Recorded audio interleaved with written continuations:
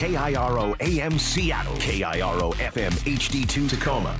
This hour is brought to you by Goldberg and Jones. Give me a freaking auto! From the Quantum Fiber Studio, this is Brock and Salk on Seattle Sports. Brock Heward and Matt Marcus. Sorry about Mike.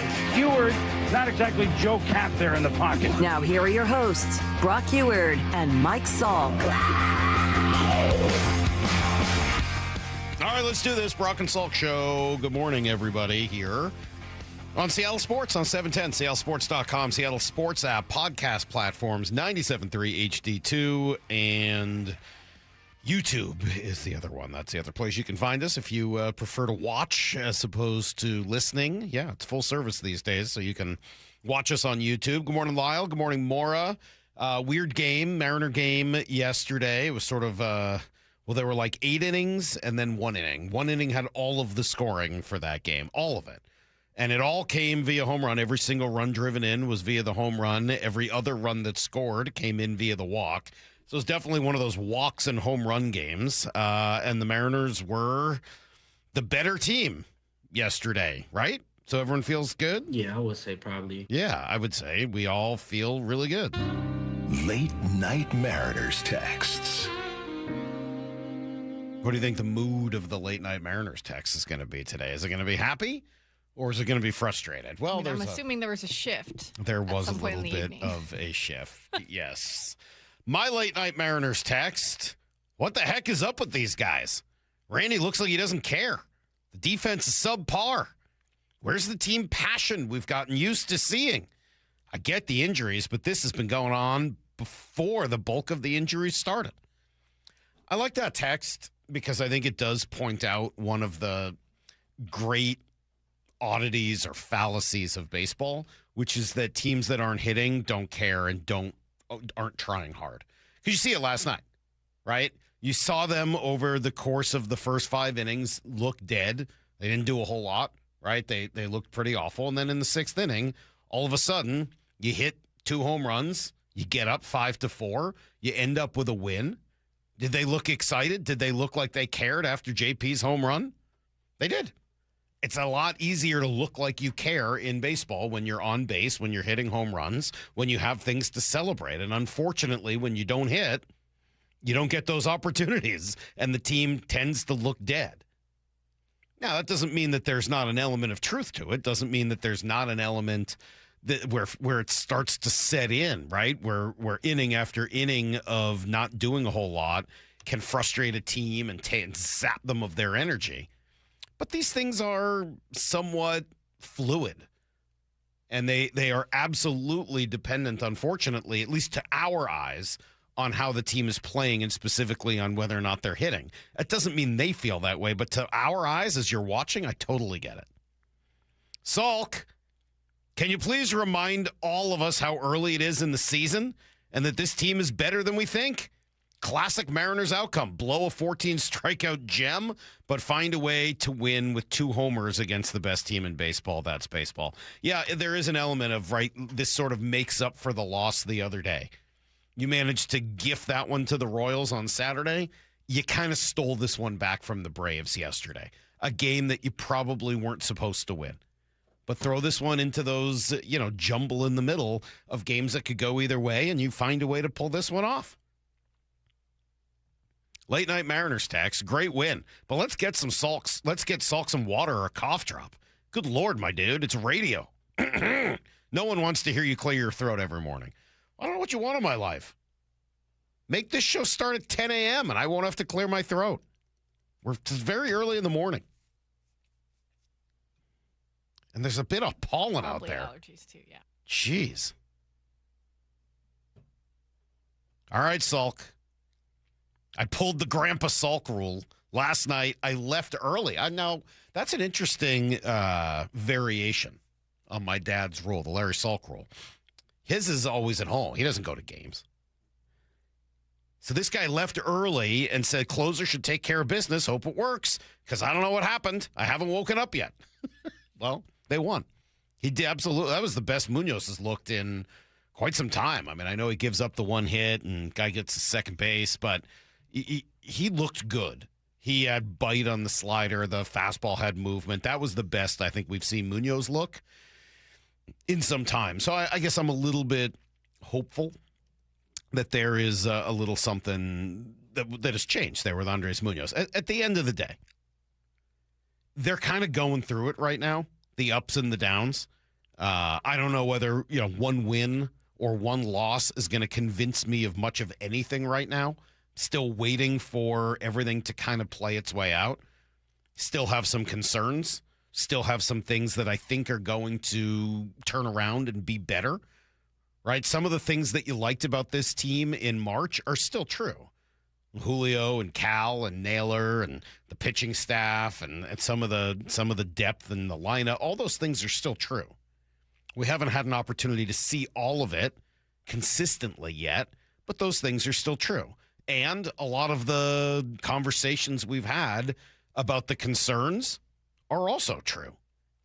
Whether it's the, challenges at the bottom of the lineup and the number of days that the team just doesn't hit, whether it's the depth that is now being challenged and tested.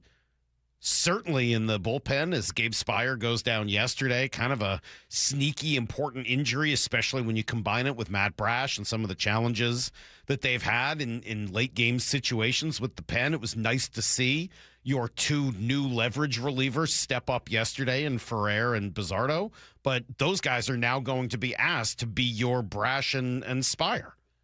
And if they're going to be your Brash and Speier, then other people are going to have to step in to be your Ferrer and Bizzardo. Everybody's got to move up a notch. We'll see how that works. Right? You're going to put those two into much more significant situations, and then you're going to ask some of these new guys to step into situations that matter. They may not be as high leverage as the Ferrer and Bizzardo ones are going to be, but you're going to ask some of these guys, a couple of which we've never even seen pitch, including Suarez, who just arrives yesterday. Simpson, who's come up once but hasn't pitched. So you're asking a guy in Nick Davila that's been in the minors for 7 years and was in Double-A 2 days ago. He's now going to have to pitch in some big spots. That's how it goes. So that was one of those questions, remember, we had about the team before it started. Do they have enough bullpen depth? Well, you're going to find out after losing two of your, premier relievers here just a month into the season. Doesn't mean they're done for good, but if you're going to operate without both Brash and Speier, yeah, you're going to need a couple other people to step up into new roles. So I like some of what they have. I don't like other issues that they're dealing with. I'm still in wait and see mode. Here's the good news. We're going to talk about this maybe a little bit more later. They can kind of do this for a while. I know we don't want them to do this for a while, and it makes it really hard for us to make up our mind about who they are. And we live in an instant gratification society where everybody wants to decide today exactly what's going to go on long term and how the future is going to be. They don't need to decide who they are yet. The expectation was that they were going to do so. And so it's disappointing that they haven't declared themselves early as one of the better teams in baseball. They haven't done that. And it's very frustrating. Totally get it. I'm frustrated too. They were supposed to have declared themselves as one of the best teams in baseball by now, May 5th. Happy Cinco de Mayo, everybody. But instead, they haven't. They've tread water. They've just been treading water. And the reality is, while that's incredibly frustrating because it doesn't allow us to make a definitive statement on whether the team is good or not, so is everybody else. The A's are treading water. The Rangers are treading water. The whole American League, outside of really the Yankees, has been at best treading water. So you can tread water for a couple of months.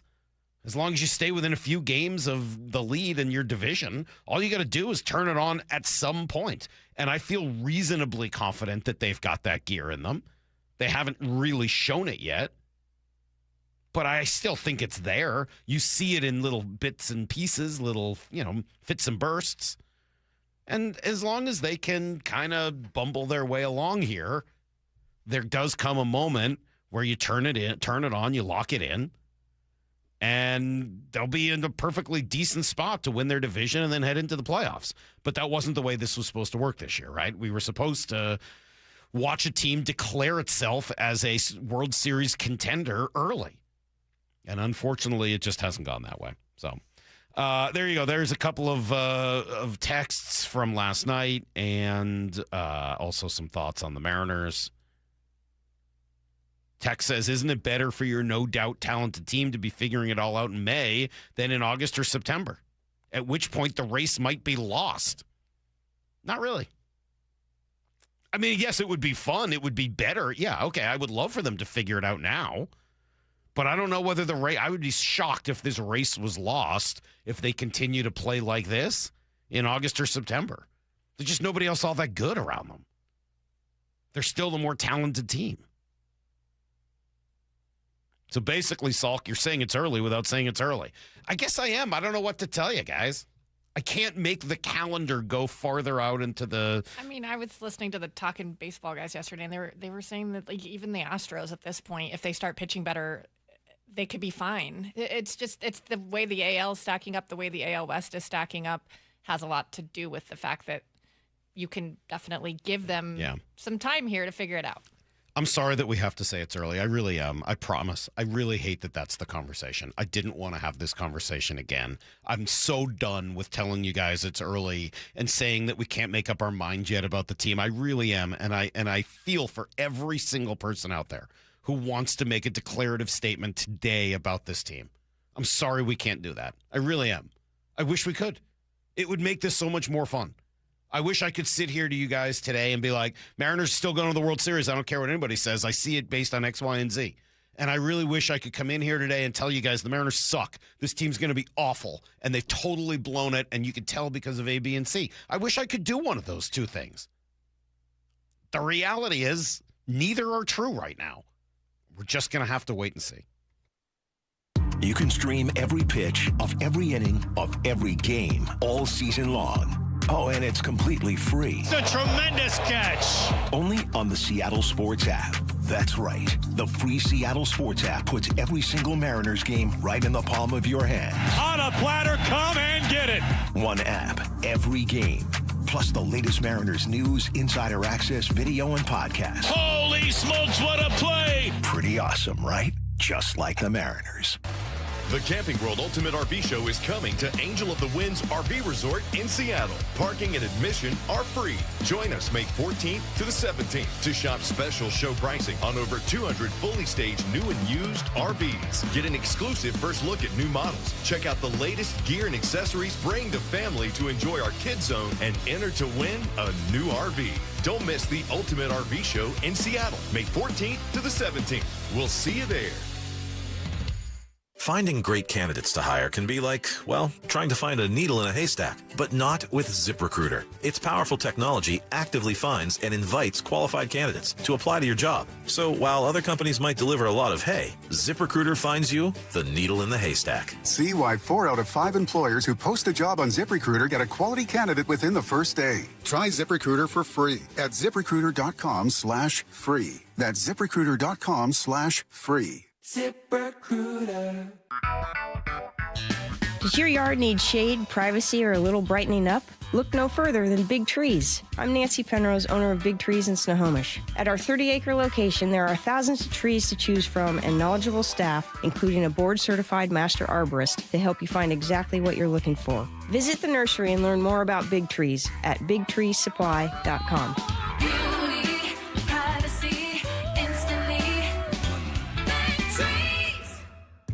When you head to your local Toyota dealer to purchase a new car, ask them this question. Do you offer a lifetime powertrain warranty? If the answer is no, then visit Toyota of Kirkland if you're in the north or Toyota of Renton if you're in the south. Both stores protect your vehicles for life with powertrain warranties on all Toyota models outside of the BZ. Not all Toyota dealers are built the same.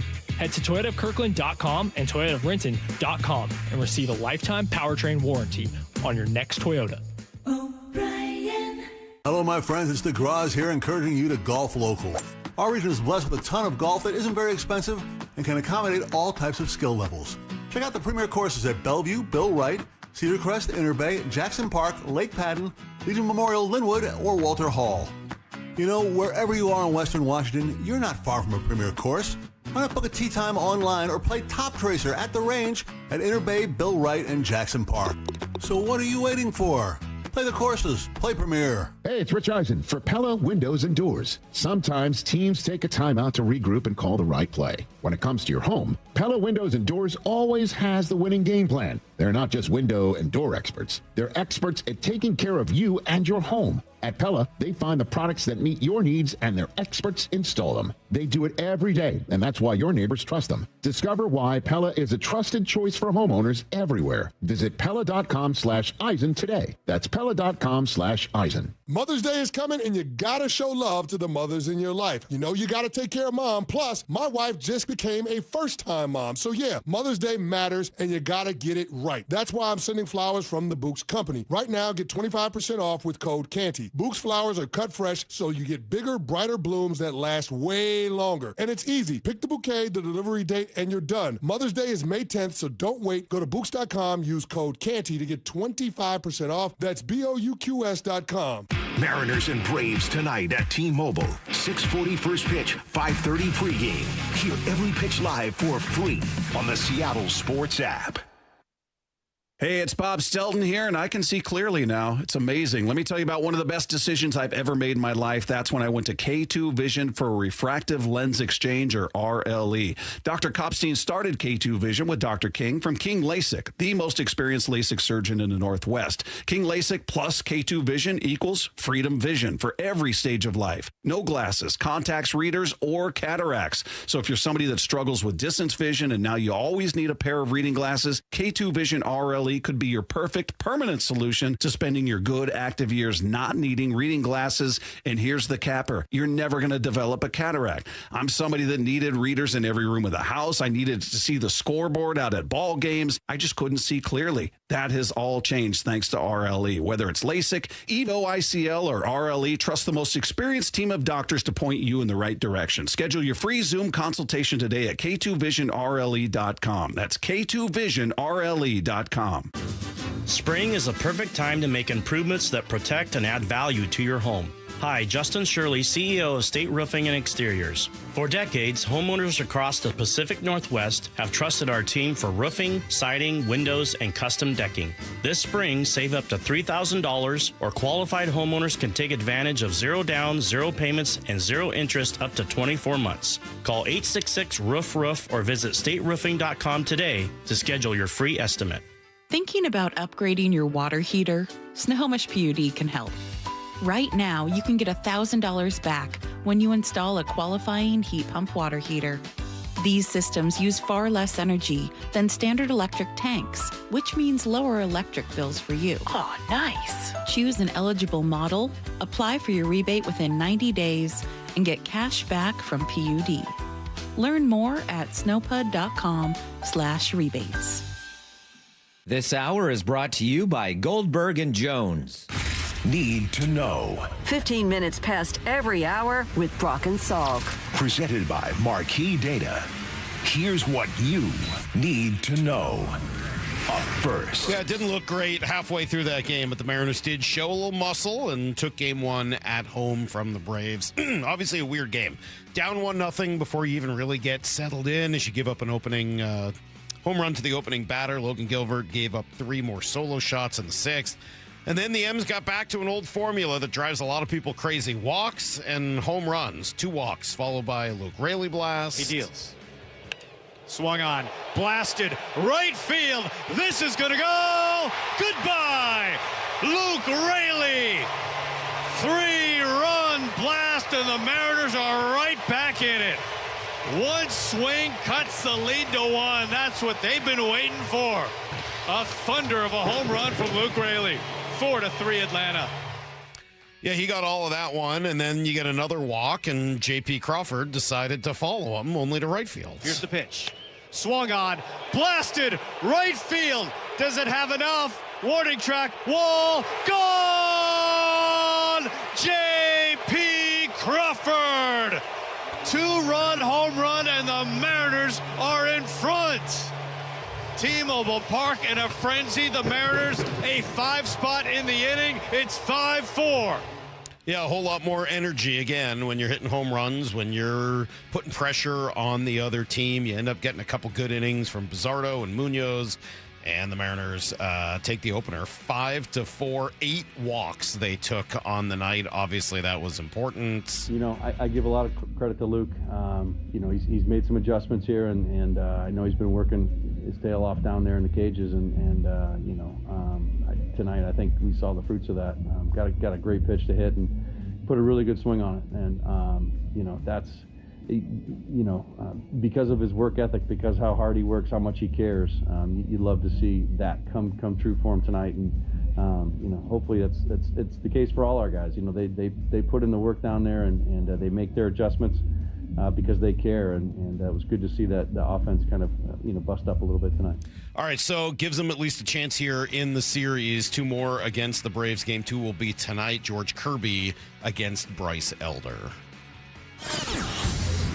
Here's the second thing you need to know. It was also a very busy transaction day. The biggest news, of course, Cal Raleigh remaining on the active roster. Whatever is bothering him, a core issue of some sort, has not been serious enough for him to hit the IL, though he's not yet played with it. Sounds like he is starting to ramp up some of that activity. Did so yesterday and talked to Shannon Drayer about it. I just woke up, you know, Saturday morning and, you know, came in, tried to hit, and, you know, I just, you know, was thinking about the team and everybody else, and ultimately, you know, core injuries are tricky to deal with just because of the nature of the sport, with how much rotating and, you know, stuff like that we do. So it's in every play, and just knowing that part of it and where we're at in the season, and knowing I didn't want to, you know, risk something serious was kind of where we were at.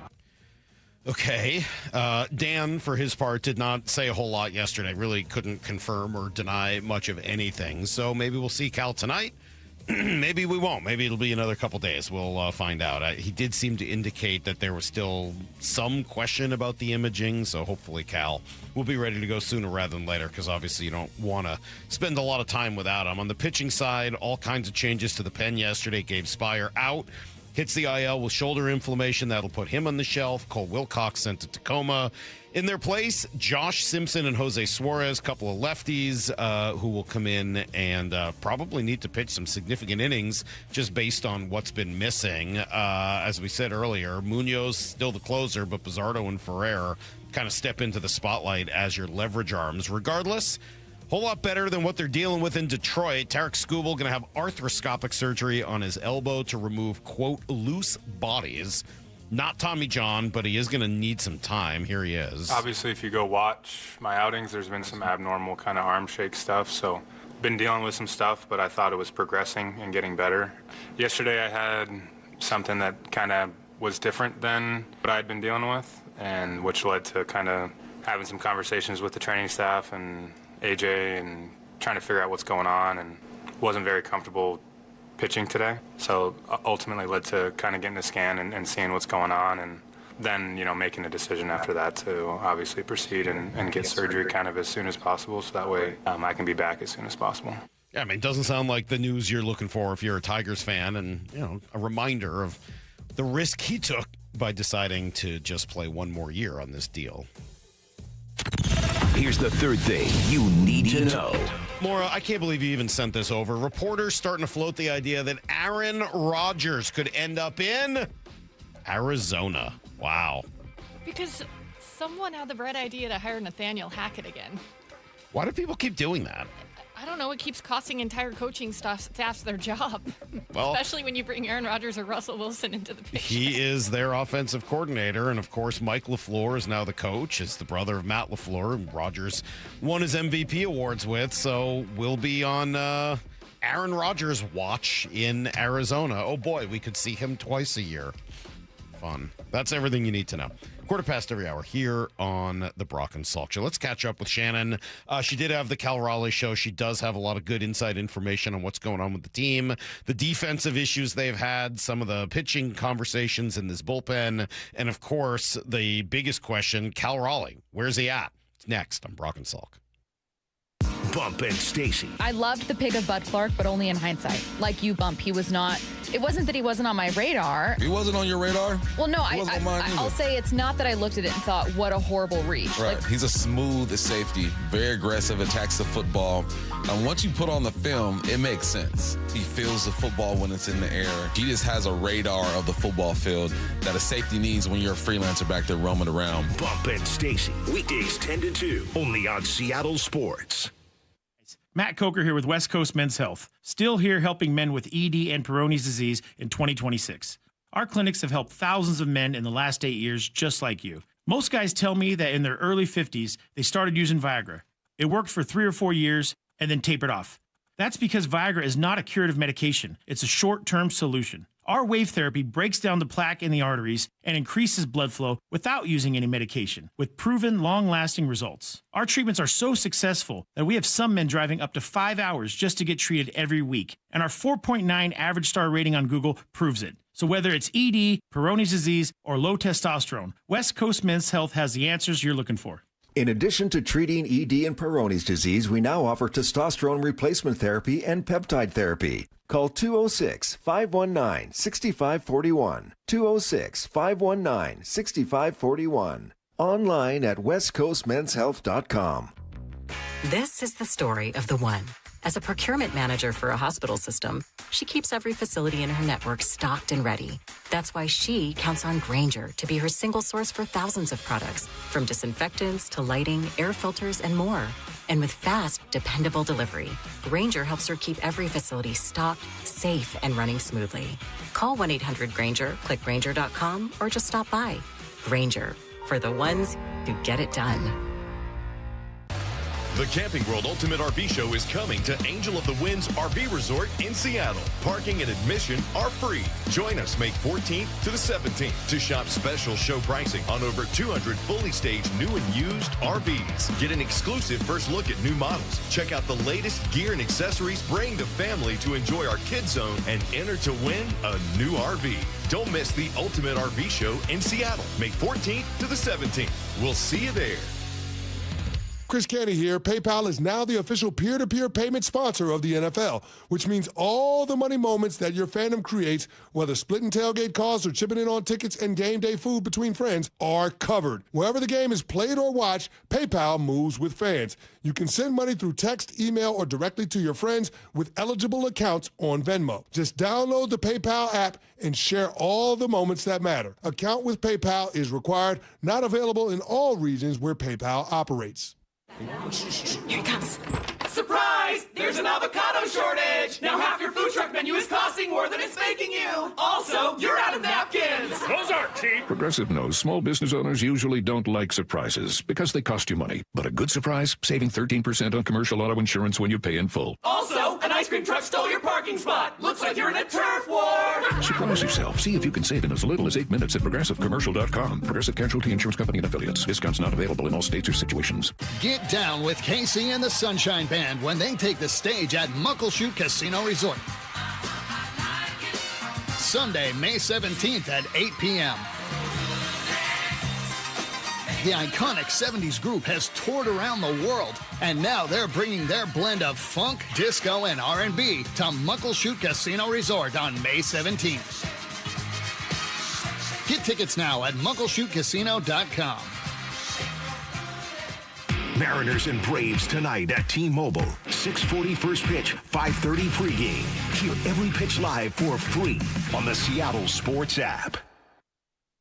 Still planning your summer vacation? Tired of airports and long drives? Anacortes Yacht Charters has a better option. Cruise the San Juan Islands aboard a fully equipped yacht. Take the helm of a bareboat charter or hire a skipper to explore on your terms. Quiet coves, lively harbors, no schedules. Just a tide guide and a sense of adventure. With a fleet of 50 powerboats and sailboats, AYC has options for groups large and small, from beginner to old salt. Start your San Juan adventure at ayc.com/KIRO. There's a lot of uncertainty in the world right now. Rising energy prices, fragile supply chains, even threats of food shortages. It's no surprise that millions of American families are starting to take preparedness seriously. That's why My Patriot Supply created Family Preparedness Starter Packs. 1 full week of food for everyone in your family, plus water filtration, cooking tools, and backup power, all for as little as $100 per person. Go to mypatriotsupply.com to get prepared today. That's mypatriotsupply.com.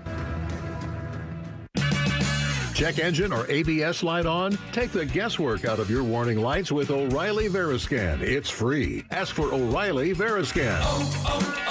O'Reilly Auto Parts.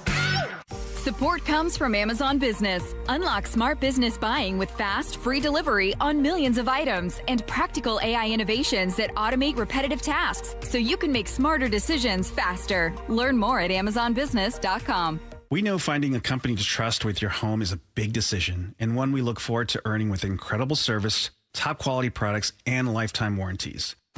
Adrian here, owner of Lake Washington Windows and Doors. Our windows are feature-rich with our sound package that reduces noise by 50%, clean glass technology, and added protection with our exclusive First Guard 3-layer security glass. Learn more about all of these features at lakewashingtonwindows.com. Lake Washington Windows and Doors, a name you can trust. Brock and Salk's Rewind is presented by Toyota of Kirkland and Toyota of Renton. From the Quantum Fiber Studio. This is Brock and Salk. Weekdays 6 to 10. On Seattle Sports and 97.3 FM HD2. It is good having you back. I'm excited to hear a little bit more about Italy. I got so much. Sounds like there's some good stories. It is sports. It is sports every morning, but I got lifestyle. Yeah. I feel like. I mean, you just have it. Who was the fella? Gosh, I'm blanking on his name. I shouldn't even open my mouth. Okay. The world traveler that passed away some years ago. He was awesome. That just went. Anthony Bourdain. Oh my gosh, yes. Yeah. That's what I'm going to give you at 9. You're going to give me a Bourdain style. Well, my middle name is Anthony. I mean, I'm kind of like him. Sure. So yeah, Brock Anthony Bourdain Heward. Wow. Italian trip breakdown. I think of you as being so similar to Anthony Bourdain. So very much so. Yeah, very much so. Okay. As long as it's not an Andrew Zimmern style account of all the gross things you ate, we should be fine. Almost got arrested in the Munich airport yesterday. Yeah, I was screaming at these 3 guys. Yeah. Cutting the line, huh? I thought maybe it's just America. That maybe airports and airplanes bring out the worst in Americans. And it turns out, no. Well, I think the problem you run into is that Americans, for all of our problems, and we have many, are probably best in the world at dealing with lines. Like, we're pretty good at the line concept. Oh, my gosh. Like, okay, there's a line. You wait in line. A lot of cultures are not so good at lines. They get very confused by the... They just cut us off. That's not right. And a bunch of old ladies, I don't even know if they made their flight to Chicago. Oh, my gosh. It's not right. Anywho. All right. Okay, we got Shannon? Yeah, Shannon, world traveler herself, Shannon Drayer, Mariner reporter. Good morning, Shannon. Good morning. That's a very entertaining conversation there. Oh, yeah. Well, just tune in after you're done. I'll give you the whole breakdown of everything I saw in Italy. Cannot wait to hear this. Your favorite international travel in your life. Before we get to the Mariner weekend, that was a bit of a bummer. Your favorite international travel has been? Well, there's 2. I loved both of the trips to Japan with the team. And then many years ago with my family, we went to Nepal, and that was the most incredible experience, travel experience, life experience I've ever had. And if I could go back to one place, that would be it. Wow. You call it Nepal, not Nepal? Nepal? Is that how the No, Nepal? I think I probably go back and forth with it sometimes. Oh, either way, yeah. And did you climb a bunch of mountains in Nepal? No, we got close to the mountains, and that's what I would love to go do, one of the foothill hikes for a couple of weeks there. And the country was beautiful. The people were beautiful.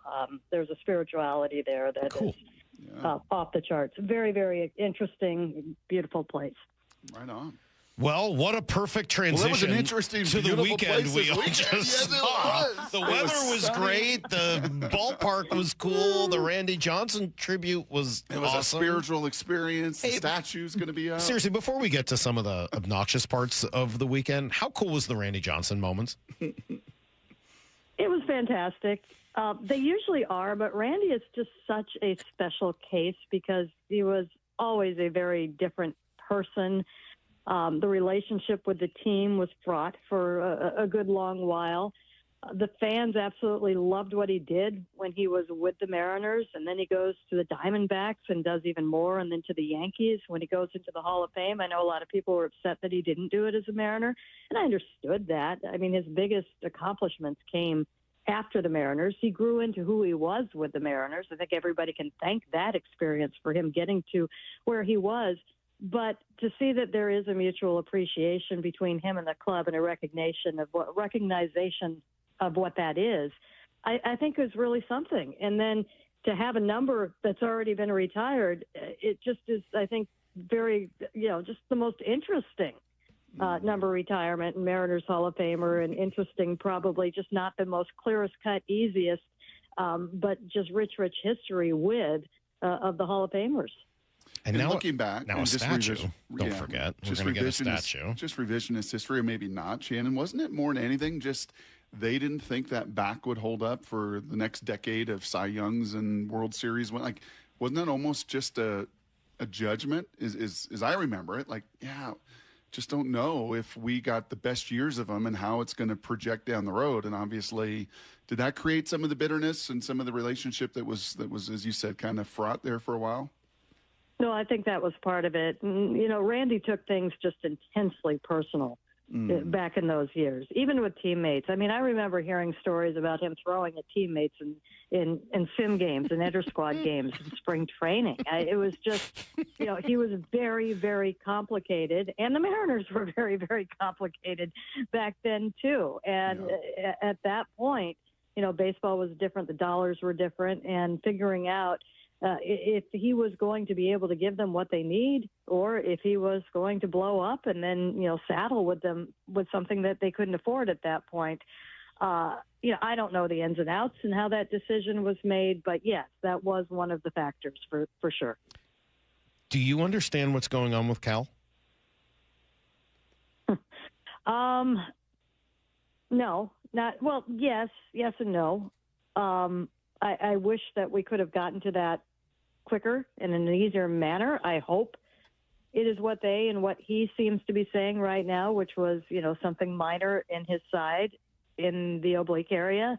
They hadn't had the MRI results as of when he spoke yesterday, which I thought was interesting. But from what he was speaking of, it felt a lot better. And what happened was he felt something in his side on Friday, which isn't out of the ordinary, but it is a little bit out of the ordinary when you're still feeling it after the game. And it was certainly out of the ordinary when he woke up with it on Saturday. And I saw him Saturday at about 3:00 walk from the training room into the clubhouse, and it looked like he would on any normal day. He spends almost all of his time in the clubhouse, in the training area. He doesn't go out and hit on the field. His preparation is all done behind the scenes, and a lot of it is physical. And when he walked by and said hello to everybody, it looked to me like I think he was in a tub, which was, not out of the ordinary at all. So really didn't perk anything, something is wrong. It was, there's Cal, this is what he looks like on most days at 3:00. So I think that, there was an effort made to get him going, and it didn't feel right. And they, of course, are going to be very cautious with him. And I'm glad that he was cautious, because the thing that alarmed me the more that I thought about it when we didn't even know what he was dealing with was this guy basically played with a thumb that was detached from his hand for how many months? I mean, he's going to fight you to stay in the game. And so it had to be something because he wasn't out there. And hearing that it was side, well, that makes all the sense in the world, because that's something that once you push that too far, you're out for a few months. So I'm hoping that's all that it is. I'm hoping it was just a little bit of soreness. I'm hoping the MRI results are going to show that. And then, of course, we had the whole, we're bringing up this player and that player, and he's not on the IL, and lots of moves around that to cover themselves, but you have to. I mean, they had to get a catcher there Friday or Saturday, regardless. But then to bring in another player, and it's just like, will they or will they not put him on the IL on Saturday? And they didn't. And they didn't on Sunday either. So, there's a little bit of mystery to it, but, the area that it is, a core muscle, there's just a lot of mystery that is built into that as well. I know this is always a dangerous conversation and speculation, and because injuries are injuries. And I mean, Lord knows I've had every one of them under the sun for different reasons, but we're 35 games in. We've got a pec strain. We got a side issue. We've had multiple lat issues. Obviously, Donovan was coming off a core surgery last year, so maybe he's in his own little bucket. But just 35 games in, is there just some concern with the number of these kind of injuries that are mounting? These injuries you see a lot more this time of the year. I don't think that it is probably for something that they are or they aren't doing. I mean, these are what they do is extraordinary, and as they get into their seasons, they do more and more and more, and they also amp up the intensity level, and they're playing more than they do in the spring, too. So I think a lot of it has to do with that. I think, anytime you have an injury or if you have the same injury a couple of times, you should do a self-audit and find out, are we doing everything? Are we on top of it? And I think the answer with them is yes. And then the question is there anything else? And I'm sure they are always looking for that because you want these players on the field. Things are not missed. They've got multiple people and people that you see and people that you don't see and studies and everything else going into keeping them out on the field. And they have been a very, knock on wood, healthy team. And I thought about it this week and I'm like, we can't say that anymore. That was one of the pluses for them going into the season when you're looking at the Astros and when you're looking at the Blue Jays and teams that are taking huge injury hits. And this team just simply didn't do that, which was great.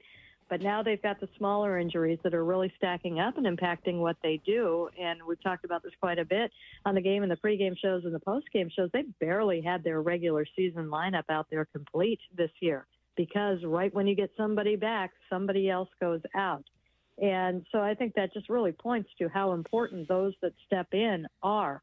But getting back to where you see these injuries, I mean, I'm just going to put a big fat circle around, and they're not saying this, but this is me, big red circle around 3 letters coming into this season is WBC. I think that has had an impact. I think that did disrupt so much of the training for so many of these guys. And I think it's hard to look at it, and I'm sure they'll take a closer look at it, even though there's not much that they can do about it. But I think it would be impossible to think that there wasn't any correlation to some of the problems the Mariners have had with the huge number of players they had that were away from camp this spring. How about the problems on defense? Take away those letters. That's not that. It is weird. We started to run through some of this, and they're last in the league in outs above average. Julio's defense has gone from, Lyle was sending over some of these numbers earlier without getting too deep into it, 97 to 99th percentile each year to being near the bottom of the league with only 2 outfielders behind him. What is going on with their defense? They have 3 players that are in the bottom 15 on the outs above average right now. And this is a team that they need that defense for the pitching. So, I would be a little more concerned about this than the injuries at this point. And this is more controllable, I feel, than the injuries are. I think that some of it is expectations and not being there and struggles. I think that when you are struggling in some areas, the defense can take a hit at times. The Julio things, just some of them are tough plays that he hasn't made that we're used to him seeing. Others, you're looking at routes. You're looking at, it looks like he is misjudging things at times out there, which is very out of character. You look at areas of where there is probably some regression, as players get older, there's that. And I just think that it is a lot of defense and they put in the work. We see that every day, particularly with the infielders. They have a very regimented routine that they do every day. And Perry Hill works with them all very closely. But I do think that at times there can be a mental aspect to the defense. And I think that some of the results and what we're seeing, and it's chicken and egg. Well, you play better defense, you win more games, you feel better about it, and maybe you're a little bit more on your game right now. But I do think that a lot of the struggles that we saw early have contributed. They've taken it out to the field. Shannon, and remind me, I apologize, were you around with Lou Piniella at all, or did he precede? Yes. I know he preceded you, or you were around him a bit? No, I was around. Does Dan Wilson communicate like Lou Piniella? Because Dan's communication right after the games, and we talk about this all the time, it's wonderful. He takes every arrow, right? He doesn't give you much of anything. Like, is that a Lou Piniella kind of communication style or different? I believe the words "Go ask the players" came out of Lou's mouth once. So I think that is pretty different right there. And, it's also a different time and different importance. The manager is the one who's the face of everything. Every word he said is heard by everybody. It's heard by the fans. It's heard by the front office. It's heard by the 26 men in the clubhouse. That is the toughest part of the job, I've been told by some people, because just everything you say can impact absolutely everybody else. And Dan plays the cards close. He does not, he does not throw players under the bus. He does not like to criticize players publicly. That doesn't mean that the coaching, that the pulling guys in and talking about things and misses aren't happening. I think it just means he doesn't think it's necessary for that to be, made public. Criticize privately, right? Piniella, Praise publicly. I mean, that's probably because I think you hear that and we feel some of that. And you go into the social realms and you look at our text away overnight and everything else is like, well, where's the accountability? Where is it? And I don't think you're ever going to get that publicly from Dan. But privately, to your point, I'm going to imagine there's more of those things said there. Yeah, and I know there is, and I've seen little things here and there, particularly last year. It's just too early to see as much as you see through the course of a season, but I have seen him get on a player for some not heads up play before. Yeah. And it's definitely there. And the guys, I think they're very aware of it. That clubhouse Saturday was the quietest that it's been all year. And really not a good feeling. It's probably there shouldn't have been after that. And at the time, we didn't know. One of my instincts was, did they hear Cal Raleigh's out for the year? Is that one of the reasons why this is so quiet right now? And then the other part of that would be they just let Emerson Hancock not get a W on a game that he struck out 14 batters. Yes. In front of a raucous crowd and Randy Johnson in beautiful weather. And it adds up. And it's not just that game. It's the night before, too. No extra base hits. Yeah. Yes. And so I think that there is a little bit of, I don't want to say soul searching, but baseball searching going on with them after a game like that, as there should be. And, conversely, the night before, it wasn't right when we got into the clubhouse, but when I'm doing the post-game show, I'm only down in the clubhouse for the first 10 minutes. I go into the manager's office, then I have to get up to the clubhouse, and then people send me sound. So sometimes you don't know what you're going to get when that happens. And one of the late pieces of sound we got from Zach on our web team, thank you, Zach, was Julio Rodriguez in the clubhouse. And this was after a loss, and I played it, and the first thing that struck me is they're playing music. And that's not something you hear after losses. And this wasn't right. There wasn't music when we first walked in. This was probably 20 minutes after the media got in, which is a half an hour after the game. But you still don't usually hear that. And my thought in that, and we talked to Charlie Furbush about it a little bit afterwards, and that's their overall feeling. They're still, you aren't going to win every game. And so I think they're still okay. They're not going to hang their head. They're not going to go home and be upset about this for the next 8 hours before they come back. And it was, okay, we're getting on with it. We're not worried. We're a good team. We're going to be fine.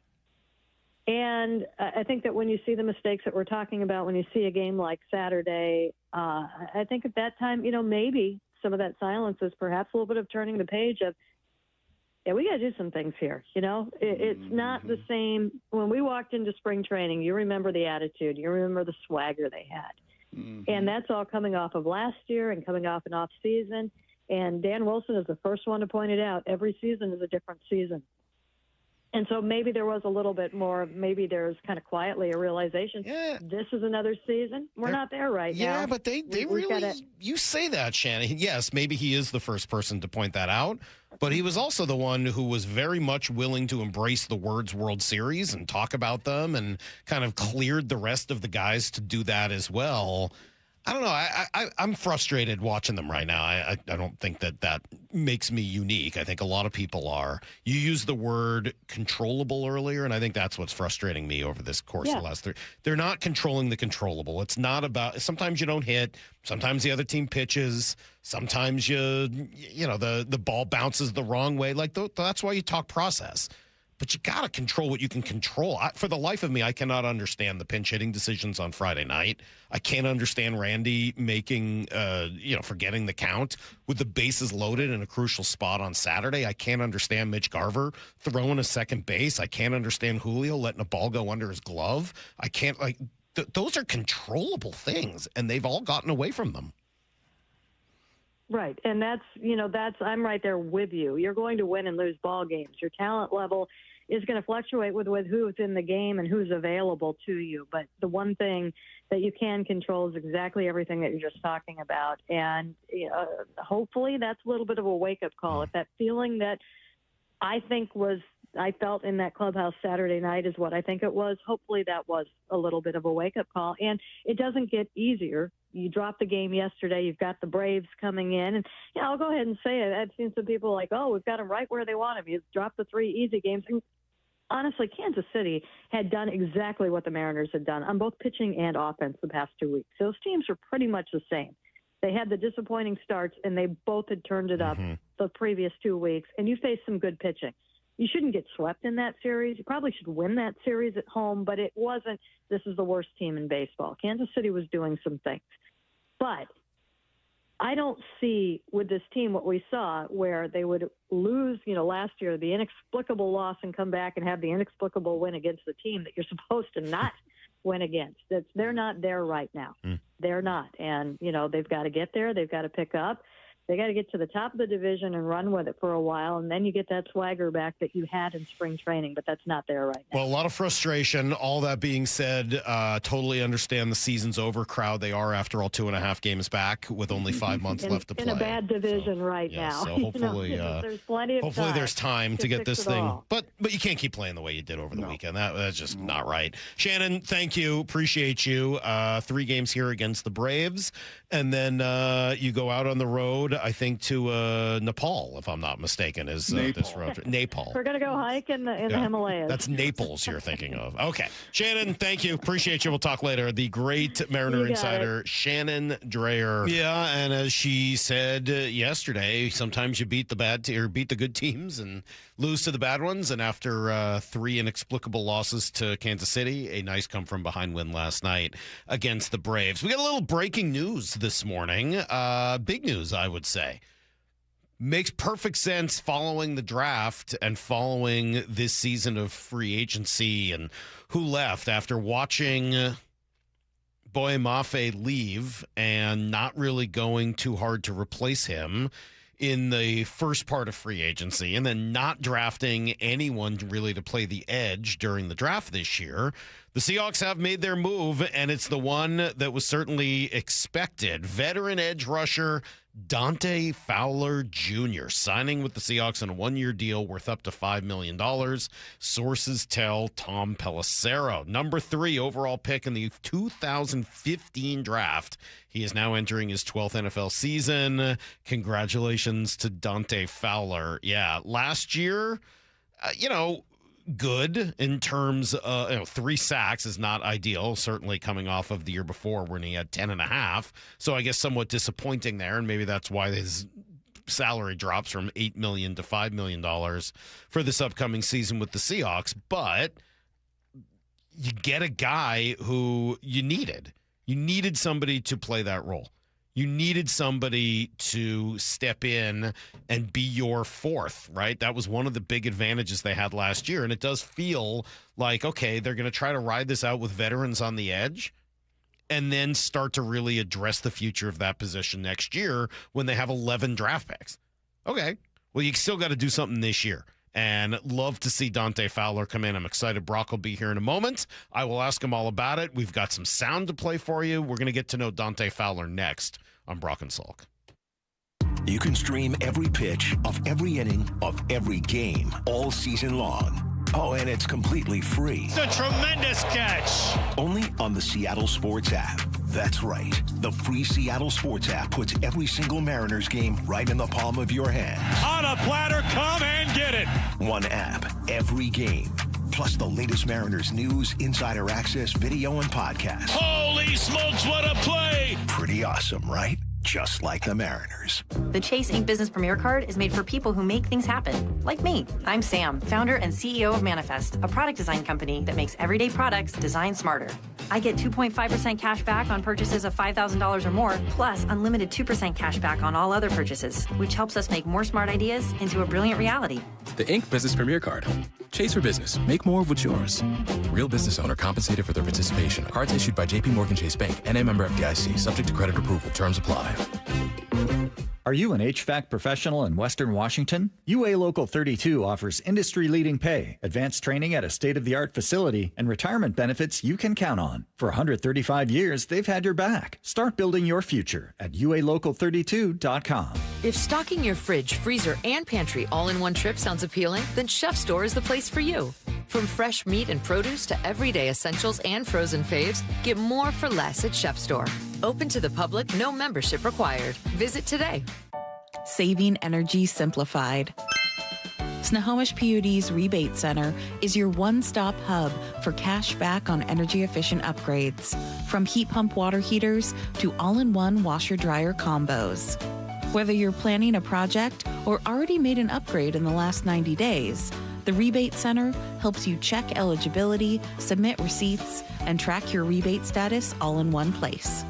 Visit snowpud.com/rebates. Dave Wyman here with an interesting story. A woman was about to donate a box of jewelry, but her friend told her, take it to Bellevue Rare Coins first. She walked out with a check that far exceeded her expectations. Old jewelry, coin collections, gold watches, necklaces, and pendants. It's worth finding out what those items are worth during such a strong market. Before you give anything away, get it checked out at Bellevue Rare Coins in Bellevue, Linwood, Issaquah, and Tacoma.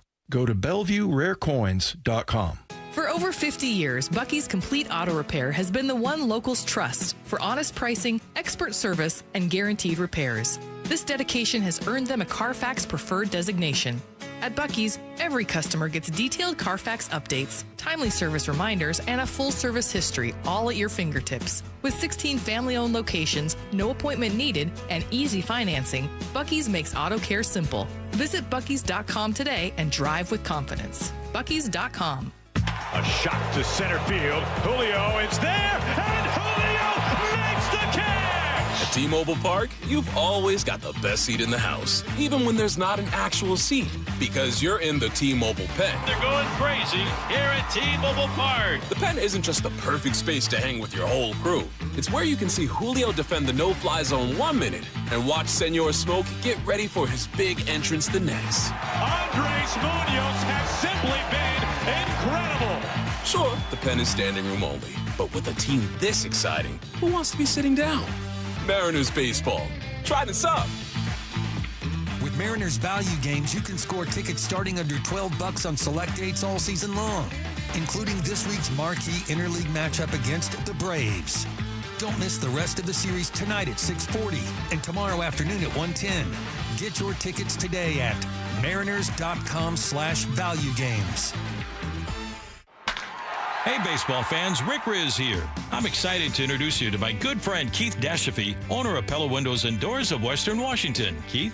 Thanks, Rick. Improve your play with 40% off installation or 0% financing for 60 months with equal payments. And we're giving back with 2 $5,000 scholarships for our local youth sports teams. Upgrade your home today at PellaPNW.com. That's fantastic, Keith. Don't wait. Schedule your free appointment today at PellaPNW.com.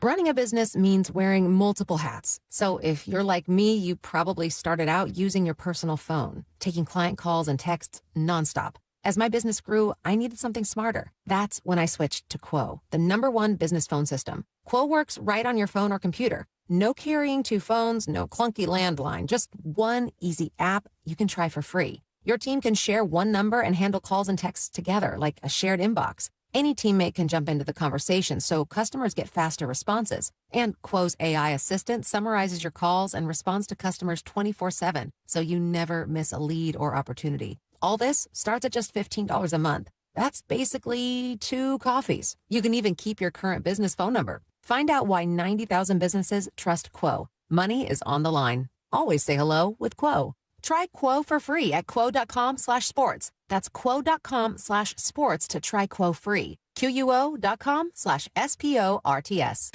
Let's go! This is Seattle Sports. Streaming through the Seattle Sports app. KIRO AM Seattle. KIRO FM HD2 Tacoma. Home of the Seahawks, Mariners, and everything Seattle sports. Give me a freaking auto! From the Quantum Fiber Studio, this is Brock and Salk on Seattle Sports. Brock Ewert is my hero. Jay Buhner just punched me in the kidney. We're going to do you a minute. Doesn't really work that way, Sherm. This is a show that has my name on it. It kind of does, though. Now here are your hosts, Brock Ewert and Mike Salk. Hello! Dante Fowler Jr., Brock, just moments ago, breaking news from Tom Pelissero that the Seahawks have found themselves a 4th edge rusher. It's funny, when it happened, I will admit, and I'm not saying this to make fun of you, but I did think for a moment about Make you. fun of me? Yeah, I thought about you and Jake Heaps. What, Brock Anthony Heward Bourdain? What? Yes, and the whole Ziggy Ansah celebration. Oh, yeah. When the Seahawks brought in Ziggy Ansah, we were like, oh my God, so exciting, Ziggy Ansah. That was pretty silly. Oh, it was sad, and it didn't work out and all of that. And at the time, you were sort of counting on Ziggy Ansah to be a significant piece, right? He was going to come in and kind of change the way the defense functioned. The best thing about a signing like Dante Fowler is that you don't need that. Nope. You're not banking on him coming in and being a dominant player. You're allowing him to slide into a rotation where not that much is expected of him. But if he can take on what Boye Mafe did last year, but do it as a veteran for only $5 million, it's just giving you more and more and more at a position of great strength. Salk, he is your Rob Refsnyder. You're not asking too much. Just let's hope it works out better than the start for Refsnyder. You're just a right-handed bat. We're going to play to your strengths. You're going to hit only lefties, right? You're an experienced guy. You've been there and done it. Your track record is remarkable. And, yeah, I mean, you're going to come in, and I'm kind of joking, obviously, tongue-in-cheek, and it's not been an ideal start for Rob, but big hit last night to kind of help things get going. And let's hope that there's a lot more of that, and likely there will be more of that. And that is kind of what you're talking about with Fowler. You're not asking him to play a ton of snaps. You're not asking him to stop the run on early downs. You're not asking him to carry the defensive line. You're asking him to fit in. And if you're Fowler, I bet you're freaking overjoyed. Unbelievable, I get to play in this lineup. I get to be in this organization. I just watched D-Law win a Super Bowl after spending how many years, in a decade, in the desert in Dallas. And now somebody I know and dirty, and I know very well from multiple stops. And I got in this D-line room, Murphy and Leonard and D-Law and Chenna and Derek Hall. And yeah, man, this makes a ton of sense. So just kind of looking through, his bio, been on 6 teams. This will be his 7th organization in his 12 years in the league. Does that mean anything, or is it just sort of circumstance? Yeah, I think that means something. I think that started in Jacksonville, right? Yep. Is a first-round pick. Yep, number 3 overall. Real high pick. Ends up with the Rams, and then the Falcons, and then the Cowboys, and then Washington, and then back to Dallas last year. So, yeah, 6 teams, 7 stops. This will be his 8th stop in the league.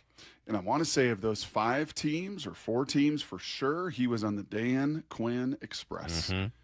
In Washington, in Dallas, both times. Obviously, dirty as well. Your D coordinator here. Atlanta, right? Atlanta with Dan Quinn as well. So, yeah, I mean, he's just been a guy that Dan Quinn believes an awful lot in. Was a very high pick. I think when you travel and you're that well-traveled, it is because you're kind of a Rob Refsnyder. Again, like you're not an every down player. You were not and did not play up to the number 3 pick in the draft. Jacksonville, kind of a funky organization at that time that he goes there, and there were some ups and some downs.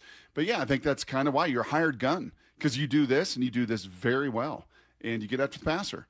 And an opportunity to do that, as I said, in a rotation here that that should ease some of the concerns about not coming out of this draft with an edge. So the question was, the next question, okay, didn't sack the quarterback that often last year. 2 years ago, it was 10.5 sacks. Last year, just 3 versus someone like Cam Jordan that got to the quarterback more than 10 times. We had our friend Brian Nemhauser, Hawk Blogger, on last week and asked him about Fowler. Dante Fowler, the thing that was interesting, I thought Von Miller was a pretty good bet because he actually had talked to the Seahawks last year, has expressed some regret for not coming. Mm-hmm. But if you look at pass rush win rates, Dante Fowler Jr.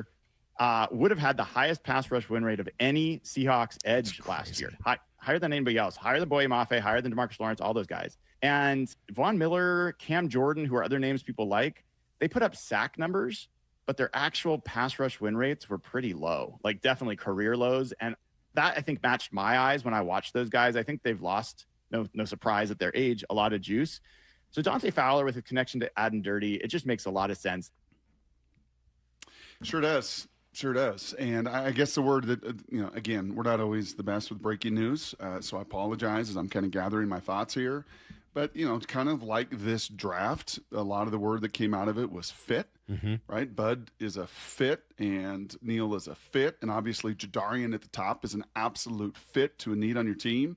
I mean, this feels like fit in every way. Fit with your scheme, fit with your personnel that you're going to have surrounding him, fit in familiarity, kind of like DeMarcus Lawrence had with Dirty. I mean, I think that's the overwhelming word that I come to here is fit. And that's why for the last 3-4 weeks, many have been talking about this. This is not new. This was not shocking when it came out. What would have been interesting is if Jayshawn Barham had fallen a little bit more in that third round and not gone to the Cowboys. Does this move get made? Would have been curious as if our guy Derek Moore or Gabe Akkus would have fallen into the second round there. Would he have been, taken, or would you have still gone the safety there and waited? And because you knew you had this in your back pocket? This sure works out perfectly. I mean, you kind of go through it, and now of your 4 departures that you had in the offseason, your 4 big free agent departures, haven't you replaced all 4?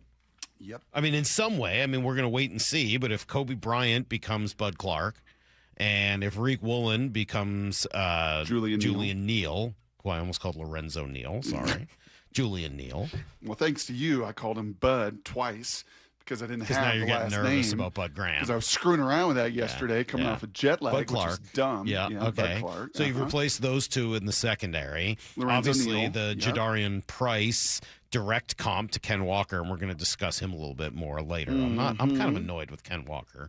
And you'll see. And then obviously now Boye Mafe walks out the door and Dante Fowler enters. So, okay, is that it?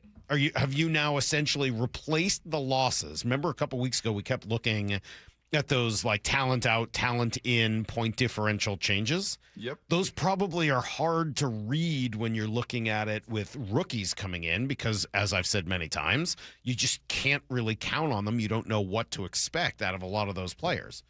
But is it fair to say that as of now, you've at least replaced them all on the roster, and now you have to see, and you've replaced them all for less money? Again, breaking news. We just got this a couple minutes ago, but maybe here in the next few, we can look at the total money spent on the 4 guys that left versus the total money spent on the 4 guys that come in. I mean, the 3 draft picks are going to make next to nothing, and this guy's making $5 million for 1 year. What did Boye get? 20 something per year? I mean, for 1 year, okay, fine. Again, this doesn't fix your long-term plan. 3 years, $60 million, yeah. Okay, so $20 million a year for Boye. So you're getting this guy for a quarter of the price and a whole lot more flexibility long-term.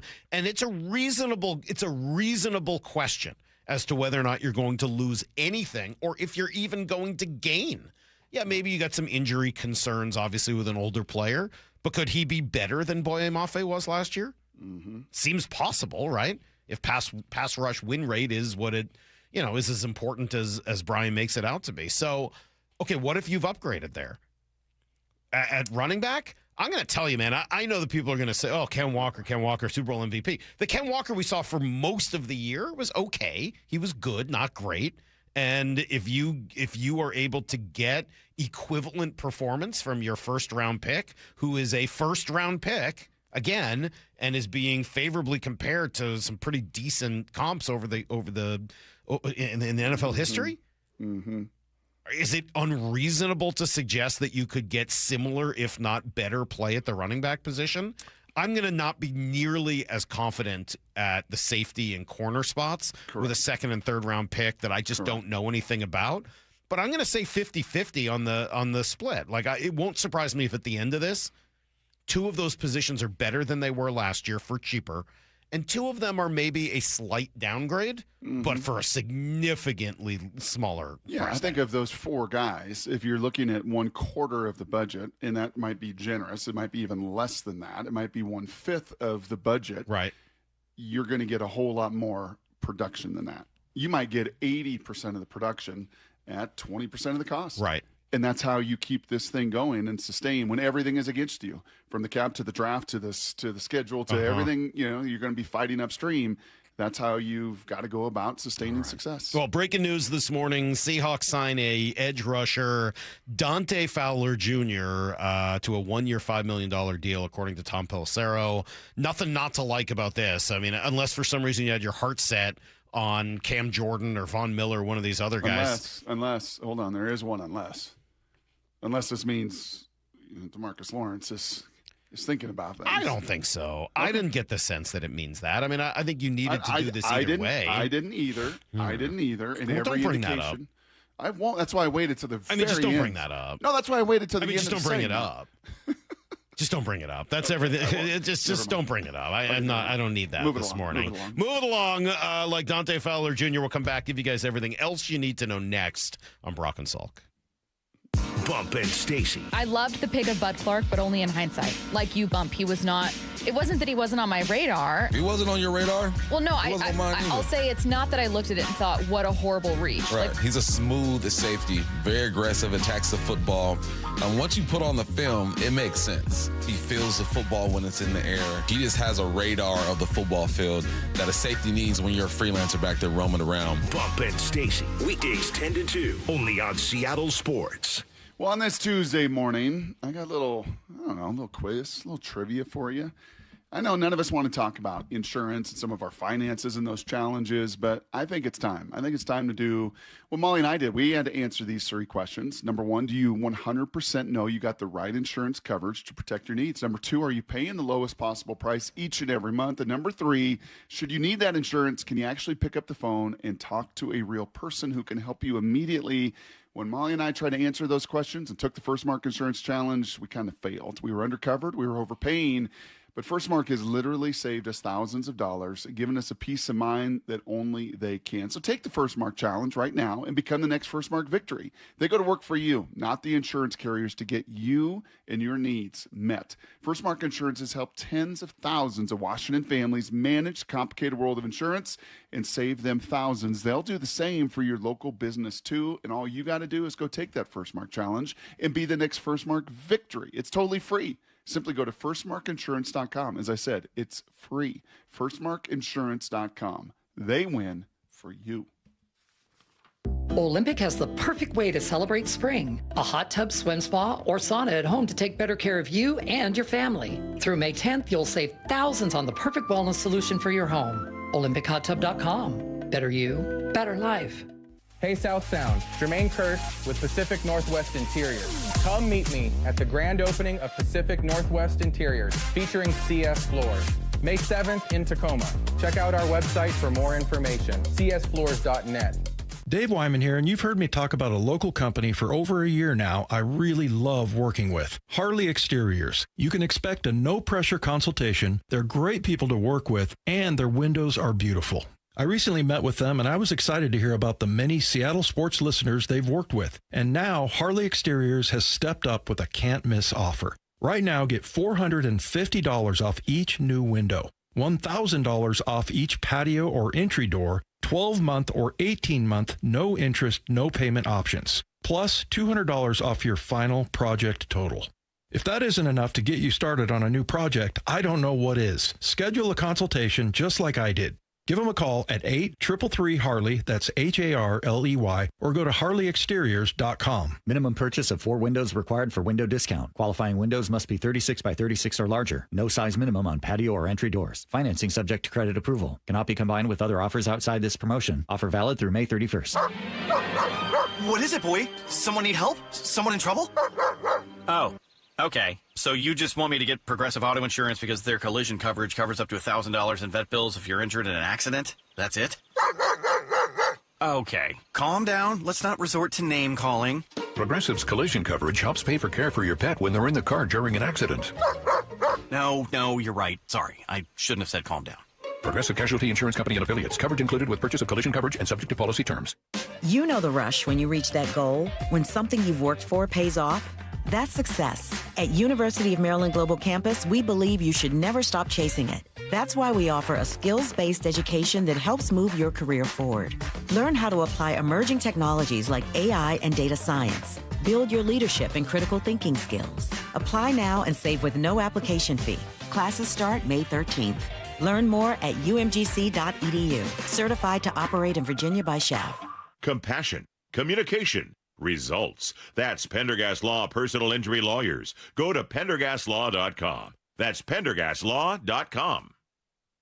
Dave Wyman here to talk about a revolutionary treatment for prostate cancer at Swedish called CyberKnife. I want to bring in Dr. Meyer, medical director of the Swedish Radiosurgery Center with the most experienced prostate cancer treatment team in the Northwest. Dr. Meyer, is CyberKnife a new treatment? The CyberKnife technology is not new. The system has been around for more than a decade and has helped thousands of men with prostate cancer. What can patients expect from CyberKnife treatment? Well, the CyberKnife system is designed to help you gain control over your prostate cancer in the shortest number of treatments, and with the least impact on your romantic life and on your urinary and bowel function. The result? Well, you get back to a normal, healthy life faster. To learn more about CyberKnife for prostate cancer, go to swedish.org/CyberKnife-prostate or give them a call, 206-320-7187. Treat prostate cancer with Swedish CyberKnife. CyberKnife is a registered trademark of Accuray Incorporated and is used with permission. Tired of hearing scary radio ads about the IRS? Tax Relief Advocates is different. TRA is here to tell you that if you owe money to the IRS, whether it's $5,000 or $500,000, we have a solution.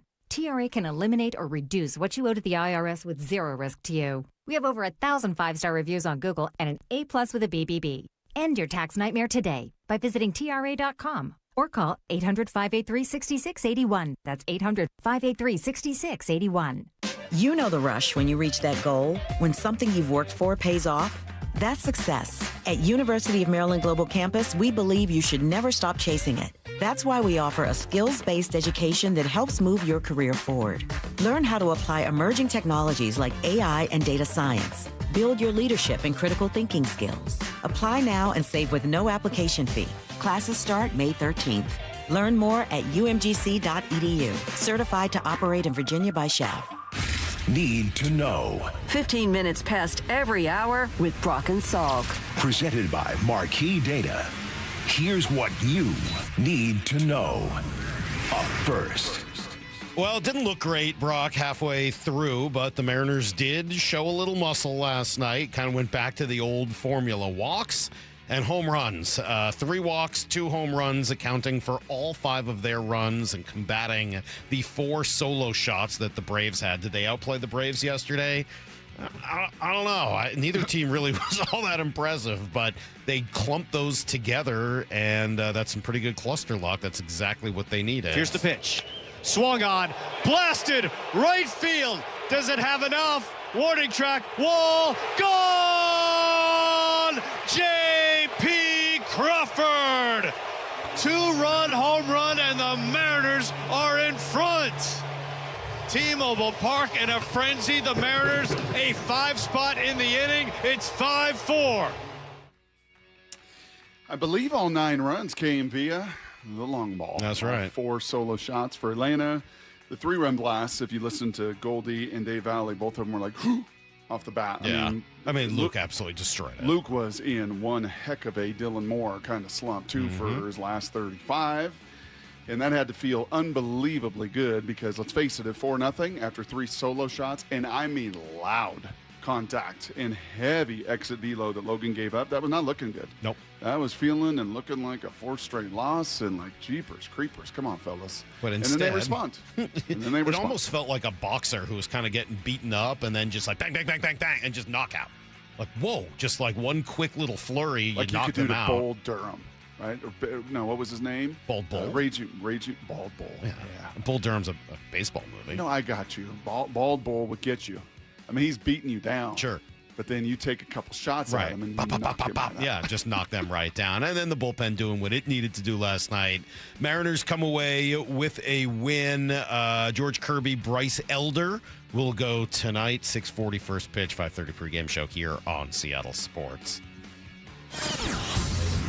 Here's the second thing you need to know. Meanwhile, what's going on with some of the players on this team? Just trying to keep track of the injuries and the movement in and out. What's obviously. going on?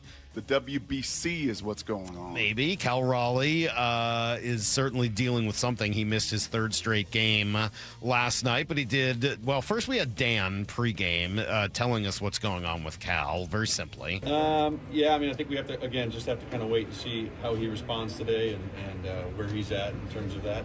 And then we'll have to make a decision. That kind of a decision will be made closer to game time. Okay, so that obviously tells you everything you need to know. Shannon had her conversation with Cal. I just woke up, Saturday morning and, came in, tried to hit, and, I just, was thinking about the team and everybody else. And ultimately, core injuries are tricky to deal with just because of the nature of the sport with how much rotating and, stuff like that we do. So it's in every play, and just knowing that part of it and where we're at in the season and knowing I didn't want to, risk something serious was kind of where we were at. My gut, my instinct on this, and this is totally speculation, and maybe you know different, Saul. Maybe you know and you've heard differently. My gut is this has been lingering with Cal. And that's why the bat speed has been down, why the struggles have been up. And then it finally got to a point where, like, you know what? I got to be smart here. I'm going to just kind of gut this out and grind through this, and I don't feel 100%. And I know it's early in the season, and by the end of the year, nobody feels 100%. Mm-hmm.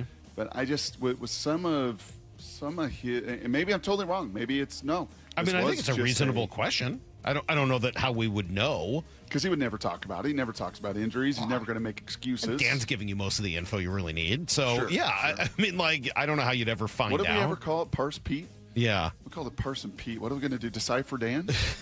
Well, there's nothing to decipher. Parse Pete? Pete, there was a word salad in there, and then eventually you'd be like, okay, but here's what I know he means. Dan just says nothing. Like, he is finding a way to tell you as little as possible. So anyway, we'll see what happens. We'll probably know a little more today, see if Cal is in the lineup. But as of yet, no move to the IL, which is good news. On the pitching side, not so much. Gabe Spire, shoulder inflammation. He will go on IL as of yesterday, and Cole Wilcox sent down to Tacoma. So he joins Vargas, yep. He joins Brash, and now Spire. Yep. Yeah, I mean, that's 3 of your 4 top leverage guys heading into the year. For Eduardo Bizardo. Absolutely, and now you get Josh Simpson and Jose Suarez as well. Here's the third thing you need to know. Then breaking news this morning, Dante Fowler Jr. will be a Seahawk, according to Tom Pelissero, 1 year, $5 million deal. Brady Henderson likes him. At one point, he was the 3rd overall pick in the draft by Jacksonville, and that was in 2015. So, look, any player who's been in the NFL that long, I'm not sure if they are quite as quick as they, once were, and maybe don't have quite the burst that they did, but he still has enough to, rank. I think he was 31st in pressure rate last season among all defenders. And so you're certainly talking about a more than viable option on the edge. He only had 3 sacks with Dallas last year, but he's got, a couple seasons of double-digit sacks, including the year before, I believe with Washington when he had 10.5. And so, you know what else this does? We didn't hit on in the opening segment there. This pays off a lot of the conversation we had about the exposure, the Seahawk brand, the top 5 sports town, a place that is desirable, that people want to be, that winning begets winning, all of those things. It just kind of feeds that machine. Like, I want to be there. Yeah. That looks like a lot of fun. I know I'm a little older, a little long in the tooth when it comes to the NFL, but you know what? I got to play like 30% of the snaps. and I get to play in front of that crowd. Yeah. And I get to play in that scheme with this guy that has done all that work with all these different players on the edge. Yeah, I'll kind of sign up for that. 1 year, $5 million. Let's go. Pretty good deal. Pretty cool. All right, there you go. That's everything you need to know. Seahawks making that move this morning. So where are the Mariners at, Brock, after 3 bad losses and 1 bizarre win? We will take note. I'm going to use a word for yesterday that you might think is a little insulting, but Spanish or Italian? English. Okay. Going to use English. Okay. That would be my primary language. Grazie. Okay. I'm going to use one English word that you might think is insulting, but I don't mean it that way. It's next on Brock and Salk. Bump and Stacy, weekdays 10 to 2. Brand new draft class. Glad they picked in the first round. It panned out the way most of us thought it was going to go down with Jadarian. I got to say Jadarian. I did so many hits calling him Jadarian. JD. Yeah, I kept calling him Jadarian. But Jadarian Price, Bud Clark was a surprise. Was not on my radar, not even on my list. I scouted like 150 players, and he was not one of them. I thought for sure they were going to go offensive line there. Yeah, me convinced. too. Julian Neal was a great pick as well. Bump and Stacy, only on Seattle Sports and the Seattle Sports app. Hey, Mike Salk here. Get ready to celebrate Mom. It's coming up real soon here, and Snoqualmie Casino and Hotel is the perfect place for the Mother's Day weekend giveaway. You could win one of 100 designer handbags, all filled up with prizes. That is this Saturday and Sunday, the 9th and 10th. Don't forget, book a stay at the new hotel, elevate your next getaway, and combine the effortless style with the utmost in relaxation. Go to snocasino.com for more. It is Seattle's closest Snoqualmie Casino and Hotel. At Uline, they know going the extra mile takes hard work. For companies pushing to go further, Uline will go the distance with you. 24/7, they answer the phone to get you the shipping and industrial supplies you need. Business can move fast. Unexpected large orders, adverse weather, new safety guidelines, and changing economic trends. Uline works hard keeping 41,000 items ready to ship, minimizing detours on your way to the extra mile. Visit uline.com. For over 50 years, Bucky's Complete Auto Repair has been the one locals trust for honest pricing, expert service, and guaranteed repairs. This dedication has earned them a Carfax Preferred designation.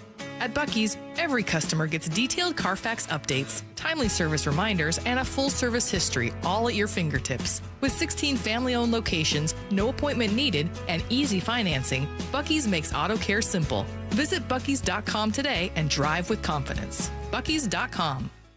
This is Rick Jones of Goldberg Jones Divorce for Men. As a family law attorney, I know firsthand the challenges and obstacles men face in divorce and custody matters. Our firm is committed to protecting what matters most, and we're on your team. Find us at goldbergjones.com. I had pain, I had numbness in my feet. That pain and that numbness just got worse and worse and worse as time went on. This is Greg describing life with neuropathy. I went to 5 podiatrists, tried different treatments, tried different orthotics, tried different shoes, had cortisone shots in the tops and the bottoms of my feet. Saw a neurologist. All my medical doctors said, can't help you. Live with the pain. You're not going to be able to sleep. This is your life. And then I just gave up until I found Sound Pain Solutions. I'm Dr. Mark Shelley, a chiropractic physician and board-certified functional neurologist at Sound Pain Solutions. Our neuropathy treatments can rehabilitate damaged nerves. We use FDA-cleared, non-surgical, drug, and pain-free procedures that help neuropathy sufferers like Greg find relief. I feel better. I mean, just feeling better is huge. If you experience numbness, shooting or burning pains, or loss of balance, call us. Sound Pain Solutions, 855-996-0025, or click soundpainsolutions.com. Meet the company electrifying the marine industry. ARC, a fully electric boat that feels like a luxury EV. Significantly less maintenance and service, ARC boats are easy to operate and maintain. Go to arcboats.com/demo. ARC, you have to see it to believe it. For over 113 years, Pacific Lamp and Supply Company has been your #1 lighting specialist in Washington, from the Space Needle in Seattle all the way to the Riverwalk in Spokane. With the largest lighting inventory in Washington, Pacific Lamp's knowledgeable and experienced staff can assist with any lighting issue, including intricate lighting and control designs. Plus, they work with all utilities in Washington to get you the best available lighting rebates. Pacific Lamp and Supply Company, Washington's lighting experts since 1912. Visit pacificlamp.com. Listen every day to the Bump and Stacy Show for headline rewrites. Powered by Bay Alarm Security Services. Security systems and fire alarms for every business. Bay Alarm, we got you. My perfect day has sand, salt water, and friends. But my moderate to severe plaque psoriasis can take me out of the moment. Now I'm all in with clearer skin thanks to Skyrizi. Risankizumab Riza, a prescription-only 150 milligram injection for adults who are candidates for systemic or phototherapy. With Skyrizi, most people saw 90% clearer skin, and many were even 100% plaque-free at 4 months. Skyrizi is just 4 doses a year after 2 starter doses. Don't use if allergic to Skyrizi. Serious allergic reactions, increased infections, or lower ability to fight them may occur. Before treatment, get checked for infections and tuberculosis. Tell your doctor about any flu-like symptoms or vaccines. Thanks to Skyrizi, there's nothing on my skin, and that means everything. Ask your doctor about Skyrizi, the #1 dermatologist-prescribed biologic in psoriasis. Visit Skyrizi.com or call 1-866-SKYRIZI to learn more. The Camping World Ultimate RV Show is coming to Angel of the Winds RV Resort in Seattle. Parking and admission are free. Join us May 14th to the 17th to shop special show pricing on over 200 fully staged new and used RVs. Get an exclusive first look at new models. Check out the latest gear and accessories. Bring the family to enjoy our Kids Zone and enter to win a new RV. Don't miss the Ultimate RV Show in Seattle, May 14th to the 17th. We'll see you there. Tired of hearing scary radio ads about the IRS? Tax Relief Advocates is different. TRA is here to tell you that if you owe money to the IRS, whether it's $5,000 or $500,000, we have a solution. TRA can eliminate or reduce what you owe to the IRS with zero risk to you. We have over 1,000 5-star reviews on Google and an A+ with a BBB. End your tax nightmare today by visiting TRA.com or call 800-583-6681. That's 800-583-6681. This hour of the Brock and Salk Show is powered by Star Rentals, preferred supplier to the West's best contractors. From the Quantum Fiber Studio, you're listening to Brock and Salk. Weekdays 6 to 10. On Seattle Sports and 97.3 FM HD2. I don't mean this as an insult, but the Mariners stole one yesterday. Right? Can I ask you 2 quick questions before you give me your one word? Well, that was my word. Stole? Yeah. Oh. Like, it's not an insult. They stole it a little bit, right? Like, it was a game they probably weren't supposed to win, and then they did. So they stole it, which sounds like you're sort of insulting or downgrading the win, but quite the opposite. Sometimes you need to steal a few over the course of a season that maybe were not in the cards. That's how you end up however many games over 500 when it's said and done. So I kind of was trying to give them a little bit of props for stealing one yesterday and maybe getting back the Saturday loss to the Royals where they gave it away. That's right. Right? You gave one away that you absolutely should have won, so you probably got to steal one back, and nice to do it just a couple days later. That's all I was trying to say. No, I think that's fair. I think that kind of fits into that bucket, as you said the other day, of like, hey, man, these are the games you're going to win. These are the games you're going to lose. Just about every team in baseball does. And then what happens in the other 62? And you hate it when you give one away. You hate it when you run into outs. You hate it when you make self-inflicted mistakes, because that's like, golly, that's one of those come back by you. And on the flip side, you're down 4-0. You've given up bomb after bomb after bomb, and it feels like this is going to go the wrong way. And then a hit here, a couple walks there, a big bomb, a big blast, and it changes everything, right? It sure does. It's a remarkable game in that way. I'll be honest. I'll confess. I turned away. Oh, yeah. I turned away last night. Yeah, you did. After I don't know if it was the 3rd or the 4th bomb, I was like, you know what? Let me go study these undrafted free agents. Maybe this isn't the night for me. You know what? Kevin Calabro did not like undrafted free agents, but Salk does, the audience does. So let me do a little deep dive into a few of these undrafted free agents for Blue 88 tomorrow. And then all of a sudden you text rewrite. Yep. And I was like, oh, this is good. Oh, so you missed it all. Kind of. I went back. I got something called a DVR, so I can rewind it back, and that felt kind of good, kind of sweet to see those climb over the wall, especially JP's. Rayleigh's was way gone, and then you get it done. And Ferrer and Bizzardo and Mooney, who are going to have to step in, they're going to have to wear real big boy shoes. And well, not just them. I mean, like, those guys are going to have to take on the roles of Brash and Spire.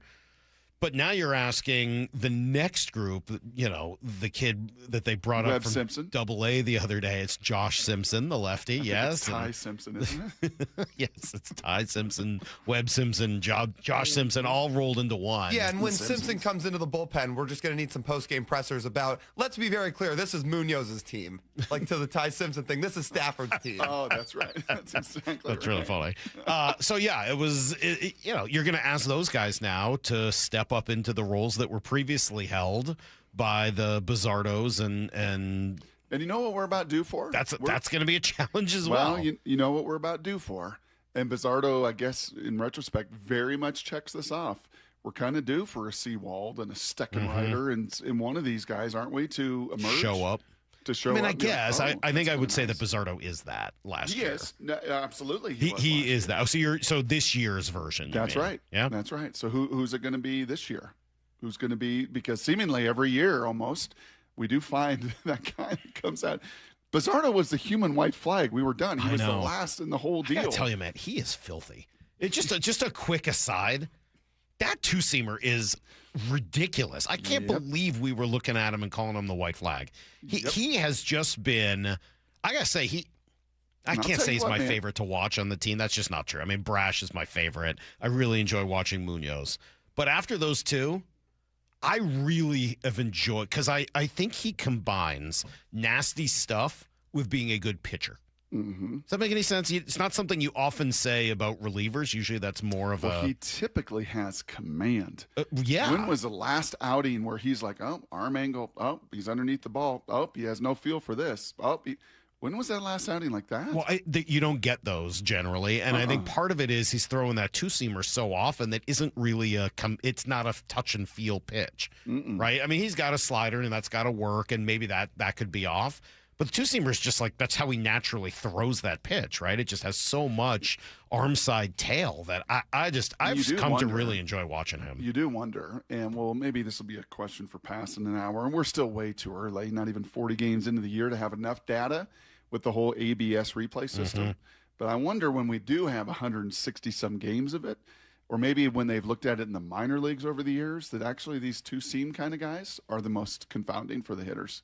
The most challenging. They're just kind of like, dang, do I challenge that? Do I not challenge that? What was that? Yeah. Is that thing going to get into the zone? Is that thing going to be on the Mike Salk gray area and just barely nip the box of the zone here? Like, I do wonder if that will be, I don't know, when all the data comes in. Well, I mean, that's sort of what I was suggesting a few weeks ago, right? When I was talking about whether or not there will be data eventually on missed challenges. And Correct. Bizzardo was the guy that made me think of it for the first time because of a missed challenge against him. I was like, man, I wonder if that's going to be a thing where, you find out just how nasty somebody is by virtue of how difficult it is to figure out whether or not the ball's a ball or strike. The weird thing about the Mariners, and this one's hard to talk about a little bit, we were talking about it earlier. There is such a desire to make a declaration one way or another about the team because they've been disappointing. Because it's not what we wanted or expected to see this year. They're supposed to be like a little bit more to this season than the last few. You were kind of supposed to be, again, the Braves. Right? I mean, maybe not 25-10. Maybe that was unrealistic. And certainly as some of the injuries have mounted and the versatility that we thought. Right? I think you sent that in the note last night in one of your notes of like you were supposed to kind of be able to win, I don't know, like the Colorado Avalanche.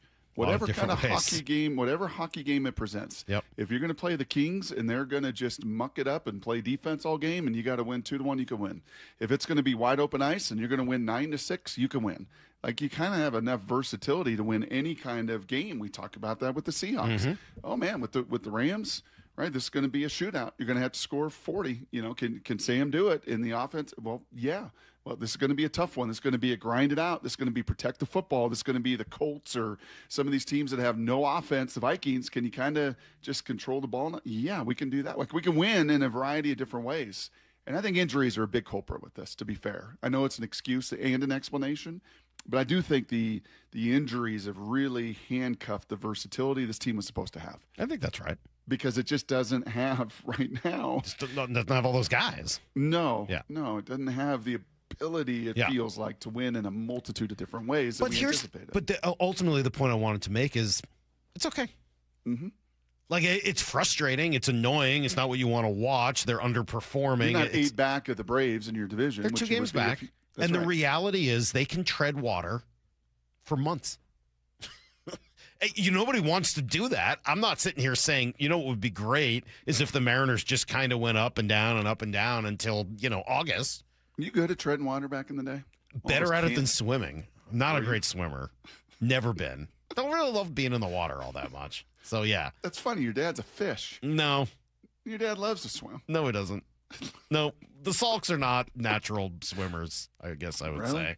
Yeah, not a natural in the water. In any event. Really crushes the image I have of your father. What? You've told me about him wearing his jockstrap under his bathing suit and swimming. But not often, like just on the occasion. Yeah, that was not like a normal everyday occurrence. Really? I thought he left the house at 5 every morning. Yeah, every day to go swimming? Yeah, no, absolutely not. Okay, the Salks are not big swimmers. You don't want them to tread water. I don't want them to, but they can. I mean, the reality is in this American League, and with the talent they have on their team, they could tread water for months. It would be really annoying. Lyle will lose his mind, his ever-loving mind, because there's going to be these ups and downs, and there's going to be such a desire for a definitive comment and a definitive answer on what they are, because we like that. We're a lot more comfortable with something that is defined. I don't know. They're going to be, and that's annoying because they were supposed to be. Mm-hmm. That in and of itself is disappointing. But that disappointment is somewhat fleeting if it turns around and at the end they go on another decent run, win the division, go to the playoffs, and do what they are capable of, because they are still a very well-built, somewhat complete team. Now, they're not playing that way. And, when you make even John Morosi negative. By the way, yeah. Are you okay? Go ahead and play Morosi. Well, I mean, when you make John Morosi negative, you've done something. And John was pretty negative yesterday with Wyman and Bob talking about all of their problems. JP's defense has been a topic and will be a topic. Third base has been a topic and will be a topic. The outfield defense, especially in the corners, is a thing. Left field, as we know, at T-Mobile is massive, and that's something that I think Randy's going to have to tighten up a little bit. These are the small things. You cannot give extra out, and the Mariners were by the narrowest of margins. They were a pitch here or there, a play here or there, and they're in the World Series a year ago. But they've got to play really well to get themselves another opportunity to be that close again. I haven't seen it yet from this team, the ability to play fundamentally that well. They're not playing crisply in a way that gets you rewarded by the game when you do it over 6 months, and they've got to fix that if they want to get back and earn that opportunity that they had last October. No lies told. Mm-hmm. Not one thing to disagree with there. All of those things are true. They absolutely need to play better than they've played. Eventually. Are you sure they can? I mean, you say that really easily. Oh, this is a very talented team. When you're dead last in something as big a deal as defense is, are you sure you're a super talented team? Yeah. Okay. I'm pretty sure. Are you not? Something changed significantly? This defense, every time the ball is hit to the left, I hold my breath. Yeah, there's an element of that. I mean, go ahead, Maura. I go back to what Salk kept bringing up earlier on in the season about expectations. At what point do the weight of those expectations, if you're not meeting them, start to cause issues? Mm-hmm. Yeah, I mean, there's no question, like leaving spring, so I don't want to talk out of both sides of my mouth and all the conversations we had there and this lineup that is very deep. And again, the Am Singers and everybody we brought on. And, when you throw in Brendan Donovan to that mix, again, when it's whole and there's a healthy Brash and a healthy Spire and a healthy Brendan Donovan and a healthy everybody and a healthy Bryce Miller back into now with an Emmer. Yes. Okay, yeah. Yeah, I'm kind of feeling that. But I think you're making a judgment then based on how things look today. I just think ultimately a lot of those guys come back. Mm-hmm. I don't think that any of those are injuries that we're expecting to be year long. You've yet to see Bryce Miller. Brendan Donovan's not back. I don't know. I'm just trying not to get sucked into what I'm seeing right now. 100%. Because it's really easy in baseball to look at what's in front of you and be like, this is what it is. Yep. And then you got to remember, okay, hold on a minute. Cal hasn't really we haven't had one of those epic stretches yet from Cal. Naylor's just starting to get it together. Julio's I think Julio's defense is going to be better because it's really hard for me to imagine that he's going to complete flip-flop in 1 year on his defense. Like, there are just too many things that will take place and then eventually, if you can get the rotation in that zone where they're just quality start after quality start, I just see a lot of talent. There he is. There's no question. There's absolute. I mean, look, man, I got an entire page of notes here full of things that make me, mad about the Mariners. I got a whole page of them, and we can talk about. They're not really appropriate after a win yesterday, but we can talk about how bad they are against lefties. We can talk about their bad defense. All before your rewrite? This was today's 7:30 segment that all kind of went away. Yes. We can talk about the bullpen issues and being short a leverage arm, and we can talk about their hitters being inconsistent. I mean, I got numbers on these things. It's not like I'm ignoring it. Their OPS split righty lefty offensively. Whew. Problem. They're a 725 OPS team against righties, which is good. They're a 621 OPS team against lefties, which is horrific, and that number gets worse against relievers. Awful. I mean, like, you throw a lefty against this team, and they are generally fairly befuddled as of right now. But if you can hold and tread water, again, like I know I'm sort of taking both sides of the fence here, but the reality is it's only May 5th, and you can do that in baseball on May 5th, especially when you've got some talent. Nope, I think that makes a lot of sense. The one that I can't remember this feeling, it's honestly, it's kind of like when Russ used to drop back, like, is he going to have enough protection to get the ball out and kind of scan the field and do his thing, or is it going to be a sack, or is he going to just have to run for his life? Right. Like when the ball is hit to the left right now, it's kind of hold your breath time, whether that's to the outfield, and Randy made a couple good plays last night, and he's more than capable, right? Whether that's to Rivas, who made a couple big plays last night also. He sure did. Yeah. He sure did. It feels fairly extraordinary when it happens, but and not a shot on him. That's not a shot on him because he's not an everyday third baseman in big league baseball. So he's having to fill a role that he's not having totally to do a little equipped. more, for sure. Yeah, or it's JP. Can he get to that ball in time? Well, that one maybe is more of a concern. That one I'll believe. Like, to me, that one is an issue, and that's the last part of this before we move on. You just don't know what the team's going to look like a few months from now, and there's so much work that they like to do before the deadline. You need some defensive help in the outfield. Right? Is there that available in the trade deadline? Yes. Usually. You need a reliever. Is that available in the trade? Yes.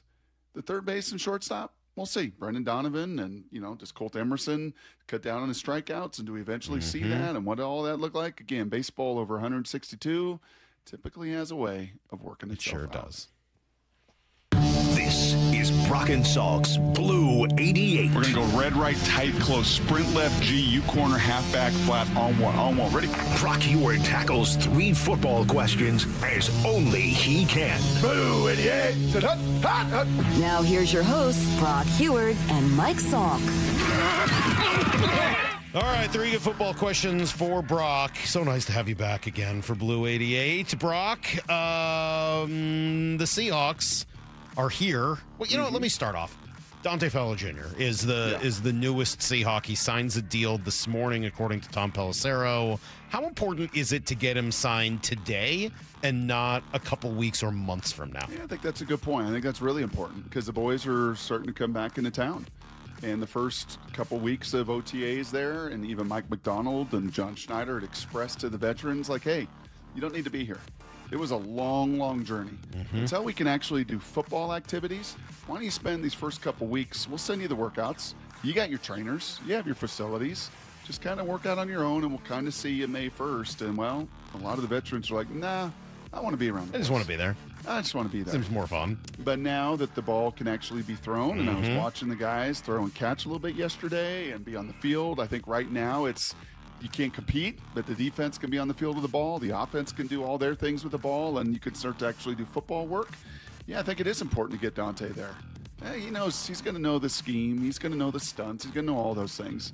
But to get to the familiarity with your teammates and to get to know this group and the kind of competitive mentality it takes, and then with a veteran player to make sure you know what you're dealing with. you know exactly, where that body is a dozen years into this league. And, oh, by the way, one little detail, and we should all know this by now, is when we read these contracts and it says a 1 year up to $5 million deal, that's probably closer to maybe a little over league minimum for a veteran. I bet you it's 2.5. And then, hey, here's 2.5 in incentives. Go get your sacks, team wins, whatever way you want to kind of craft those things. But that's an up to $5 million. So that's I think, a very favorable deal, a win-win to get him into camp now, as you said. I think an important piece of the puzzle as you try to win back-to-back, which they're not talking about, but we certainly can. All right, question number 2.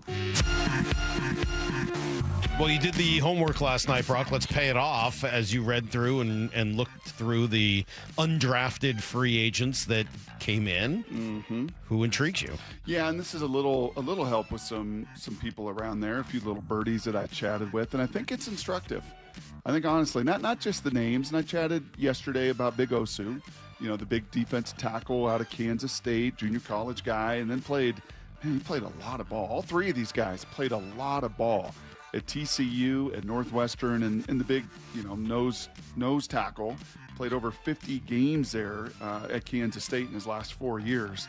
So I chatted about him yesterday, but the other two, and one of them you chatted about, Deal, was Sonny Dykes. Yeah. And because these were the names that I kind of heard, one of them was Aiden Hubbard, an edge, a Deal.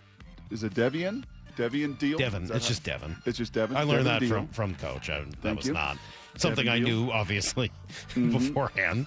And Devin Deal was a Tulane guy for 3 years, and then he, too, played a ton of ball. All three of these guys, a ton of ball coming into it. Now, Deal and Hubbard did very little at the rookie minicamp, and they came in a little bit nicked up. But the fact, Salk, that you add Deal and Hubbard, and now you add Dante Fowler, and then what were the names bantered about by John and Mike the most leading up to the draft? Right? It is Connor O'Toole. It is Jamie Sheriff. It is Jared Ivey. True. It's like there is a lot of different. If there is a position group, Those guys couldn't have been too happy this morning, though. Probably not. If you're Jared Ivey or O'Toole or any of these edges, you're like, son of a gun. Well, you're going to have to keep proving it, man. That's what happens when you're an undrafted free agent. All these guys, Deal, Hubbard, Big Osu, all of them, hey, man, you got no margin. Absolutely zero margin. But can they be practice squad guys? Is it replenishing a position group that you look at on paper and go, whoa. D-Law, Leonard Williams, Uchenna Nwosu, these guys are at the end of it. Yeah, they are. But let's kind of refill and do so both in the undrafted route the last 2 years, big time, and then supplement with the Dante Fowler this morning. All right, question number 3. We should get the schedule, next week? Yes. I think it's about right. This deer season, John Deere wants to give... John Deere season. Is that me? Hello? Wasn't me? Was that you, Lon? Wasn't me. Maybe. What are you looking at, tractors during our show, Lyle? Yeah. Is it John Deere season for you? You don't say Lyle's a big tractor guy? Lyle, you ever been on a tractor? Absolutely not. You have any interest in being on a tractor? Not really. Me neither. I'm right there with you. Yeah, we should get the schedule. There's a couple things complicating it a little bit. I guess there's some about 5 games out there, Salky, that old YouTube and my friends at Fox and others are still kind of negotiating with. And those are probably, some of those games before Christmas or on a Wednesday, kind of the goofy one-offs. That's complicating a little bit, but we should kind of get it next week. It was fun. I sent you a story there. And I knew when I was at Fox way back when, in my year doing the NFL, I actually worked with the son of a very famous guy there. That's the Katz family that's put together the schedule for a lot of years. Yeah. Oh yeah. I remember that. And now I understand that there's a few more personnel that go into that. Oh yeah. There is a lot of man hours, and they think they got it right, and then they run it up to Roger, and Roger can say, "No, go back to the shop. I don't really like that." I just don't really like the schedule. What a weird. That is strange. That's a isn't it? It is kind of funny to think about that, right? Yeah. That these aren't bots. This isn't all AI. I'm sure they use those tools, but then they put it together and they're like, "What do you think? You think the boss is going to like this one?" We'll see. What a strange way of doing that.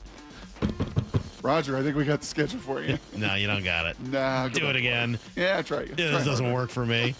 All right. But it should be coming up in the next week or two. We should get the final results of the schedule, but certainly before June 1st. All right, there you go. That is today's Blue 88. Good stuff, Brock. And again, Dante Fowler Jr., that's the breaking news this morning for the Seahawks. He signs a one-year deal worth up to $5 million. Thank you for correcting me on that, Brock, with the up to. You're absolutely right. And I do think wouldn't shock me either if Mike with John is like, yeah, sign now or don't bother. Like, if you're not going to do it now, we don't want you.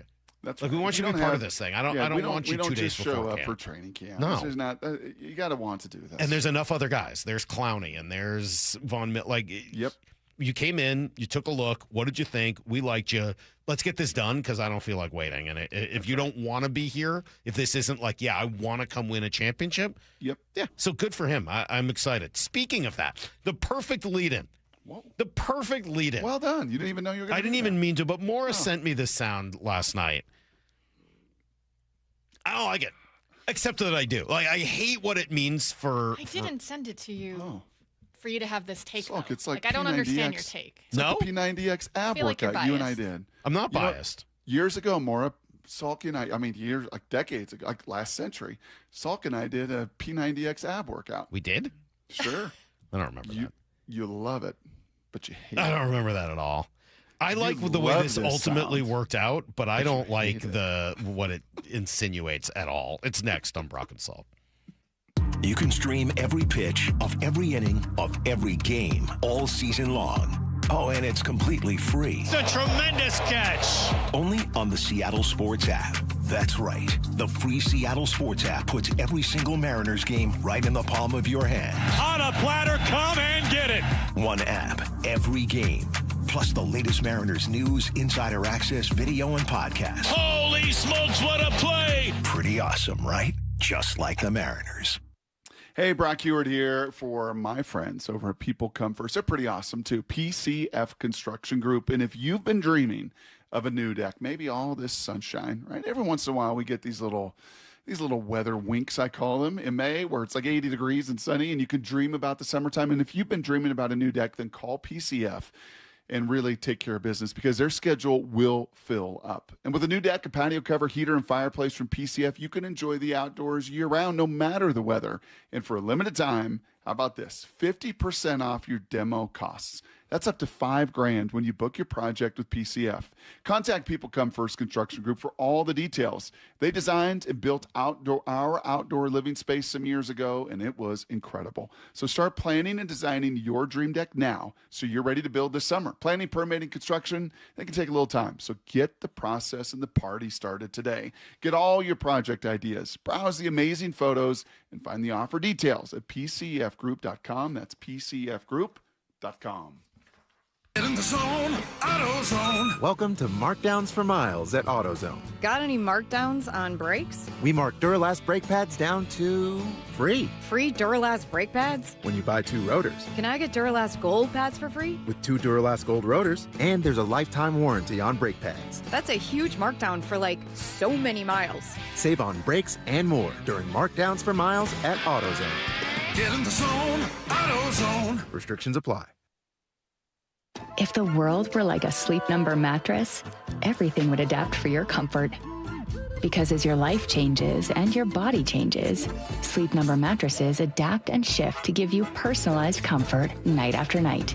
And now everything's on sale during our Memorial Day event. Save up to $1,200 on mattresses for a limited time.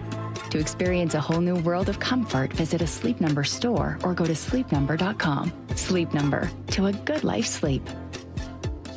This deer season, John Deere wants to give you the home field advantage. We're bringing you the best offers of the season, whether that's cash off on select new machines or a shot at the ultimate Major League Baseball prize package.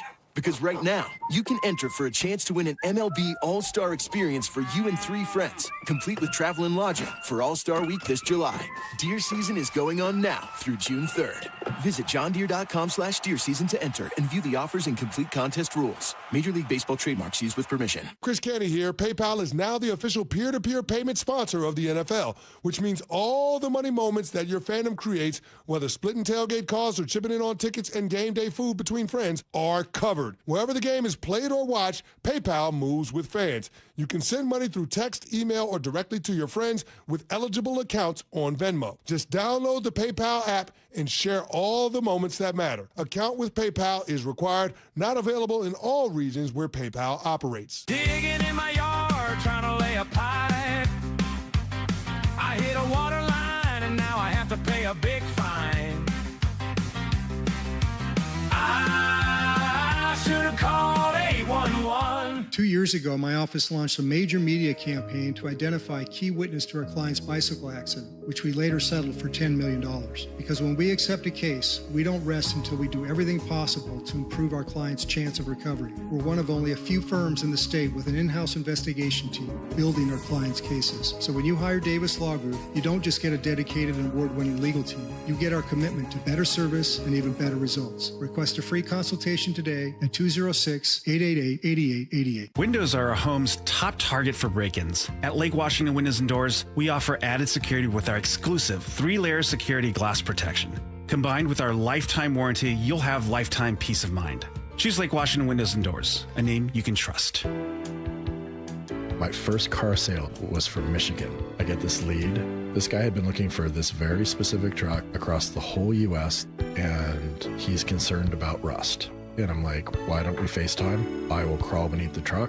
I literally was on my back beneath this vehicle, showing him all the welds that he wanted to see. He agreed, put down a deposit, held the truck, flew out that night from Michigan. I picked him up at the airport. He had his cashier's check. We went through everything, and that was my first car sale. So here's the catch. If you're willing to put a limit on what you're willing to do to be a good person, to help somebody out, or to help in the community, then that limit exists. So you don't. You just do what it takes to be the type of person you want to be and to help people like you hope that they would help you. And it doesn't matter. You just do what it takes. The Johnson Auto Family, the LJ way. Let's go! This is Seattle Sports. Streaming through the Seattle Sports app. KIRO AM Seattle. KIRO FM HD2 Tacoma. Home of the Seahawks, Mariners, and everything Seattle sports. Give me a freaking auto! From the Quantum Fiber Studio, this is Brock and Salk on Seattle Sports. I don't read the internet, guys. Take the bull by the hands. And Brooke, you are. And Brooke, you are. Now here are your hosts, Brock Eward and Mike Salk.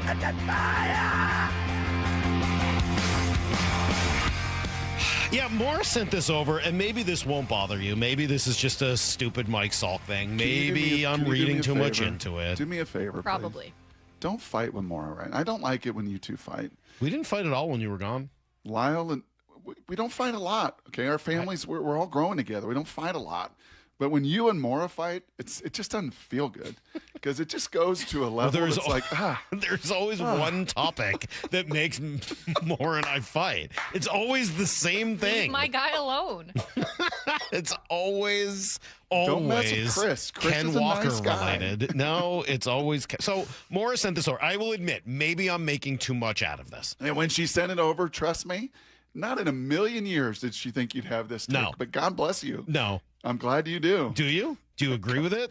As long as you guys can be reasonable. Like, don't fight too much, please. All right. Well, Maura is wearing short sleeves today for the first time in a while, so she's got the guns out. Yeah, so I got to be careful. It's Sun's like out, 80 guns degrees. Maura's got the guns out, so You got I a will. bro tank on?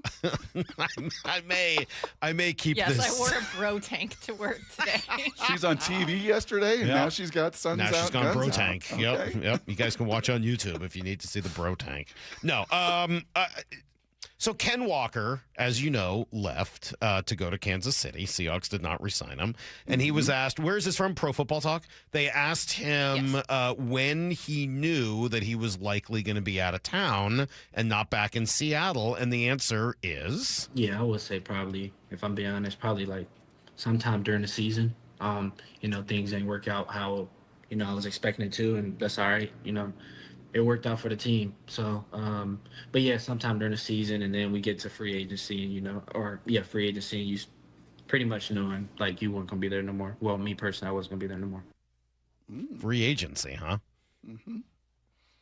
Why? I am kind of curious how you get to that. How you listen to that and get to where you're going to go with this. During the season? Uh-huh. You don't think it's at all interesting that he knew during the season that he probably wasn't going to be back? That all of a sudden, instead of getting a deal from the team that had drafted him, that he was going to need to be auditioning for the other 31 teams because he was going to need to get a contract somewhere else? This guy who was moderately effective and often injured during the course of his first 3 years here, 3.5, who turned it on partway most of the way through the season to go on to have a tremendous run in his last few games and into the playoffs? You don't think that there's any sort of question at all as to whether or not the effort level... The fact that the offensive line stunk and they couldn't run the ball for years, and then it took them some time to get that together this year? He became Are you saying that in a year where he knew he had to prove himself, he just waited until the very end of the year? No, I'm saying when he actually learned that he had to prove himself, he started doing it. At first, he thought he was just going to negotiate a deal with the Seahawks. They bring him back. Oh, wait, they're not? Oh, I better start doing something here or else nobody's going to sign me for big money. Oh, my God. Hi, Lyle. Are you okay, Lyle? Do you remember when Garrett Cole went 16-0 with a 1.7 ERA in his final 22 starts in his walk year? Yeah. Do you ever think he thought he was going back to the Astros, a team that does not pay $300 million contracts with Scott Boras as his agent? No shot. Right. So he turned it on. Mm-hmm. No, he had a great year regardless. Well, I know, but you don't think it's possible he turned it on? I think no matter where he was going to sign, he just had a really good walk year. I think he was very incentivized. Yeah, I do too. Brock, I say, welcome to the NFL and welcome to life as a running back in the NFL. That's a lot of what I hear. He during the season, what I read into that, and again, this is a little speculation. I do have some background. I do know that there was some thought maybe the offseason before when they moved Geno and they moved DK that, maybe let's see if there's an opportunity to move Ken. It didn't happen. He goes into his final year, and at some point during the season, does his agent reach out to Seattle? Hey, where are we at? Of course. Yeah. And Seattle says, where are we at? Play the rest of the season. Let's go win a Super Bowl. Like, we're not doing this right now. And, he's going to be incentivized, Salk, in a contract walk year to be at his best when it means the most. None of that really bothers me too much because I think it's just the way the NFL goes. And it's a way, and you may not love it, but you get near these contract years and, hey, man, light at the end of the tunnel. Time to go put on a show. And I'm the Super Bowl MVP, and it got me $14 million a year. So. Well, I guess ultimately here's where I land on this. I think it's a good thing. I think it's a good thing that he's not here anymore. Because I'd rather have the guy who played his best when he needed to be incentivized the most somewhere else on his new contract. Yeah, I think the reality... I just don't need that. The reality is you will never have 100% guys like that. Just not the way it works in any business. Right. In the NFL, too.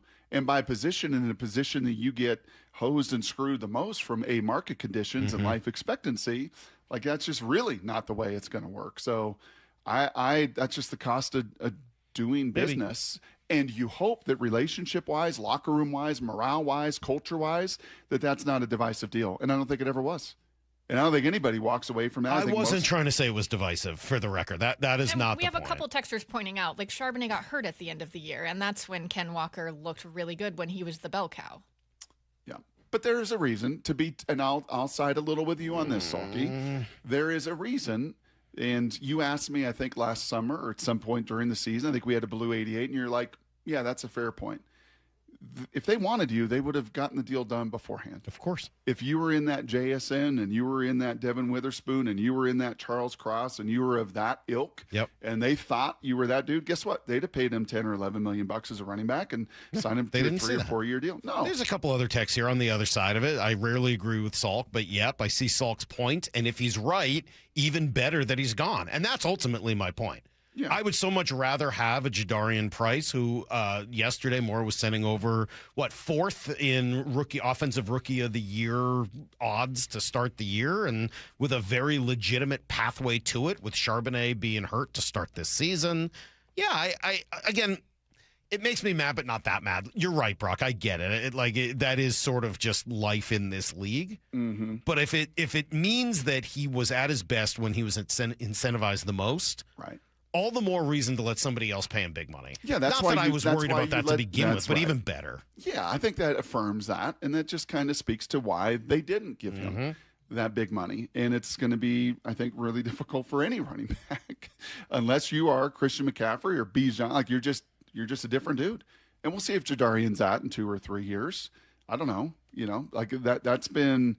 Remind me, Marshawn they took care of, right? Marshawn they extended. Twice. And I think there was probably one too many in retrospect. I don't know that I felt that way at the time, but I think in retrospect, John would probably say, it was probably one too many times. Yep. They got a little too caught with Marshawn, right? Like it was just he was a little too... It's not that he was important. It's that he was... The tail was wagging the dog. Yes, I think that's right. That he was so beloved and so empowered in the locker room that they almost felt like they had to do all that. Yep. But yeah, I don't know. I guess ultimately it took me on a little ride. I understand where you're coming from. I don't think that's out of bounds.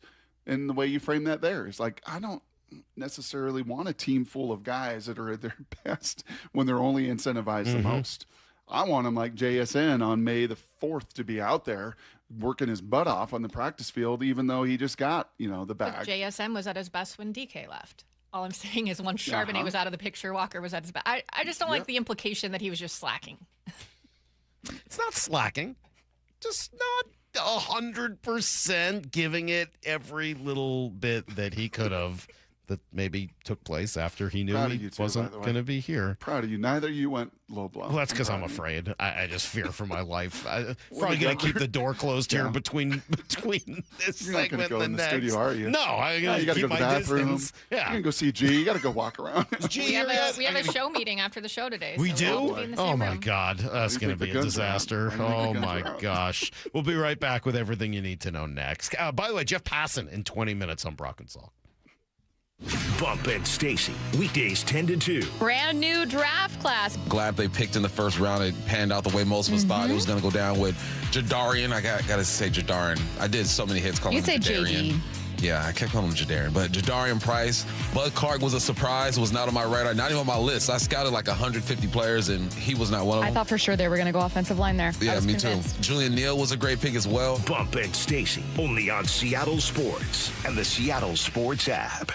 All right, spring showers, right? Not necessarily today, but they're coming after a wet winter, and that can be real trouble with the groundwater around your house. When the soil becomes saturated, water makes its way into the crawl space. You don't even know it, but it's there, and it can create toxic mold or structural damage. You don't want any part of that. So if you're worried about it at all, get Crawl Pros to come out. They'll do a free corner-to-corner inspection of your crawl space. They can go to the attic as well. They'll climb in there, go where you don't want to, and see what's going on. If they find water, they can install a groundwater drainage system and a sump pump and reroute that water all away from your home's footprint back to where it belongs. Don't take the risk. Do what I did. Have Crawl Pros come out and check the entire crawl space, and they'll check the attic at the same time for proper insulations and any signs of rodents or mold or anything like that.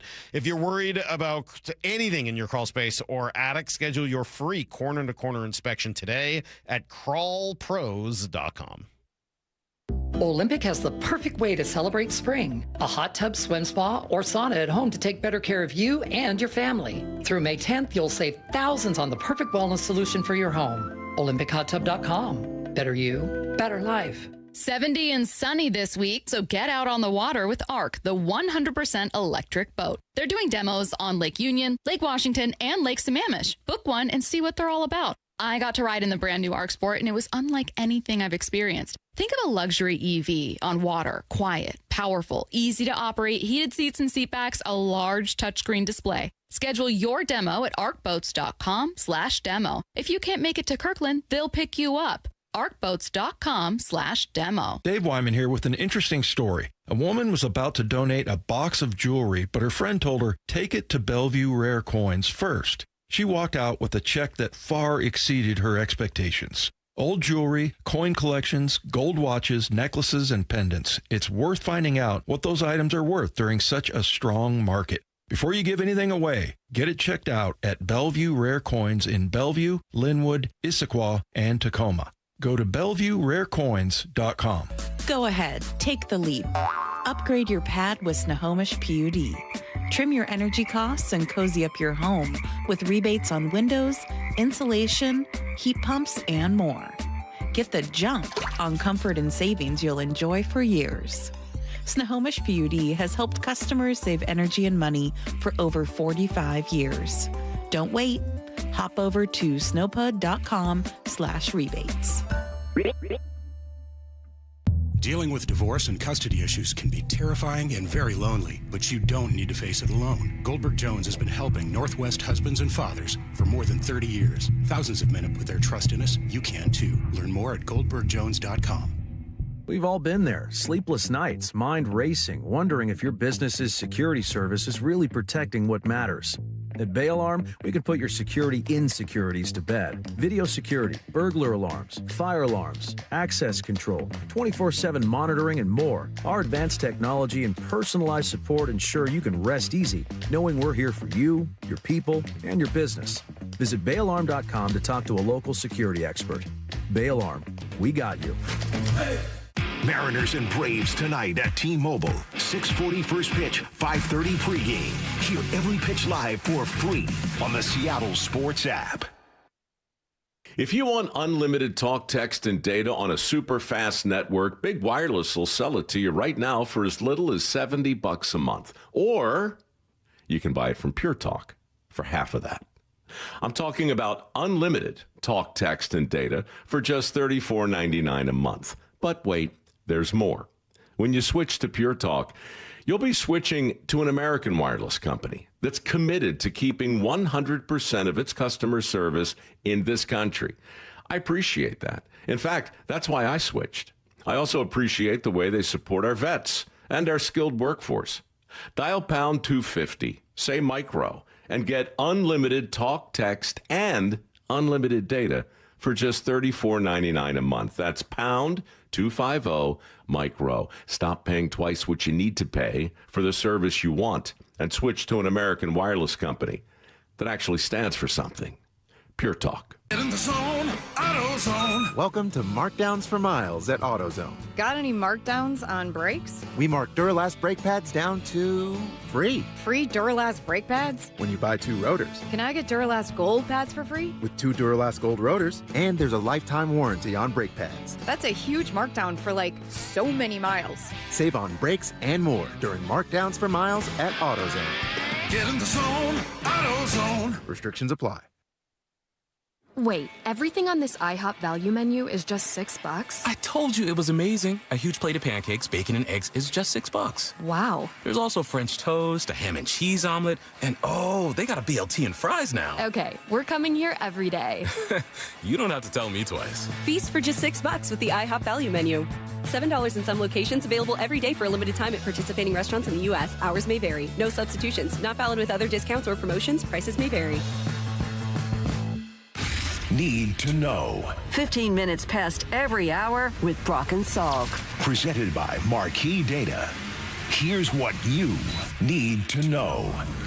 Up first. Every once in a while, you need to steal one. It was getting away from the Mariners a little bit. They'd lost 3 straight to a mediocre Kansas City team. They're down 4-0 thanks to 4 solo shots, including the first batter of the game. And you get a couple walks in the 6th inning.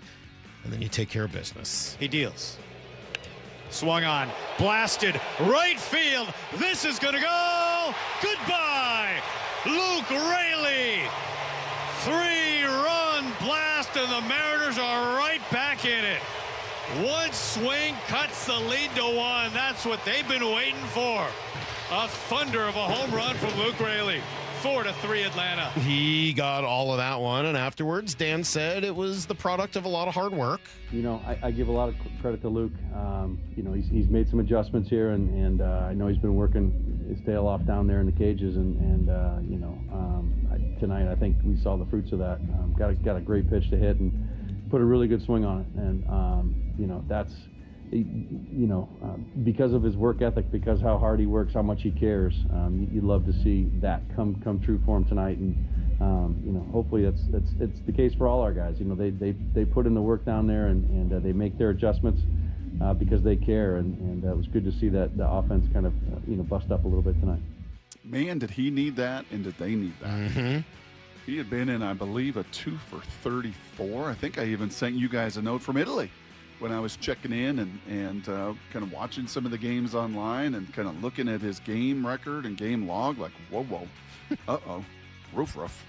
Strikeout rate near 40%. Like, this is not good, because I love that guy. I don't know if there's another Mariner that I root for more to have success. And I don't know why. Some of it's his demeanor, some of it's his energy, some of it's like if a ball is he is not backing away from any ball. He's going to get hit. No. He's going to do whatever it takes. But he has so much swing and miss in his game that when he does finally land a punch, and that one, as I said, he needed it, the team needed it, JP added on.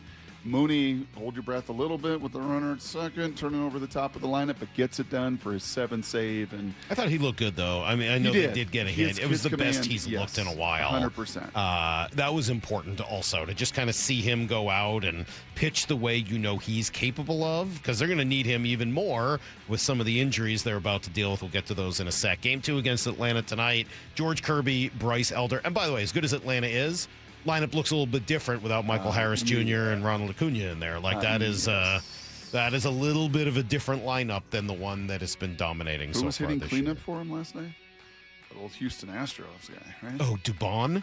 Jeez. Was that Mauricio Dubon? He took 2 of the worst swings I've ever seen last night. Yes. Where his back foot moved I was like, what has happened to Mauricio Dubon? What is he doing? Yeah, I know what you mean. I'm there. I got you. Yeah. I'm here. Thanks. I got you. Here's the second thing you need to know. Well, those relievers are in a little bit of a different spot just because of all of these injuries. So yesterday they made a couple of moves. Gabe Spire, shoulder inflammation, goes to the shelf. Cole Wilcox sent to Tacoma. They bring up a couple lefties, Josh Simpson and Jose Suarez, who was actually claimed to take their place. Here's a little bit more on Spire, which is probably the biggest news there. Yeah, I gave a little shoulder inflammation, and you know, time for him to kind of step down for a minute, give it a little bit of rest. We're nothing that's too concerning other than just giving him a little bit of rest and a little bit of a blow right now. And obviously, you know, having those 2 guys down is going to make it difficult, but I think just adds more importance to getting our offense going and giving us a little bit more cushion there, especially later in the ball game. And adding on runs, I think, is always important. It's one of the things when we're going really well, that's what we do. So we'll see what happens with Spire. Obviously, it's been the shoulder in the past, right? Yeah. Yep. I'll tell you what, man, the whole WBC thing, I don't know with Cal. And we'll see today. This morning actually is a big morning because he ramped up the workload, and they wanted to see how he would respond this morning. And I don't know if the WBC played a role in this start, any of that. But I will say, with Mooney and Spire, those were the last 2 guys I wanted to see do the WBC. Yeah. And they did. Spire did a bunch. And after the lengthy year last year and all the demands that were on them last year, Shannon's with you on that. I don't know that I feel necessarily that way, but I understand it. I understand the argument. I'm not saying you're wrong. I just... Yep. And you'll never know. It's one of those... You'll never really be able to prove it one way or another. But those were 2 after the workload of last year, and with Spire having a shoulder that barks at him and has barked the last couple of years. It's also funny how shoulders used to be the thing that would terrify you with a pitcher. Now, as long as it's not elbow, you're like, okay, well, stinks, but they should be back. They're not going to miss an entire year, but we'll see what happens.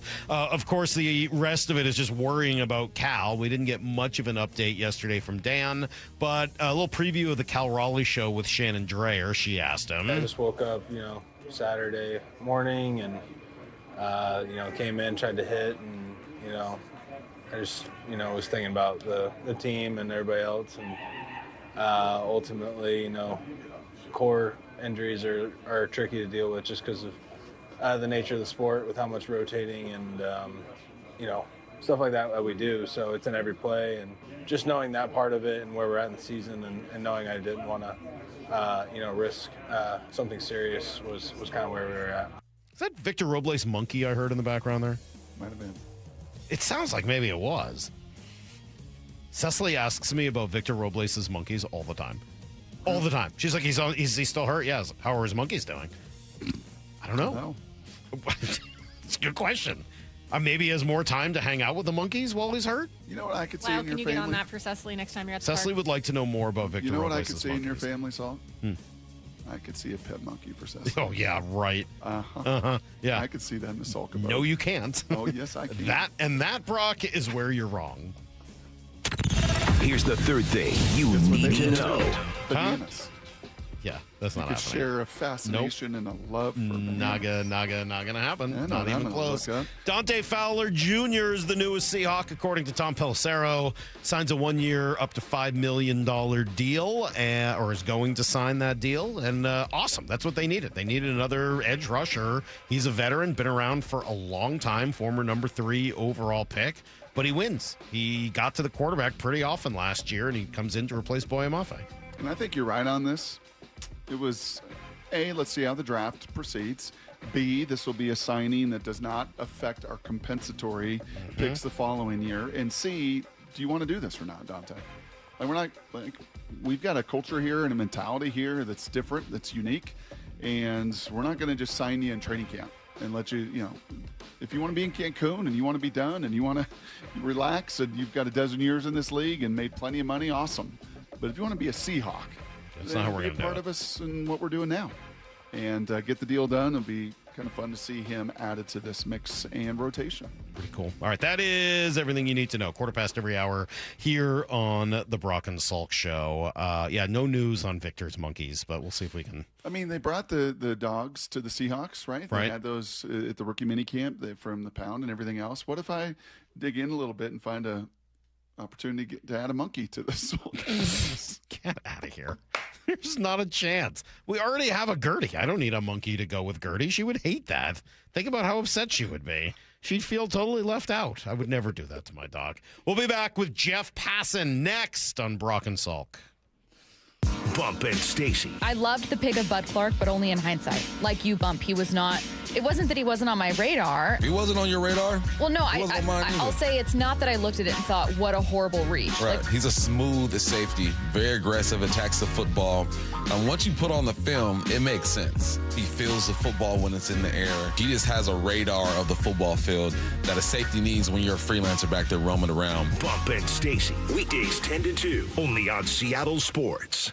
Highlights don't win games. The full box score does. I'm Brock Heward, and most business leaders aren't short on data. They're short on clarity. Numbers are scattered across ERP, CRMs, and spreadsheets, making decisions reactive instead of confident. And that's not how great businesses are built. Marquee IQ brings all your data together into one clear view, even if it lives in disconnected systems or offline, so you can see what's really happening and act faster. Stop running your business on highlights. Get the full picture. Visit datathatwins.com to see what Marquee IQ can do. When you head to your local Toyota dealer to purchase a new car, ask them this question. Do you offer a lifetime powertrain warranty? If the answer is no, then visit Toyota of Kirkland if you're in the north or Toyota of Renton if you're in the south. Both stores protect your vehicles for life with powertrain warranties on all Toyota models outside of the BZ. Not all Toyota dealers are built the same. Head to toyotaofkirkland.com and toyotaofrenton.com and receive a lifetime powertrain warranty on your next Toyota. Underestimating the trucking industry is one of the biggest mistakes I see victims and other lawyers make. Trucking companies have an army of lawyers and experts who act quickly after an accident to protect the company. Only an experienced trucking accident lawyer can navigate the complicated federal and state laws to protect your rights. If you or a loved one has been injured in a trucking accident, call Davis Law Group today for a free consultation or get my free book on trucking accident law at washingtonaccidentbooks.com. Hon, is your new pinball machine in our budget? KeyBank will meet you in that our money is now our money moment. Actually, our banker Steve recommended we start a joint checking account for bills and keep our individual accounts for things like pinball machines. Did someone say Banker Steve? I was in the neighborhood, in case you had any checking account questions. Steve, you're always there for us. Now, how quickly can we open that account? Steve, are you seeing this? For every financial need, we'll meet you in the moment. KeyBank opens doors. KeyBank, member FDIC. This baseball season, Home Comfort Alliance is changing the game. John Curley here. Get the price of a new heating and AC system in just 60 seconds on your phone with no pressure, no waiting. Just a few questions and you get a winning personalized price. That's a home run. And if your system is over 12 years old, it could be costing you up to 20% more or could soon fail. Score a personalized price for a new system in 60 seconds at homecomfortalliance.com. Call the comfort people. Home Comfort Alliance. Hi, Andy Klein here. There's something special about a baseball game. The moments and the memories. At Klein Jewelers, that's exactly how we feel about our diamonds. They're a beautiful reminder of life's biggest moments. We're here to help you find the perfect diamond or beautiful piece of jewelry to celebrate your engagement, anniversary, birthday, promotion, or just because. Klein Jewelers by the Fountain in downtown Edmonds. Shine with Klein.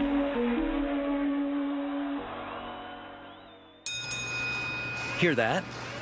That's the sound of a car rolling into Valvoline Instant Oil Change.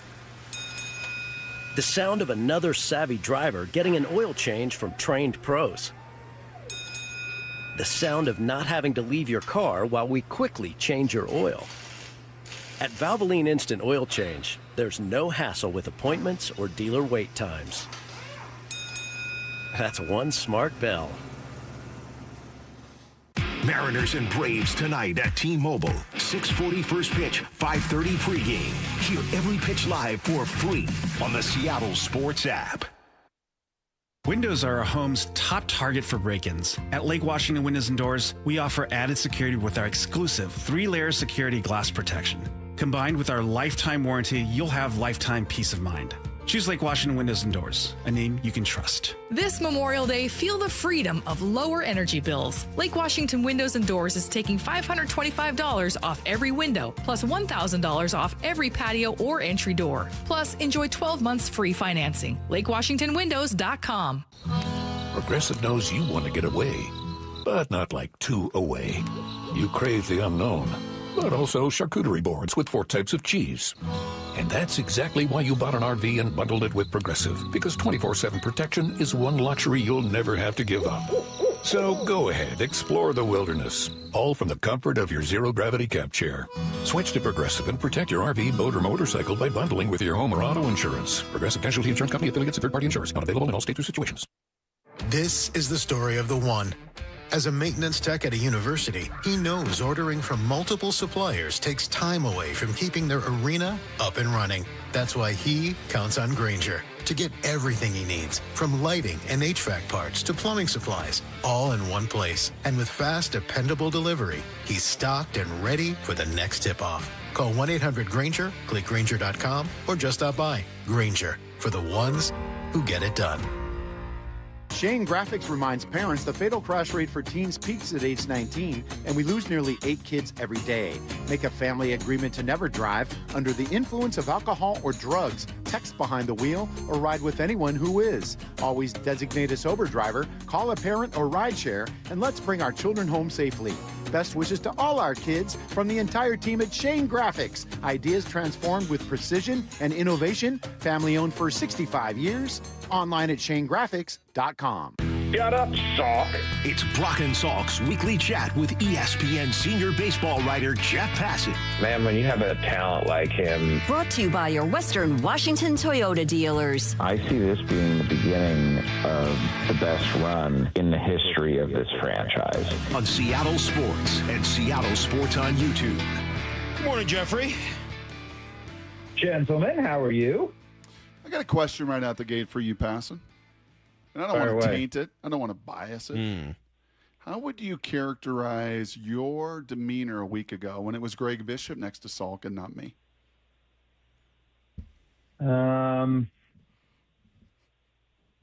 What's the right word for this? Nervous? It's on defense.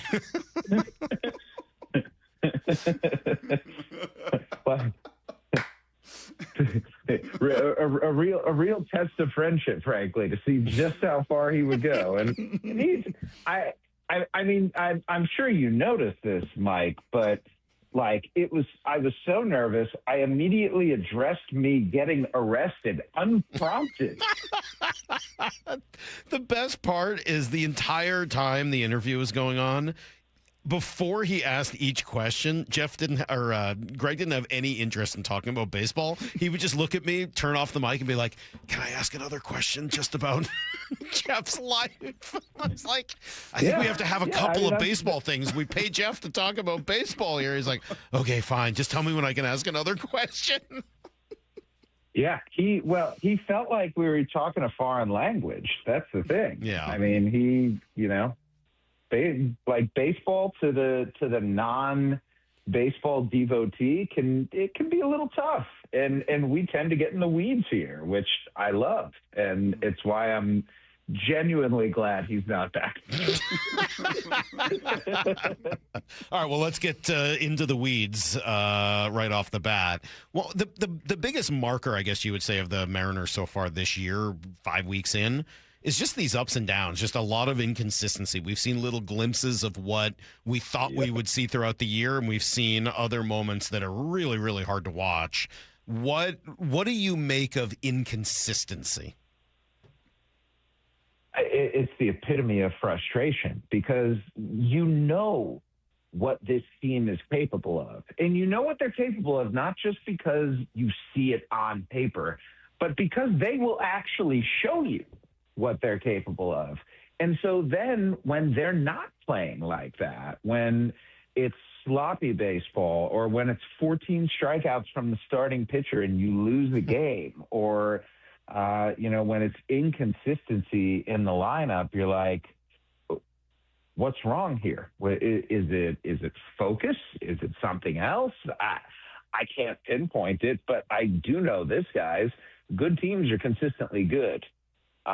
Mediocre teams are inconsistent, and the Mariners need to find that gear and understand that, we're a quarter of the way through the season here, right? Like, this is not a small period of time. You've got 3 more to go, and they cannot be anything, frankly, like the first quarter of the season if you have the aspirations that you say you do, which is to win a World Series.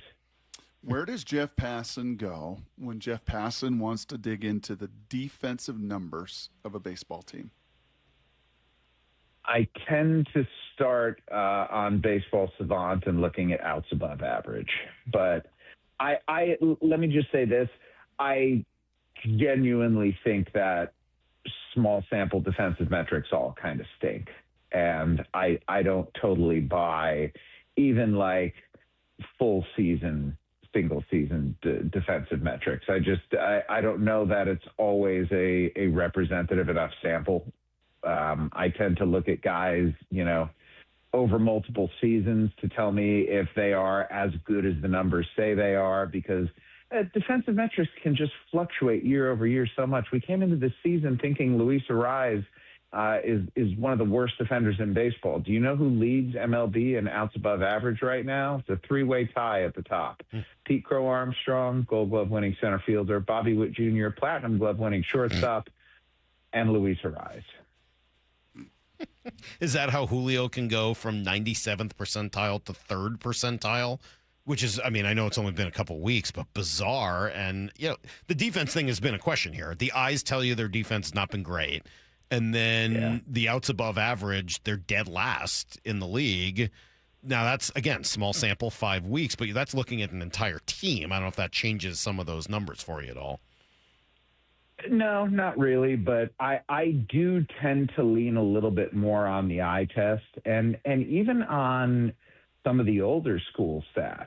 I understand how hard it is to get an error in Major League Baseball these days, but I think something like that is telling. How many balls in play do you turn into outs? Like, that's the name of the game, right? I don't care about 5-star catches. I don't care what the route I care about routes, don't get me wrong, but I don't care about the granular numbers of all those things that defensive metrics now measure. I care, did you make the out or did you not? And that to me is the thing upon which fielders need to be judged. And it's where defensive metrics miss a little bit. I just don't think that the numbers necessarily tell the story of the defender himself. I feel like they tell the story as much as anything of the positioning that teams come up with for the defenders. And that goes a long, long way to making maybe an average defender look plus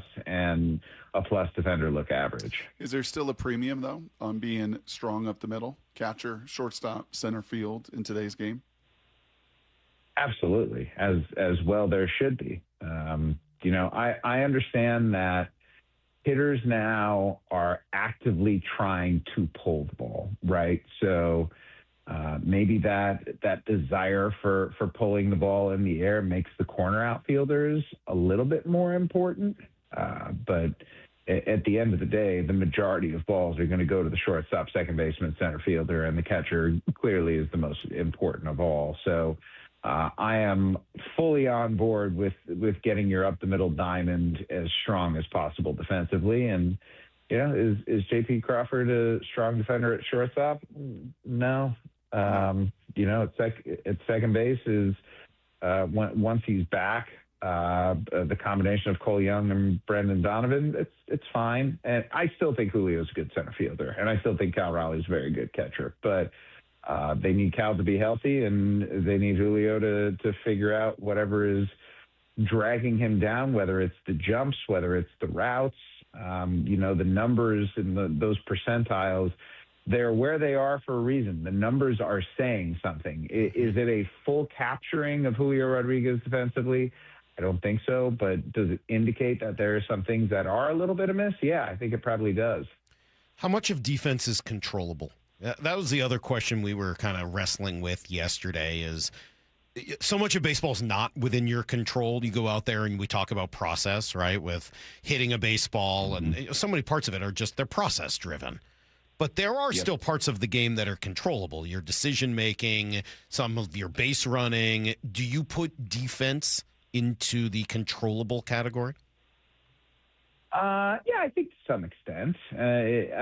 Look, we can look at the origin of fielding independent pitching, which is the number that's determined for pitchers by the three true outcomes: the number of strikeouts they have, the number of walks they have, and the number of home runs that they allow. And the idea behind this theory, or the progenitor of this, was DIPS, defense independent pitching, by a guy named Voros McCracken, 2 to 3 decades ago now. And his theory was that if the average on balls in play is right around 300, it essentially makes all the things that a pitcher can control, strikeouts, walks, and home runs, that much more indicative of what they do.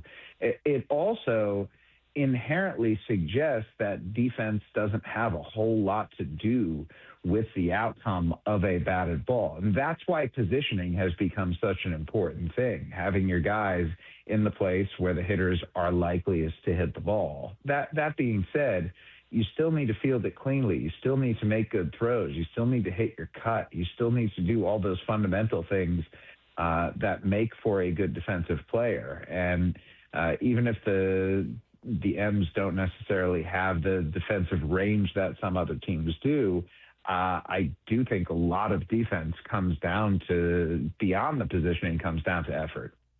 One of the things I love about Mr. Passan, who joins us every week during the baseball season, and usually at this time, every single Tuesday, is your kind of under the hood numbers. You mentioned FIP right there. The eyes tell you one thing. Sometimes those under the hood numbers tell you another thing. Do those under the hood numbers measure up with what our eyes are seeing from Emerson Hancock? Because right now, to the eye test, he looks like the best pitcher on this staff from his number of starts to begin this season. Does the FIP and some of the other things support that?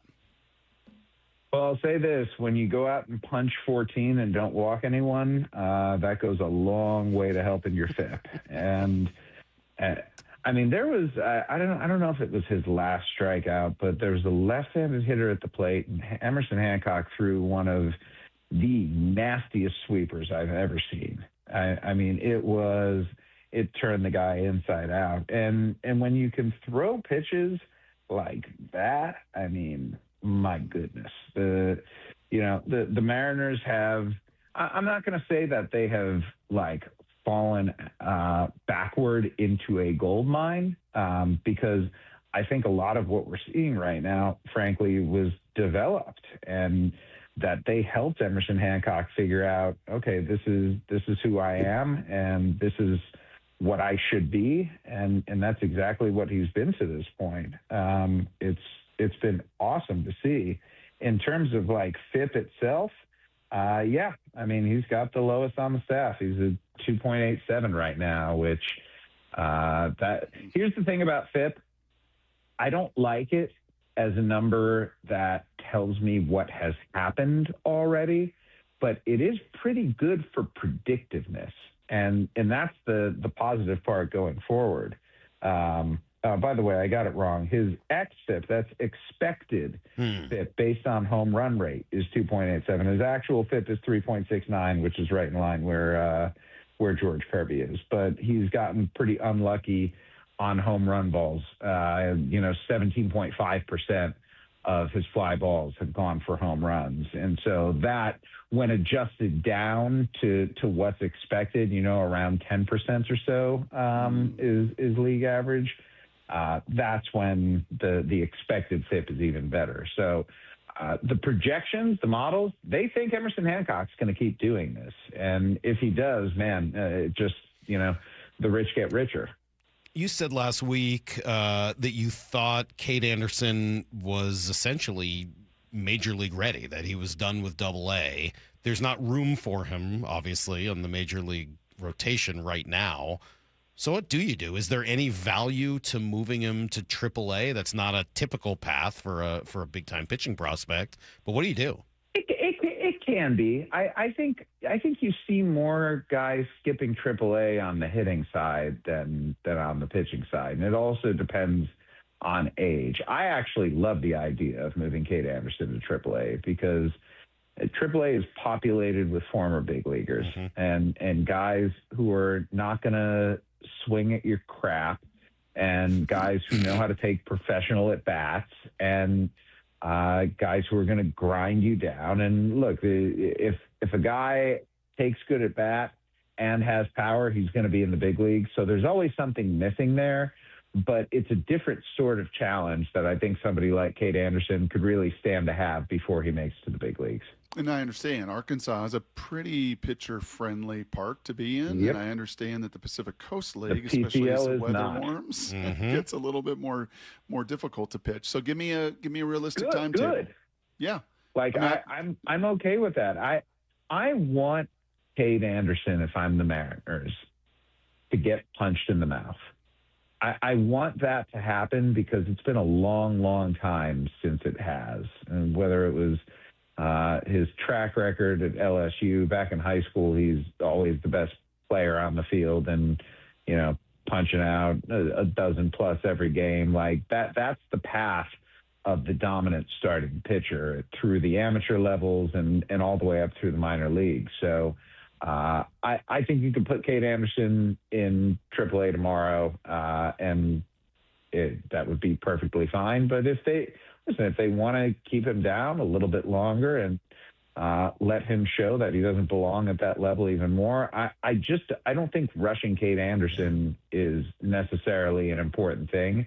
Maybe we get to the halfway point of the season and the M's are in a bad place and they're arguing with themselves and saying, I think it's probably a good idea to have the 26 best players in our organization up on the big league roster right now. And I'll say this, Cade Anderson's one of their 26 best right now. I firmly believe that, but that doesn't mean that at this point he should be in the big leagues. There are complications. I mean, it's already going to be weird enough when Bryce Miller comes up, right?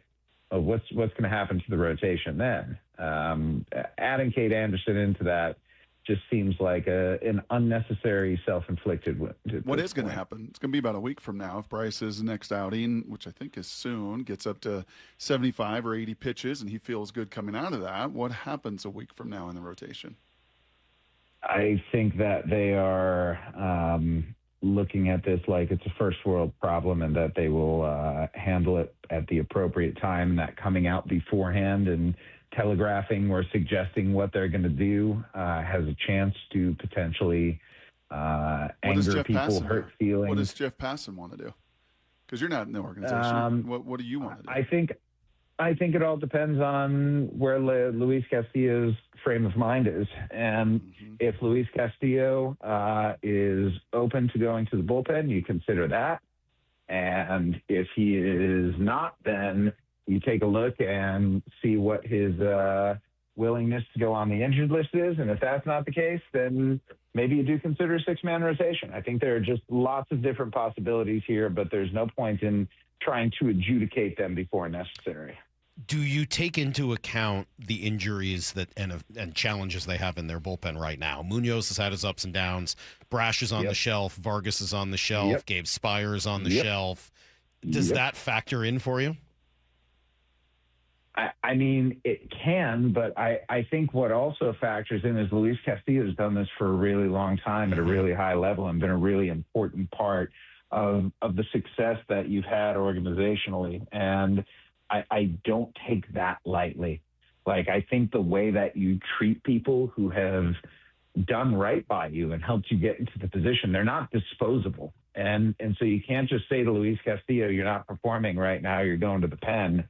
Well, you could. I just don't know how well that goes over, and I don't know what sort of precedent that sets for treatment of players going forward. And look, it would be the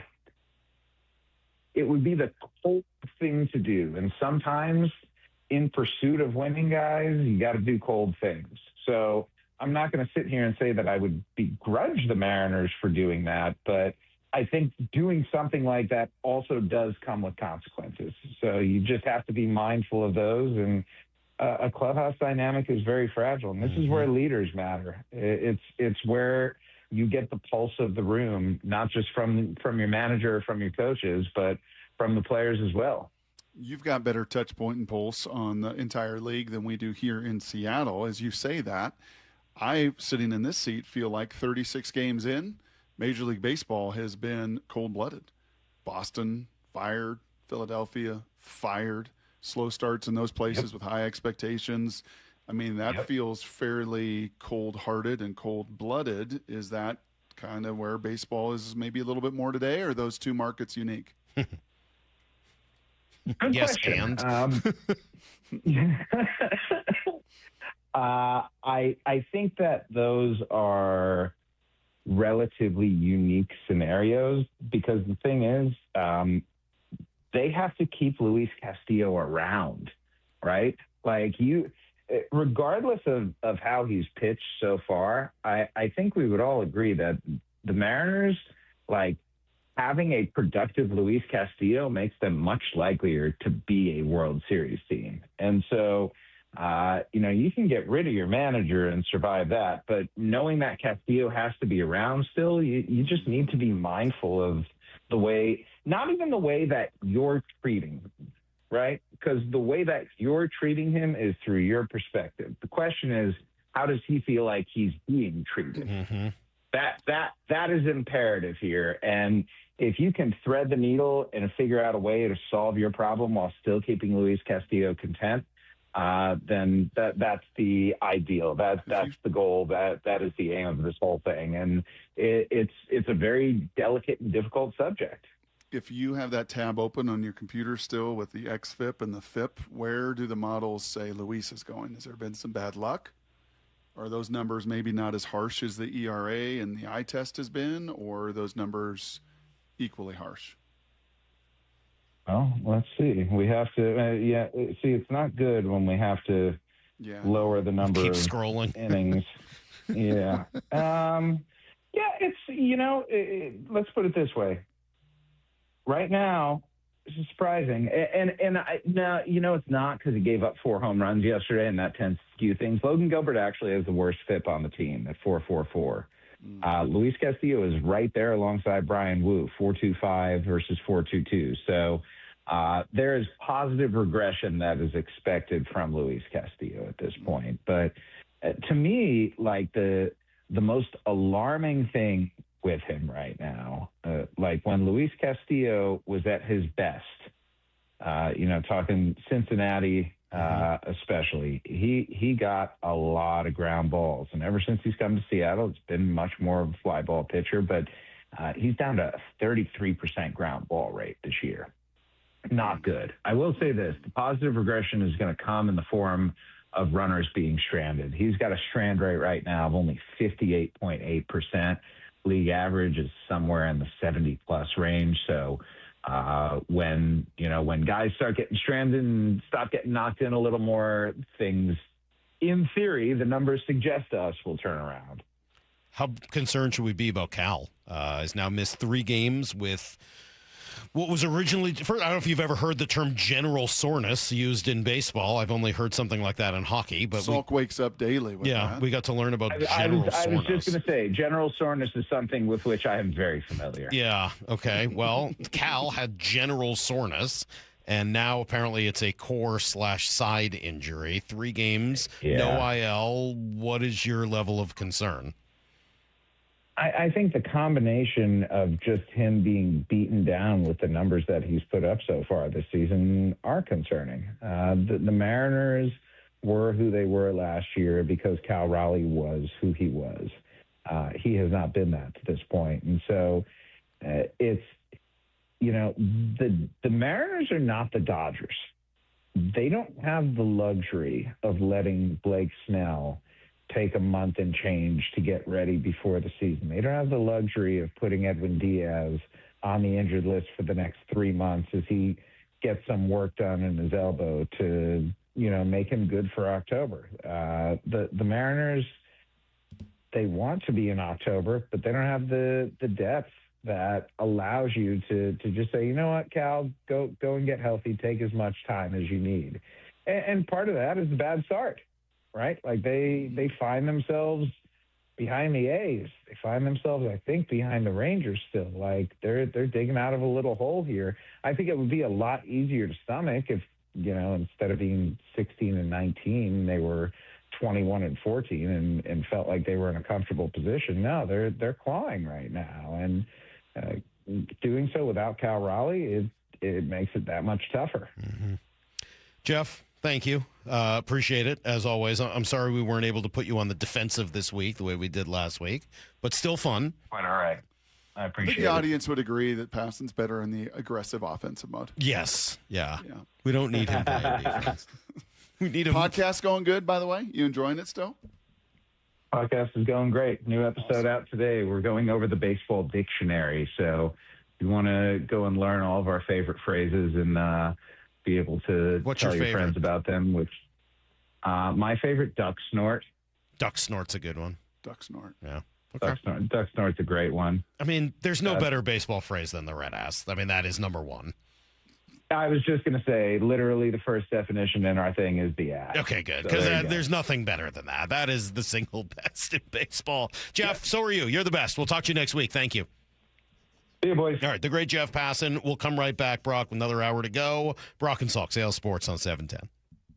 You can stream every pitch of every inning of every game all season long. Oh, and it's completely free. It's a tremendous catch. Only on the Seattle Sports app. That's right. The free Seattle Sports app puts every single Mariners game right in the palm of your hand. On a platter, come and get it.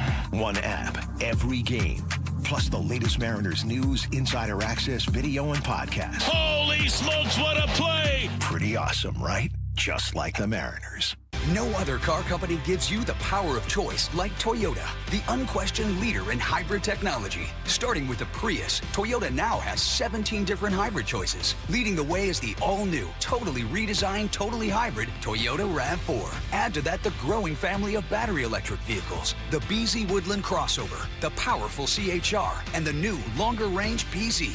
That's the power of choice from Toyota. A negotiable doc fee of up to $200 may be added. Toyota, let's go places. Hey there, Dawn Riling from Olympic Hot Tub. Time to celebrate spring and warmer days ahead. Get ready by adding a hot tub, swim spa, or sauna at home to take better care of you and your family. For nearly 50 years, Olympic has been offering products to help people live better. During our Soak, Sauna, and Swim event, find your perfect wellness solution and save thousands through May 10th. OlympicHotTub.com. Better you, better life. Olympic Hot Tub. In October baseball, every pitch matters and every decision is magnified. In the postseason, teams don't rely on hope. They rely on preparation and experience. Divorce works much the same way.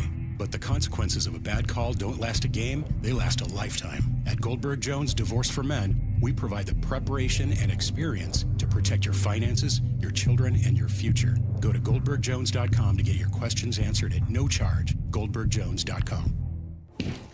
Hey, you mind keeping it down up there, please? KeyBank will meet you in that I need new neighbors moment. Rick, it's your mortgage loan officer, Beth. I was in the neighborhood and wanted to let you know your home loan application's been approved. Beth, you're always there for me, and not a moment too soon. Are your neighbors bowling with grand pianos again? And apparently raising livestock? Ugh. For every financial need, we'll meet you in the moment. KeyBank opens doors. Equal housing lender. NMLS number 399797. What if you could have the most reliable Wi-Fi?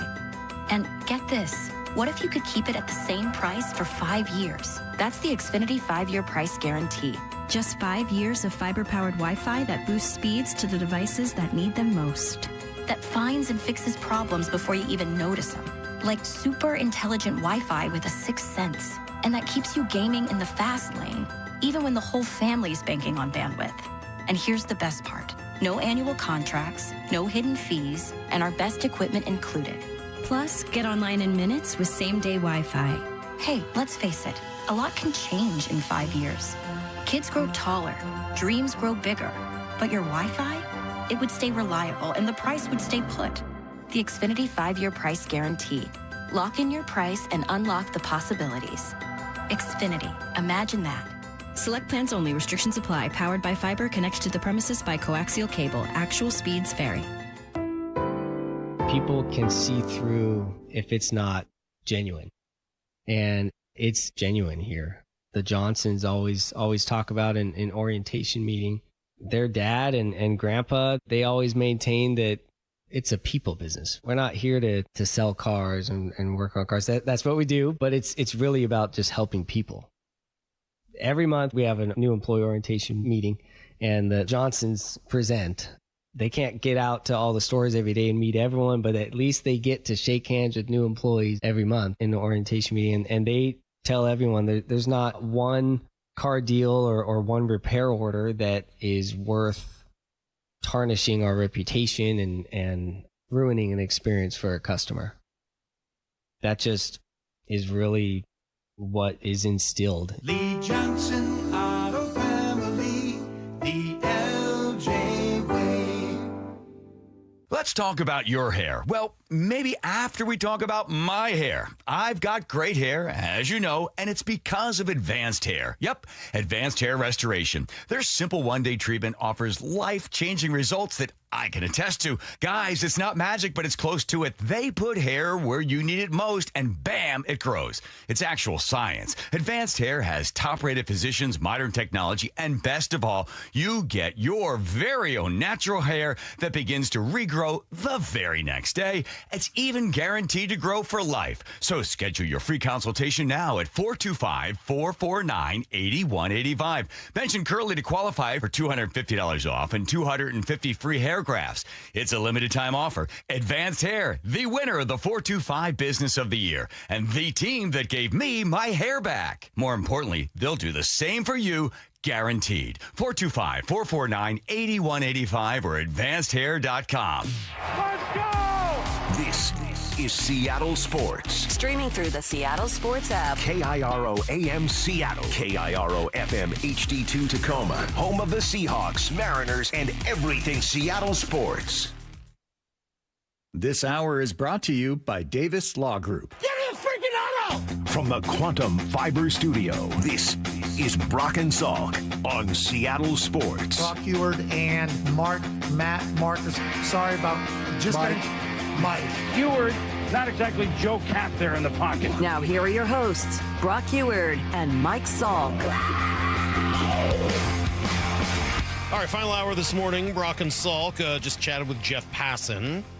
I'm going to come back to some of that maybe at 9:30. We did have breaking news this morning that the Seahawks have themselves a new edge rusher, Dante Fowler Jr., who's been around for quite some time. I mean, he was a first-round pick, number 3 overall pick, started his career in Jacksonville, spent, 3.5 years there, on to the Rams, then to Atlanta for 2, then Dallas for 2, Washington for 1, back to Dallas last year before finally coming here for the upcoming season. 6'3", 260, listed as an outside linebacker, has played defensive end both.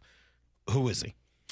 Yeah, there's kind of a good mix of, I think, DeMarcus Lawrence and Uchenna Nwosu.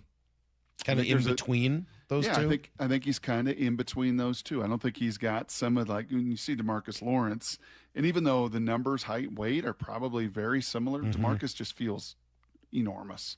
He just feels like a monster. His arms are so long, and Uchenna doesn't feel like as long as that, right? But he's super stout. Powerful. Yeah, super, super strong.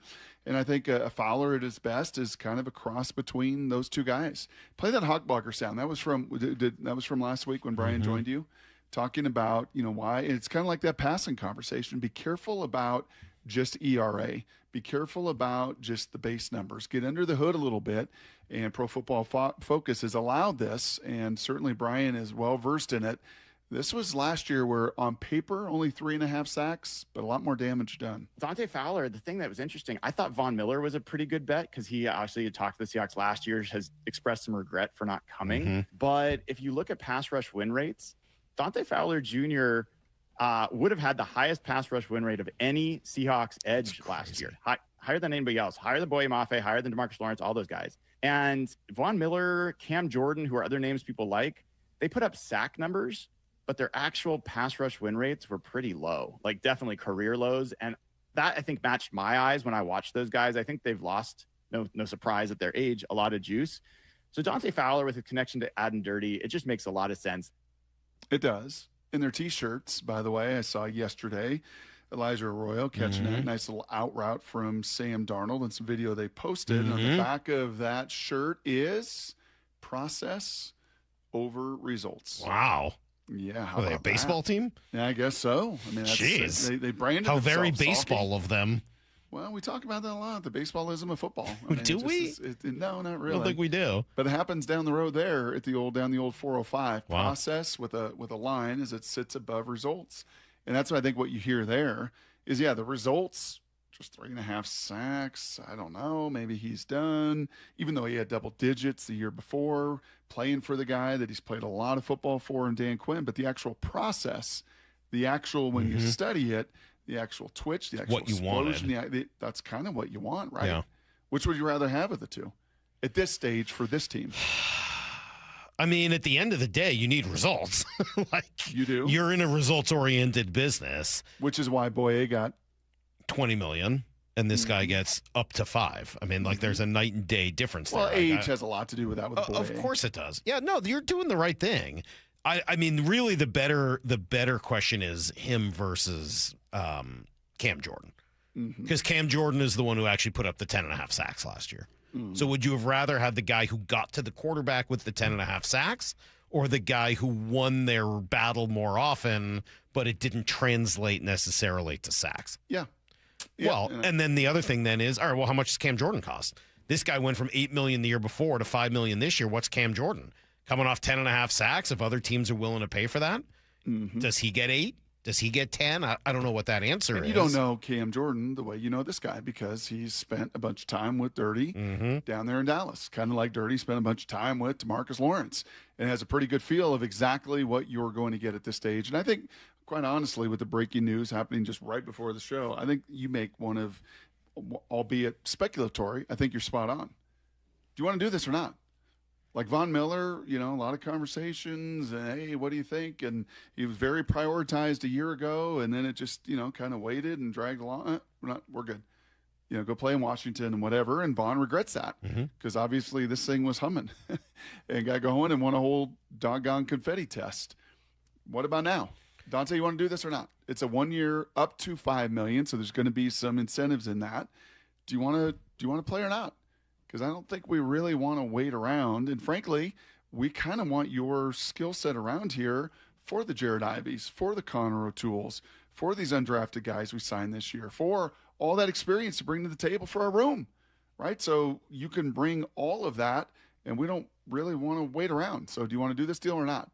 And ultimately, I think him saying yes this morning is a win-win for the team and the player. Take money out of it for a moment.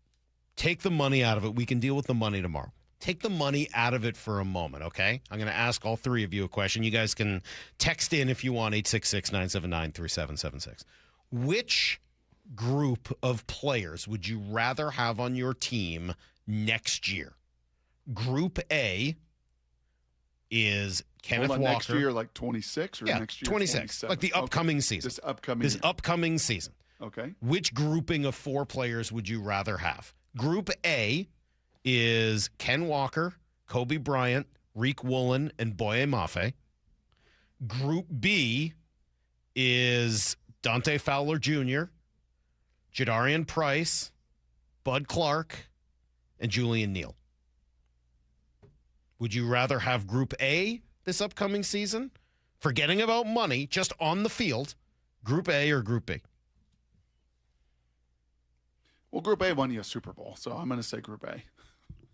That one's, I'm sorry to crush That's tough.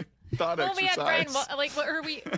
When we talked to Daniel Jeremiah, he thought Julian Neal might be contribute more like 2 or 3 years. Correct. There's a little bit of learning curve to climb.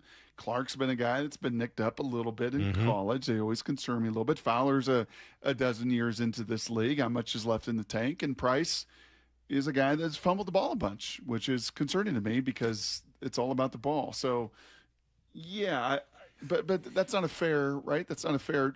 I think the more fair way to phrase that is Group A costs you 4 times as much as Group B. What do you want? Would you be willing to pay that premium for Group A than I would be? And then maybe that kind of tilts it the other way for me. I'm a lot more excited about Group B. Not going to lie. You are. I think I might actually prefer to have Group B. I'm perfectly fine not seeing Reek Woolen again. I think my feelings about Ken Walker have been pretty well known. Kobe Bryant's fine. That's probably the one spot where you point at it and say, yeah, having a safety. But you have, I'm excited about what Bud Clark brings, and you've got Ty Okada there. And then it really becomes, okay, Boye Mafe, who's much more in the prime of his career, and there's still more in the tank, versus a guy who's had a tremendous amount of success in his career for just one season. Yep. I don't know. It almost feels like more of a wash on that one. So I don't know. You're right. You won a Super Bowl with Group A for last year. Correct. For 2026. I think I'm pretty comfortable with Group B. Well, to Salk's point, I will And then say the money that obviously just makes it even more. Yeah. I will say that, McDonald said in his presser last week that they needed some newness on the team. And you look at how panicked people were when they got rid of DK and Geno last year. I do trust in what he thinks is right to bring into this team. People panicked when they got rid of DK and Geno. Look at the big guns. I don't know anything about that. So. I don't know anything about that. Let's come back. We'll give you guys everything you need to know. We got some Answer the Question jerk coming up. We'll finish strong. It's Brock and Salk, Seattle Sports on 710. Bump and Stacy, weekdays 10 to 2. Brand new draft class. Glad they picked in the first round. It panned out the way most of us thought it was going to go down with Jadarian. I got to say Jadarian. I did so many hits calling him Jadarian. JD. Yeah, I kept calling him Jadarian. But Jadarian Price, Bud Clark was a surprise. Was not on my radar. Not even on my list. I scouted like 150 players, and he was not one of them. I thought for sure they were going to go offensive line there. Yeah, me convinced. too. Julian Neal was a great pick as well. Bump and Stacy, only on Seattle Sports and the Seattle Sports app. A shot to center field. Julio is there, and Julio makes the catch! At T-Mobile Park, you've always got the best seat in the house, even when there's not an actual seat, because you're in the T-Mobile pen. They're going crazy here at T-Mobile Park. The pen isn't just the perfect space to hang with your whole crew. It's where you can see Julio defend the no-fly zone 1 minute and watch Senor Smoke get ready for his big entrance the next. Andres Munoz has simply been incredible. Sure, the pen is standing room only, but with a team this exciting, who wants to be sitting down? Mariners baseball. Try this up. With Mariners value games, you can score tickets starting under $12 on select dates all season long, including this week's marquee interleague matchup against the Braves. Don't miss the rest of the series tonight at 6:40 and tomorrow afternoon at 1:10. Get your tickets today at mariners.com/valuegames. What does baseball and Klein Jewelers have in common? Diamonds, of course. Hi, Andy Klein here. Sure, we love baseball, but we love diamonds even more. Why? Because our diamonds sparkle and last longer than 9 innings. Every diamond is hand-selected for maximum brilliance, quality, and value. Klein Jewelers by the Fountain in downtown Edmonds also has a big selection of engagement rings, wedding bands, diamond and gemstone fashion jewelry, and one-of-a-kind custom designs. Swing for the fences and shine with Klein. The Camping World Ultimate RV Show is coming to Angel of the Winds RV Resort in Seattle. Parking and admission are free. Join us May 14th to the 17th to shop special show pricing on over 200 fully staged new and used RVs. Get an exclusive first look at new models. Check out the latest gear and accessories. Bring the family to enjoy our kids zone and enter to win a new RV. Don't miss the Ultimate RV Show in Seattle, May 14th to the 17th. We'll see you there. Tired of hearing scary radio ads about the IRS? Tax Relief Advocates is different. TRA is here to tell you that if you owe money to the IRS, whether it's $5,000 or $500,000, we have a solution. TRA can eliminate or reduce what you owe to the IRS with zero risk to you. We have over 1,000 5-star reviews on Google and an A+ with a BBB. End your tax nightmare today by visiting TRA.com or call 800-583-6681. That's 800-583-6681. Smalls here. What if you could enjoy the flavor of a cocktail without the alcohol? Meet RK Zero Proof, a pioneer in the alcohol-free spirits category that delivers bold taste and a warming sensation, but with zero alcohol, zero sugar, zero carbs, and zero calories. So you can celebrate with friends, unwind after a long day, and wake up tomorrow feeling great. It's all the ritual of a drink without the regret. Discover RK at rkbeverages.com. That's ARKAY beverages.com. RK, the spirit without the alcohol. Evan Cohen here. PayPal is now the official peer-to-peer payment sponsor of the NFL, which means all the money moments that fandom creates, whether splitting tailgate costs or chipping in on tickets and game day food between friends, are covered. Wherever the game is played or watched, PayPal moves with fans. You can send money through text, email, or directly to your friends with eligible accounts on Venmo. Just download the PayPal app and share all the moments that matter. Account with PayPal is required. Not available in all regions where PayPal operates. Mariners and Braves tonight at T-Mobile. 6:40 first pitch, 5:30 pregame. Hear every pitch live for free on the Seattle Sports app. For the ones who get it done, Grainger offers the professional-grade products you need to get the job done. With fast delivery you can depend on and access to technical product experts ready to help you meet any challenge. Call, click Grainger.com, or just stop by. Support comes from Amazon Business. Free your team from time-consuming procurement tasks. Discover smart business buying where unmatched selection meets AI-driven tools to simplify complex processes so you can focus on what matters most. Learn more at AmazonBusiness.com. This is Carla Hall for Eggland's Best. Eggs are a staple in our diets, and there's only one egg with more delicious, farm-fresh taste plus superior nutrition. Eggland's Best. With more vitamins, including 6 times more vitamin D and 10 times more vitamin E, plus 25% less saturated fat than ordinary eggs. Available in so many delicious varieties. We've got classic, cage-free, organic, free-range, and pasture-raised. Eggland's Best. Better taste, better nutrition, better eggs. We meet by accident, fixing every last bit. Accurate Auto Body. If you've been in an auto accident, you have the right to take your vehicle to any repair facility. Accurate Auto Body has been family owned and operated since 1994, and they work for you, not your insurance company. Your insurance company may not love them, but you will, because We meet by accident, fixing every last bit. Accurate Auto Body. 1-877 Cars for Kids. KARS Cars for Kids. 1-877 Cars for Kids.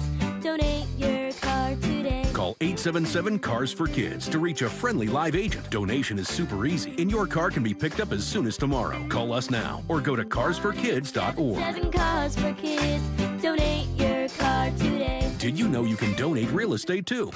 Need to know. 15 minutes past every hour with Brock and Salk. Presented by Marquee Data. Here's what you need to know. up first. Nice to see that the Mariners had that in them last night, Brock. They get down 4-0. You're looking at a 4-game losing streak and 2 more coming against a very good Braves team. You've given up 4 solo home runs. You hadn't really made a ton of contact, but those walks, you take a 4-run lead and immediately walk 2 players to start the next inning. That is not a recipe for success. Luke Raley made him pay. All of a sudden, it's 4-3. You have another walk, and J.P. Crawford got it done. Here's the pitch. Swung on. Blasted. Right field. Does it have enough? Warning track. Wall. Gone! J.P. Crawford. 2-run home run, and the Mariners are in front. T-Mobile Park in a frenzy. The Mariners, a 5-spot in the inning. It's 5-4.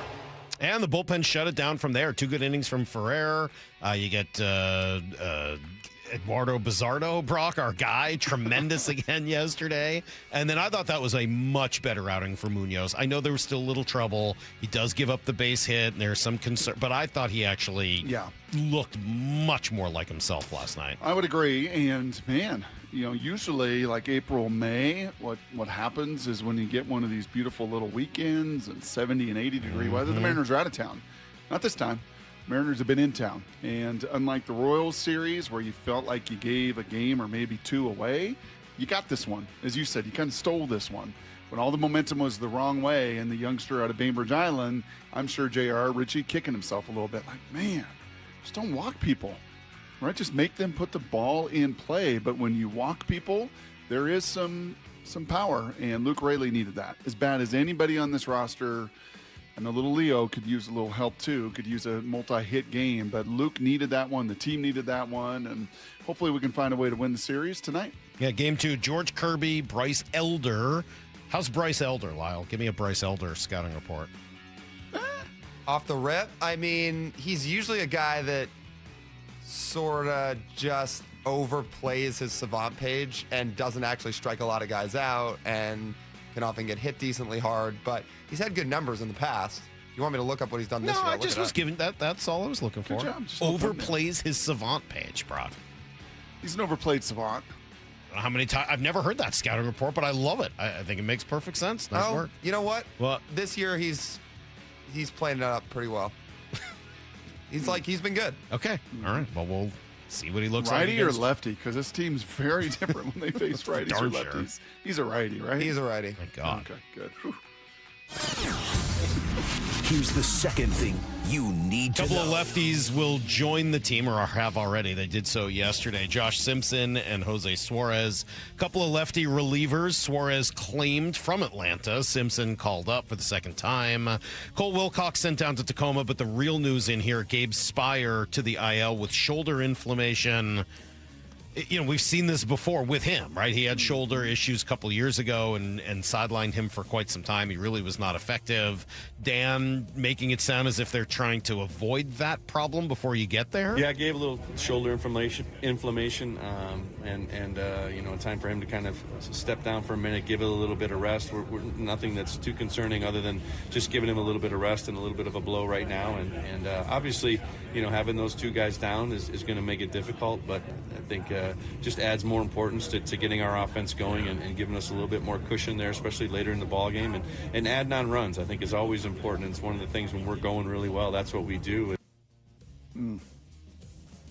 Remind me, it's been a shoulder for Gabe a couple times, right? Mm-hmm. As you said, he's dealt with this. Mm-hmm.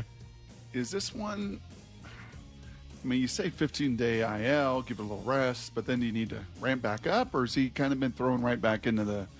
Well, the last time he was out, from May on, we never really saw him again. Yeah. It depends. I mean, it depends how it reacts. I don't know that there's a automatic, this is what it should be. It depends how his shoulder reacts. The problem is the Mariners have said each one of these things is so small, and then some of them turn out to be, and some of them don't. So I don't really know how to read into, hey, we're just giving him a rest. And by the way, and so it just depends is exactly what the deal is at 9:21 this morning with Cal Raleigh. Mm-hmm. How does he wake up today after ramping it up a little bit more yesterday? Yep. They asked about the MRI results yesterday. Did not get much of an answer. Hey, did you get the MRI? Yeah, I mean, I think he's getting himself into a good spot. He's testing himself a little bit more today. We'll have more information once we see how he feels after he's done some work today, and decision will be forthcoming here within the next day or so. Again, it just kind of leads to a lot of speculation. Yeah, it kind of just leads to a little more speculation. Well, he had the MRI, and then he did more activity, so that would tend to be a positive, right? You would think. But then maybe you want to temper that because, well, let's just see after he does more activity, how he responds this It just feels like a spot where a vacuum of information leads to a lot of speculation. Wow, that's well said. Here's the third thing you need to know. Tattoo that in Latin on your rib. That looks great. Right on the rib. Dante Fowler Jr., Brock, is going to be a Seahawk, according to Tom Pelissero. Let's reach out to Pelissero. Maybe we could try to get him tomorrow to come on and join us and talk about this. For you, Why don't you make that happen? I like this. I don't see anything wrong with this at all. I mean, how can there be any downside to this? It's none. a 1 year up to $5 million. So there's probably a couple million guarantee. If you look at just the structure of these veteran deals with some of the other guys, the Josh Joneses and the veteran players, it's usually kind of maybe $3 million guaranteed, $2 or $3 million guaranteed, with a couple million in incentives for a guy that's been hyper productive over the course of most of his career. And this is not somebody that you don't have a relationship because of Adding Dirty. You know him as a player and a person. I don't see much downside in this. He and Lawrence played together, right? In Dallas? Because he was in Dallas, then Washington for a year, then back to Dallas. So they must have played together. Yeah. I got to imagine they had to have had some sort of conversation there. We know that there was a bit of a personality split, right, between Micah Parsons and DeMarcus Lawrence. Oh, you think? Yes. I wonder if Fowler was on the Team D-Law or Team Micah? Team Tank, as it were. That's everything you need to know. I'm going to say Team Tank. 15:15 every hour here on the Brock and Salk Show. Yeah. And they would have played together for 1 year. He was there from 22 to 23 and then back again last year when DeMarcus was here. Okay. So they would have known each other, right? Yep. Yes, he 2 years in Dallas, right? 22 and 23 he was there, right? So I think he would have. Okay. I think he would. Yeah, I'm looking at his Pro Football Reference. He was there in 2022 and 2023. So I assume they would have played together. He didn't start any of those games. I mean, he's essentially a situational pass rusher at this point. But isn't that kind of what they needed? I mean, Derek Hall's going to start. Derek Hall, I would assume, is going to kind of be your primary edge guy on one side with DeMarcus Lawrence on the other, or maybe it's Chenna, I don't know, and those guys kind of rotate through. But you're talking about a situational pass rusher, and if he comes in and finds ways to win. You can't have enough of it. You just can't have enough of it. Of course you can't. Yeah. No, Brock, I think you know how strongly I feel about edge rushers. Just keep bringing them in, one after another after another. Okay. Hey, we're going to Answer the Question, Jerk, in a few minutes. So let me open it up, 866-979-3776. Text the show. Any question, any subject, Brock has returned. Now that I am so cultured, I would expect a lot of depth of questions. Brock is so worldly now that he needs really good questions for Answer the Question, Jerk. 866-979-3776. The phone number, or the text line, 866-979-3776. Any question, any subject, we'll answer them in 20 on Brock and Salk. Bump and Stacy. I loved the pick of Bud Clark, but only in hindsight. Like you, Bump, he was not. It wasn't that he wasn't on my radar. He wasn't on your radar? Well, no, I'll say it's not that I looked at it and thought, what a horrible reach. Right. He's a smooth safety, very aggressive, attacks the football.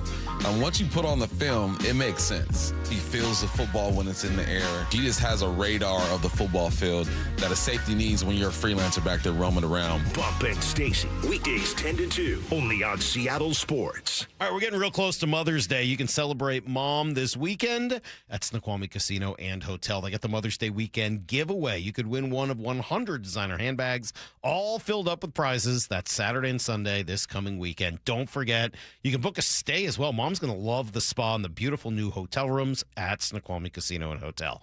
For booking and for more, go to snocasino.com. It is Seattle's closest Snoqualmie Casino and Hotel. When you head to your local Toyota dealer to purchase a new car, ask them this question. Do you offer a lifetime powertrain warranty? If the answer is no, then visit Toyota of Kirkland if you're in the north or Toyota of Renton if you're in the south. Both stores protect your vehicles for life with powertrain warranties on all Toyota models outside of the BZ. Not all Toyota dealers are built the same. Head to toyotaofkirkland.com and toyotaofrenton.com and receive a lifetime powertrain warranty on your next Toyota. Well, this week's First Mark Challenge victory goes to Dan. Dan, why did you call First Mark Insurance? I had the same insurance company for 30 years and just accepted all the premium increases as inflation or feeling tethered to them because I have earthquake coverage and was uncertain about being able to get that anywhere else. But when I talked to Ken at First Mark, wow, he came back with bigger umbrella policy, better earthquake coverage, which I didn't think was possible. And when he came down with the premium number, it was a no-brainer. We were saving over $2,500 a year. Don't wait, because it's annoying to think of what I could have done with that money over the last 10 years had I done something sooner. Well, Dan did it. My family did it. You got to do it, and it's totally free. Take the First Mark Challenge today. See how much money they can save you and how much better your coverage will get. Maybe you will be the next First Mark Challenge victory that I get to talk to as well. Simply go to firstmarkinsurance.com, firstmarkinsurance.com. This might be the most surprising statistic I've shared in decades of doing local news. More than 75% of commuters will be involved in a car accident at some point. JP Pendergast of Pendergast Law with more. What makes it more surprising? The average person will be involved in 3 to 4 collisions in their lifetime. With accidents unbelievably prevalent, what are some safety tips if it happens to you? Safety first. Secondary collisions are not uncommon while awaiting help. Turn on those hazards and remain in a safe place. If a bystander witnessed the accident, capture their information and encourage them to remain at the scene. Seek medical attention immediately if needed, as delaying can be a costly mistake. Lastly, remember that statements made to police and insurance adjusters can affect your case. Collisions are more common than we'd like to think. If you find yourself in one, follow these helpful tips and then call my friends at Pendergast Law. If you or a loved one's injured in a car accident, call Pendergast Law. We can help. PendergastLaw.com. Hey there, Dawn Riling from Olympic Hot Tub. Time to celebrate spring and warmer days ahead. Get ready by adding a hot tub, swim spa, or sauna at home to take better care of you and your family. For nearly 50 years, Olympic has been offering products to help people live better. During our Soak, Sauna, and Swim event, find your perfect wellness solution and save thousands through May 10th. OlympicHotTub.com. Better you, better life. Olympic Hot Tub. Mariners and Braves tonight at T-Mobile. 6:40 first pitch, 5:30 pregame. Hear every pitch live for free on the Seattle Sports app. Still planning your summer vacation? Tired of airports and long drives? Anacortes Yacht Charters has a better option. Cruise the San Juan Islands aboard a fully equipped yacht. Take the helm of a bareboat charter or hire a skipper to explore on your terms. Quiet coves, lively harbors, no schedules. Just a tide guide and a sense of adventure. With a fleet of 50 powerboats and sailboats, AYC has options for groups large and small, from beginner to old salt. Start your San Juan adventure at ayc.com/KIRO. T-Mobile has an exclusive bundle for customers 55 and up. I'm Sarah Bowl. Yeah, I'm Frank Bowl. A reliable network is key for us. And with T-Mobile, it's been wonderful. And going to the 55 plus plan saved us so much money. A lot. And that's important. Trying to keep costs down. The home internet's been perfect. It's fast, it's quick. The setup was so easy, it took less than 15 minutes. It was like, ta-da! If you want simplicity, coverage, reliability, you want the whole package, T-Mobile has it. Right now, T-Mobile customers 55 and up can get 2 phone lines on America's best network, plus America's fastest 5G home internet for just $30 each. $30 per month each line with auto pay plus taxes and fees. Minimum age 55. Pricing for home internet rely on 2 lines of Essentials Choice 55. $35 connection charge per line required. Best mobile network and fastest 5G home internet based on analysis by Ookla of Speed Test Intelligence data 2H 2025. All rights reserved. 5-Star Window Cleaning reminds parents the fatal crash rate for teens peaks at age 19, and we lose nearly 8 kids every day. Make a family agreement to never drive under the influence of alcohol or drugs, text behind the wheel, or ride with anyone who is. Always designate a sober driver, call a parent or ride share, and let's bring our children home safely. Best wishes to all our kids from the entire team at 5-Star Window Cleaning, the commercial and residential window and pressure washing expert since 2010. Online at 5star-windows.com. From the Quantum Fiber Studio. This is Brock and Salk. Weekdays 6 to 10. On Seattle Sports and 97.3 FM HD2. All right, some good stuff for Answer the Question Jerk. We'll do that here in about 15 minutes, answer your questions, and that should be fun. If you want to get one in under the wire here, 866-979-3776, please do, and we'll get to those texts in just a few minutes. Thursday, of course, we will have our Here's the Thing calls and messages that have been left. You can do that, of course, through the Seattle Sports app. Earlier today, Brock, Jeff Passan joining us to discuss the state of the Mariners, as he does every Tuesday. And we went through a lot of stuff. We can go through the defense again. We can go through the controllables versus what's not under your control. But ultimately, the inconsistency seems to be the largest point. Everything else sort of rolls up into the inconsistency. Mm-hmm. And Jeff had 2 thoughts on it. The first was this. It's the epitome of frustration because you know what this team is capable of. And you know what they're capable of, not just because you see it on paper, but because they will actually show you what they're capable of. And so then when they're not playing like that, when it's sloppy baseball, or when it's 14 strikeouts from the starting pitcher and you lose the game, or, when it's inconsistency in the lineup, you're like, what's wrong here? Is it focus? Is it something else? I can't pinpoint it. I think he's right about that. It is maddening because you see the glimpses. This isn't a Colorado Rockies, Chicago White Sox situation over the last few years where we're like, yeah, they're doing the best they can. They just don't have any talent. They got plenty of talent. Yeah, you can have quibbles with the way the roster was constructed or be upset about some of the injuries but like at the end of the day, they got plenty of talent. Certainly a lot more than how they've played so far this year. So it's focus? Is that what we would zero in on? I'm not willing to say that 100% yet. I think that the word that's a part of it. Mm-hmm. Right? I mean, I think we've talked about the expectations and the weight of them. I think there's a role for that. Yes, the focus. Yes, the decision-making. I think all that kind of rolls into the control what you can control. Like no, people aren't good at the same time. Someone's good, someone else is sloppy. Someone else is sloppy, someone else is good. It's all over the place. Mm-hmm. Old Tony Dungy, right? The old written on the walls of our locker room and in our facility at that time. Right? Certainly the Seahawks do. Being down there for the draft a couple weeks ago, you do see kind of their culture represented in some of their language on the walls, Salk. And back in the day, it was no excuses, no explanations, execution, expectations. And there are lots of excuses and lots of explanations. Been lots of injuries. Mm-hmm. We've not seen the complete Mariner 26-man roster.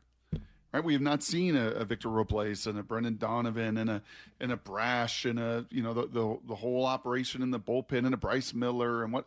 Like we've not seen all of that together. That certainly is an excuse, and it certainly is an explanation. But so have a ton of other baseball teams. So have the Astros, so have the Blue Jays. Absolutely, so yeah. I mean, I don't think it's just about the excuses. I think that doesn't explain why you've played the way you do. I think those injuries and things explain why there's still a lot of hope that you could play better, as you go. Mm-hmm. But no, you're right. Everybody deals with that stuff, and I don't really hear anyone sitting here. Well, if only Brendan Donovan wasn't hurt, they'd be fine.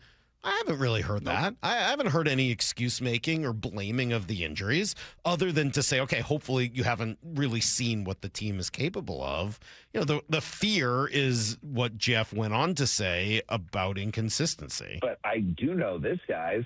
Good teams are consistently good. Mediocre teams are inconsistent. And the Mariners need to find that gear and understand that, we're a quarter of the way through the season here, right?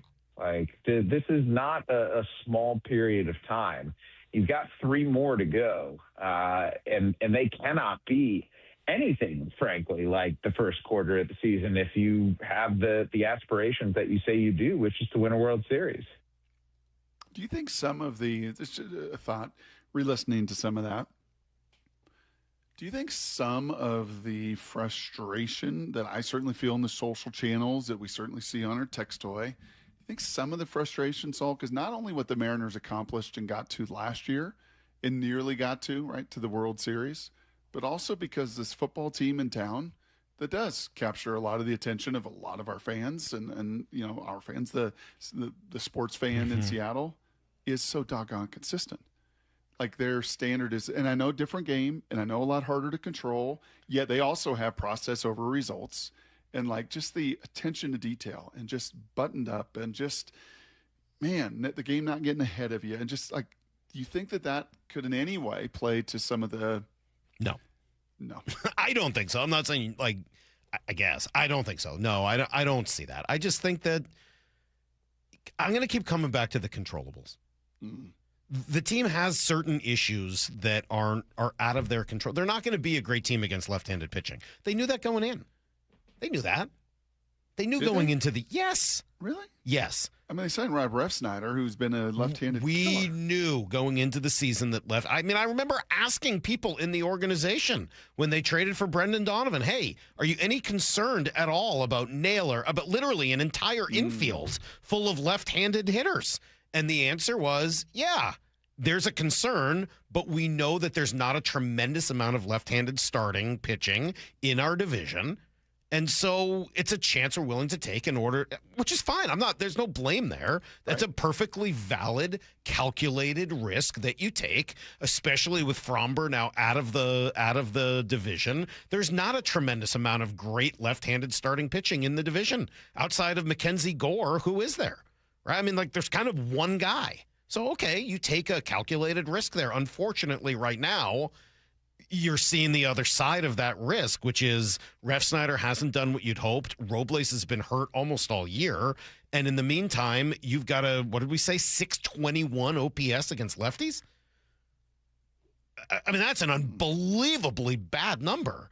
So you took a calculated risk, but it hasn't worked out on the positive side of that yet. Okay, that's a little bit out of your control right now.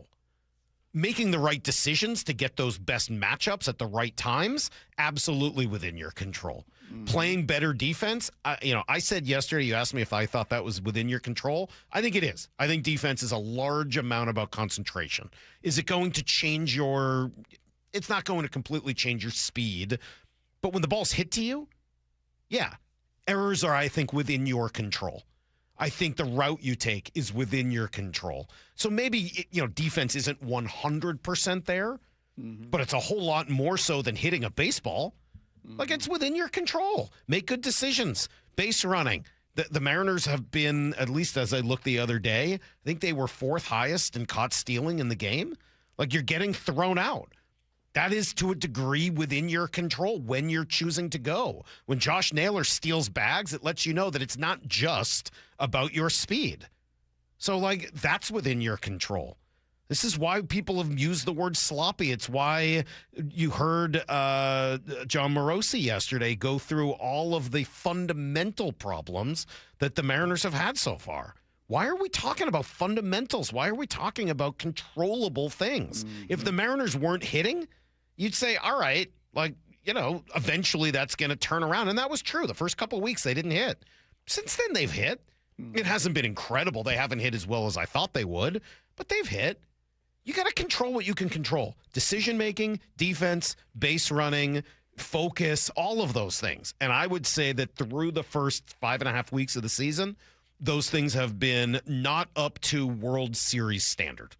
Is that a fair statement? I think that's fair. I would say, and I think all of that is fair. I would say if they had done those things and controlled the controllables, maybe you're 19-17 instead of 17-19. Yeah. I think that feels reasonable with some of the injuries and the bullpen. I think that sounds right. Yeah, about 4 games. Yeah. A 4-game swing. That's a lot, though. I mean, that's a pretty big difference. If you're 19-17 today, you've got a lead in your division. You're not playing still at the level you want because they haven't, as you said, they some of the uncontrollable things have not gone their way yet. Yep, Logan has not pitched to his ceiling. Woo's last couple outings did not look like really 28 in a row that he had a year ago. But Luis if you were 19-17, Brock, don't you think you'd be sitting there being like, all right, like, you know, Kate Anderson's maybe going to be here, and this guy's going to be, and you're going to make this, but like everything's fine. Get it going. Yep. But you wouldn't be having a conversation about some of the real. Poor John Morosi wouldn't be negative, Salk. I've never heard it before. I mean, John Morosi yesterday had a lot to say. I mean, he's going through. Now, then becomes the question of, okay, where, why? Right? What's the why in the sloppiness? Certainly it's non-zero, but I'd put it somewhere. Let me just set it up a little bit better. He was asked whether or not that falls on Dan. Certainly it's non-zero, but I'd put it somewhere around the 25 to 30% range because remember that there's three parties in all this. There's the players, there's the manager / coaching staff, and then there's the people that put the team together, and they deserve some responsibility too. And again, they're 16-19. We're still early days, right? But this roster does not necessarily have an abundance of what I would describe as two-way players, guys that are excellent, or even three-way that you could say that are really good base runners and defenders and offensive players. They maybe made a little bit of a trade-off to bring in Donovan, have him playing out of position, and he's looked like it. And you know what? That's not really Dan Wilson's fault. Yeah, I'd probably go 50, 30, 20 on that, on a pie chart. I'd say 50% on the players because Dan's turned this team over to the players. And there's positives then, there's trade-offs of that and everything else. But ultimately, he really empowers the leadership on this team. The Kyle, the Julio, the Josh, right? He empowers those guys to really lead and takes the arrows and takes criticism publicly and puts on them. I'd put 30% on Dan and the staff and some of those decisions. And then I'd put probably just about 20% on the construction. I think you know where I'm going to come down on this. It's one of my least popular opinions, but I'll give it anyway. I generally don't blame players. Players are acquired and they are managed or coached. You've either acquired the wrong ones or you have managed or coached them the wrong way. Like I know this is a very unpopular in baseball, take. I just can't go there. No, I can't go there. I get it, but I don't. If you're not concentrating, if you're not focused, then that is either a sign of a problem organizationally, or you shouldn't have been acquired. Like, that's part of who you are. That's part of who you are. It's either part of who you are as a baseball player, or you're not being coached the right way. Like I'm always. I've said this for 15 years. For as long as we've been doing the show, I've been given this take, and nobody likes it, and nobody agrees with it, and I totally get it. It's why I probably end up talking more about coaches, managers, and GMs than I do about players, because I think the interesting part of sports is, aside from watching it play out, who do you acquire and how do you motivate them? How do you set them up for success? I don't generally look like Randy Arozarena is who he is. You've either like made a bet on acquiring him and using him, and you take the good with the bad, or you're not, you put him in the best opportunity to succeed. So are you like 45, 10? And with the 10% being the play, where do you fall then? How much would you put on the individual to be a professional? I don't have a good answer on the player. Okay, think about that one. I don't know. I don't have a good answer on how I would split it right now between the acquisition and the managing. Yeah, 10% sounds right for players. Wow. I account 10% for like sort of how they take the direction, how they react, maybe 15%. But it's hard for me to like, they are who they are. If you want them to be different, you've got to manage them differently. Even what you just said, Dan has empowered the players. Well, that's a decision that was made by the manager.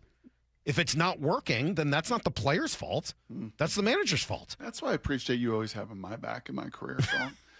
You put very little of it on my fault. It has nothing to do with you. You were completely misused by Mike Holmgren. Wrong coach for you. It's totally true. And Tom Moore. And I blame Tom Moore and Mike Holmgren for your failures, because without them, you would have been a Hall of Famer. Sure, let's answer questions. This is Brock and Salk's Answer the Question, Jerk. Keep asking questions. Come on, I'll answer them. Come on, I'm here. I'm going to answer your questions, dang it. Answer my question! The question, jerk! Well, don't just stand there. Answer the question, jerk. Yeah, it had nothing to do with my lack of talent, my stiff back, broken back. I mean, Inability to injury move. is No. injury is on there. No, that there's got to be a percentage, a certain percentage thrown out there to fortune. I got you. Okay. Yeah, I wanna answer Injury and questions. all Let's go. that. Let me Freak answer show. some questions. I'm ready. So this one has been plaguing the internet, and I feel strongly about it, but I'd never thought about it until I saw it the other day. Is the Major League Baseball logo a right-handed or left-handed hitter? Have you seen this making its way around, Lyle? No. Put my glasses on. Maybe a little. Is the logo a right or left-handed hitter? I think it's a right-handed hitter. That's what I see. But there were people who were like, it's absolutely left-handed. Never even dawned on me that it could be right-handed. It's absolutely a right-handed Right, it's a right-handed hitter. You're looking at it from the back. But if The ball's coming towards him. I mean, that's what I think. What do you mean you think? That's how I see it. How is it in any world a left-handed hitter? Some people see it that way. The ball is coming towards the batter. The bat is on his right side. I mean, it could be the other way around. If he was swinging and the ball had left his so just imagine it as a left-handed hitter. Why not? I can't see This it as a says it was left-handed designed by Jerry Dior in 1968 and was intentionally ambiguous. Yeah. Meaning it could be interpreted as either a righty or a lefty. Right, what if you're just Yeah. looking at their face, at their front, instead of their back? Although all the rumors have said over the years it's supposed to be Harmon Killebrew. That's not confirmed, but Killebrew It's is a Harmon. righty. Right. It's Harmon. Just as it was Jerry Brock West. Brock knows it was Harmon Killebrew. It was Harmon Killebrew. Get out of here. Have you not watched the old home run derbies like I did growing Stop up? it. That's Harmon Killebrew. What team did he play for, Brock? The Harmon Killebrew played for. Harmon played for.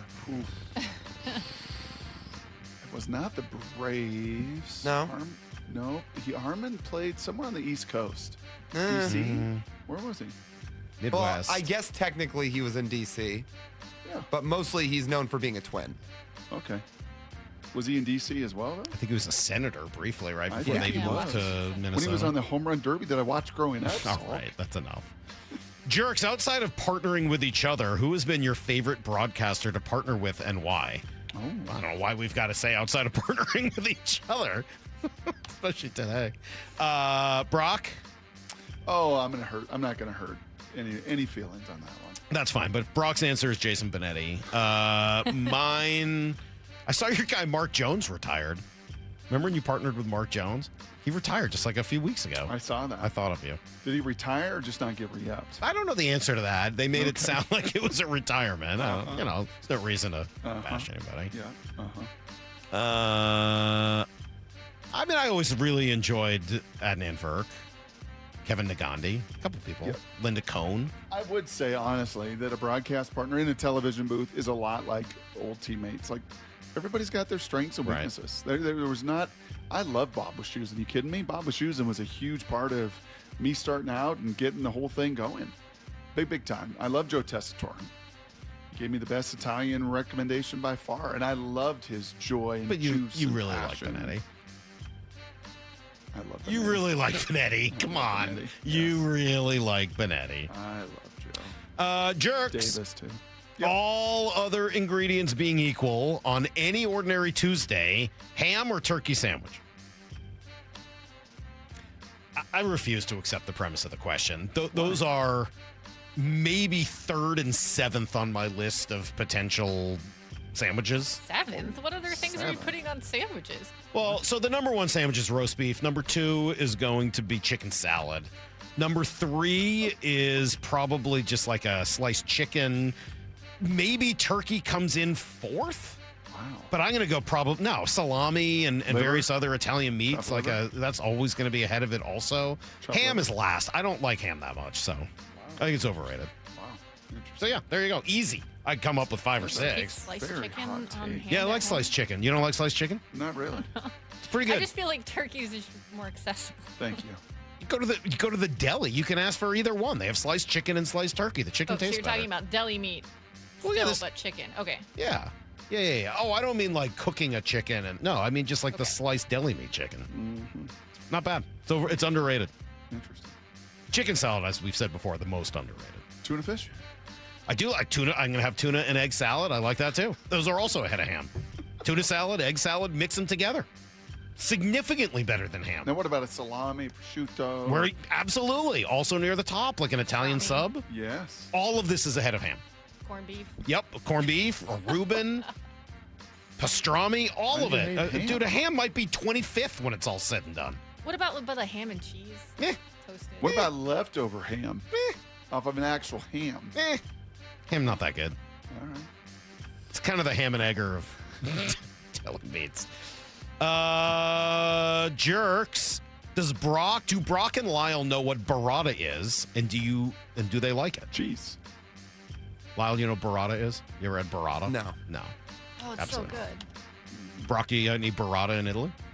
I did. And? Yeah, good. I'll tell you what I didn't love as much was the bufala mozzarella. I did not enjoy that quite as much as I thought I would. The burrata's funny because it doesn't have a strong taste. No. And it's kind of a weird consistency, but it's really good. It's like a dippable mozzarella. Yeah. Yes. It's really good. Really good. I had a really good burger this weekend, by the way. Tavern Law, Capitol Hill. Do you know what I kind of missed? I'll be A-plus honest. burger. I was just thinking about it as we returned. Yeah. You know what I did kind of miss? Kind of missed hot sauce in Italy. Yeah. Why? Because it's pretty good. But not on Italian food. No, not on Italian What? food. No, I had an omelet. You got to embrace. That's like saying, like, I was in Italy and I just really missed soy sauce. No, I understand. I went to Mexico. I was so I'm with you, Brock. surprised there was no soy sauce I had anywhere. some kind of chili oil, crushed red pepper, or hot sauce to almost everything. Yeah, I kind of missed it a little bit. Not gonna lie. Jerks, who's more dangerous? Bro Tank Mora or Tough Guy Leather Jacket Mora? Oh. Definitely Tough Guy Leather Jacket Mora. Anytime she wears that leather jacket, I keep Yep. my distance. Yeah, I'm just smart. You hardly even go in that room. too intimidated. Honestly, it's kind of tight in the shoulders. I don't think I'd have much reach. Oh, well, that's just because you've gotten so swole. What are you doing in that Silver Spoons class? A lot of curls? Girls for the girls. We lose, Brock. I don't go to any classes. God, I got so many. Water more. aerobics? We got to go, unfortunately. That's too Really? bad. Somebody says, hot take, but I love Salk's music recommendations. They're just so randomly mentioned. I have to listen to every moment of your show just to catch them. Would you ever consider a segment or a blog? Were you going to do a show Spotify list at some point? I think you and Wassel did some music podcasting did. back in the day. Not sure that's going to happen again. Uh-huh. I would love to. Yeah. Where do we sign up for Why that? don't you and Barnes do a little music podcast? I would be happy to talk People would music. dig But, that. there's a lot of music podcasts out there already. I don't know. True. I don't know enough about it True. Seems like you know a lot. compared to you. But not compared to the people that actually host these things. Ken, don't take When I filmed you and Justin having that conversation Just can't back help here it. I one day just can't about help like it. Sometimes you pre-synth? just can't help it, Brock. We gotta go. Pre-synth and post-synth rush. Yeah. Versus What? pre-synth. Yeah. What? Don't worry about it. Synthesizer? Yeah, don't worry your pretty the little head. no, the synthesizer. The synths came in the 80s. We gotta go. We'll see you guys tomorrow morning at 6 a.m. Bump and Stacy up next. The Hay. Barn. See you, everybody. Get to the chopper!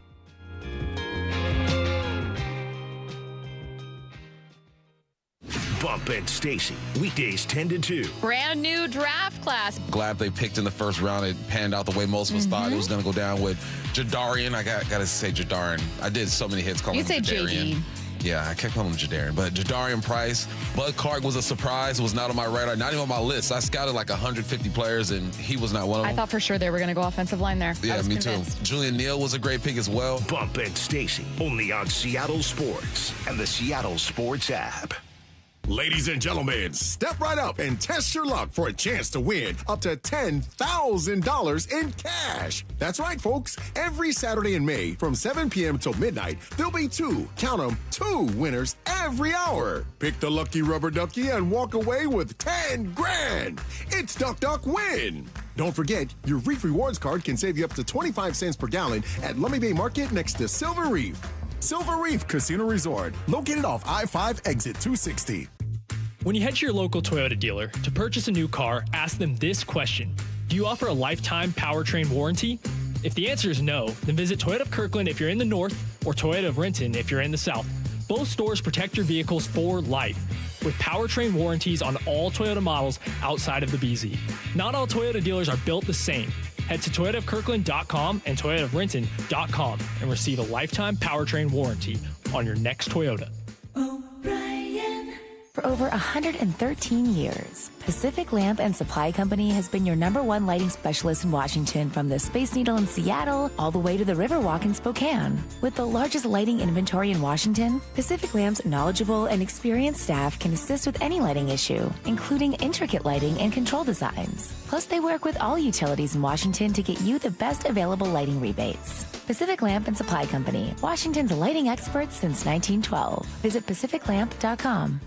Well, this week's First Mark Challenge victory goes to Brandy Cruz. Hey, Brandy, why? Why First Mark Insurance? Service. I wondered for a second whether I was getting the VIP treatment, and I kind of asked, hey, is this what you do for everyone? And they're like, of course. The whole First Mark Challenge is meant to be personal, right? So it really is tailored and meant to be a personal experience for every single person. I will say I've just done whatever is the quickest and cheapest type of insurance, and I realized while I was doing it, wow, this is what it feels like to get insurance as a real adult. We had a million questions, and they walked us through every step of the process, and then they're working for you. So they're not working for insurance companies, they're working for you. To experience that level of service really shows you what the difference is with First Mark. Brandy did it. My family did it. You got to do it. It's totally free. Take the First Mark Challenge. See how much money they can save you and how much better your coverage will get. Maybe you will be our next First Mark Challenge victory. Go to firstmarkinsurance.com. Hey, Mom, now that I have an after-school job, I think I want to buy a drum kit. Okay, Rockstar. Let's look at your account. When kids start making money, Chase has easy-to-use tools and expert bankers to help them learn how to manage it.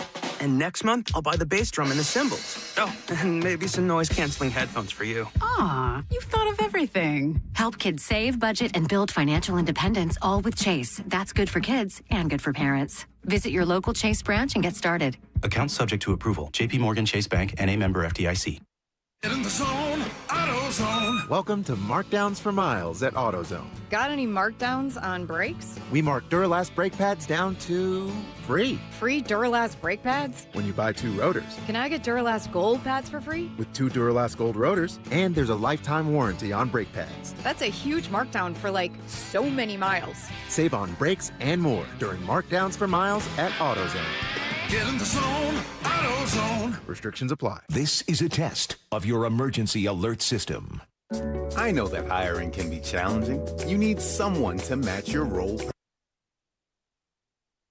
I know that hiring can be challenging. You need someone to match your role perfectly. Well, now you can meet them fast on ZipRecruiter. Build your team, build it sooner. Meet your match on ZipRecruiter. Just head to ZipRecruiter.com/free right now to try it for free. That's ZipRecruiter.com/free. Meet your match on ZipRecruiter. Try it free. Save $2 when you buy 2 cans of Superior Products Coverall Tire Dressing. Plus, get 4 times O Rewards points now at O'Reilly Auto Parts. O'Reilly Auto Parts. Support comes from Amazon Business. Free your team from time-consuming procurement tasks. Discover smart business buying where unmatched selection meets AI-driven tools to simplify complex processes so you can focus on what matters most. Learn more at amazonbusiness.com. This is a test of your emergency alert system.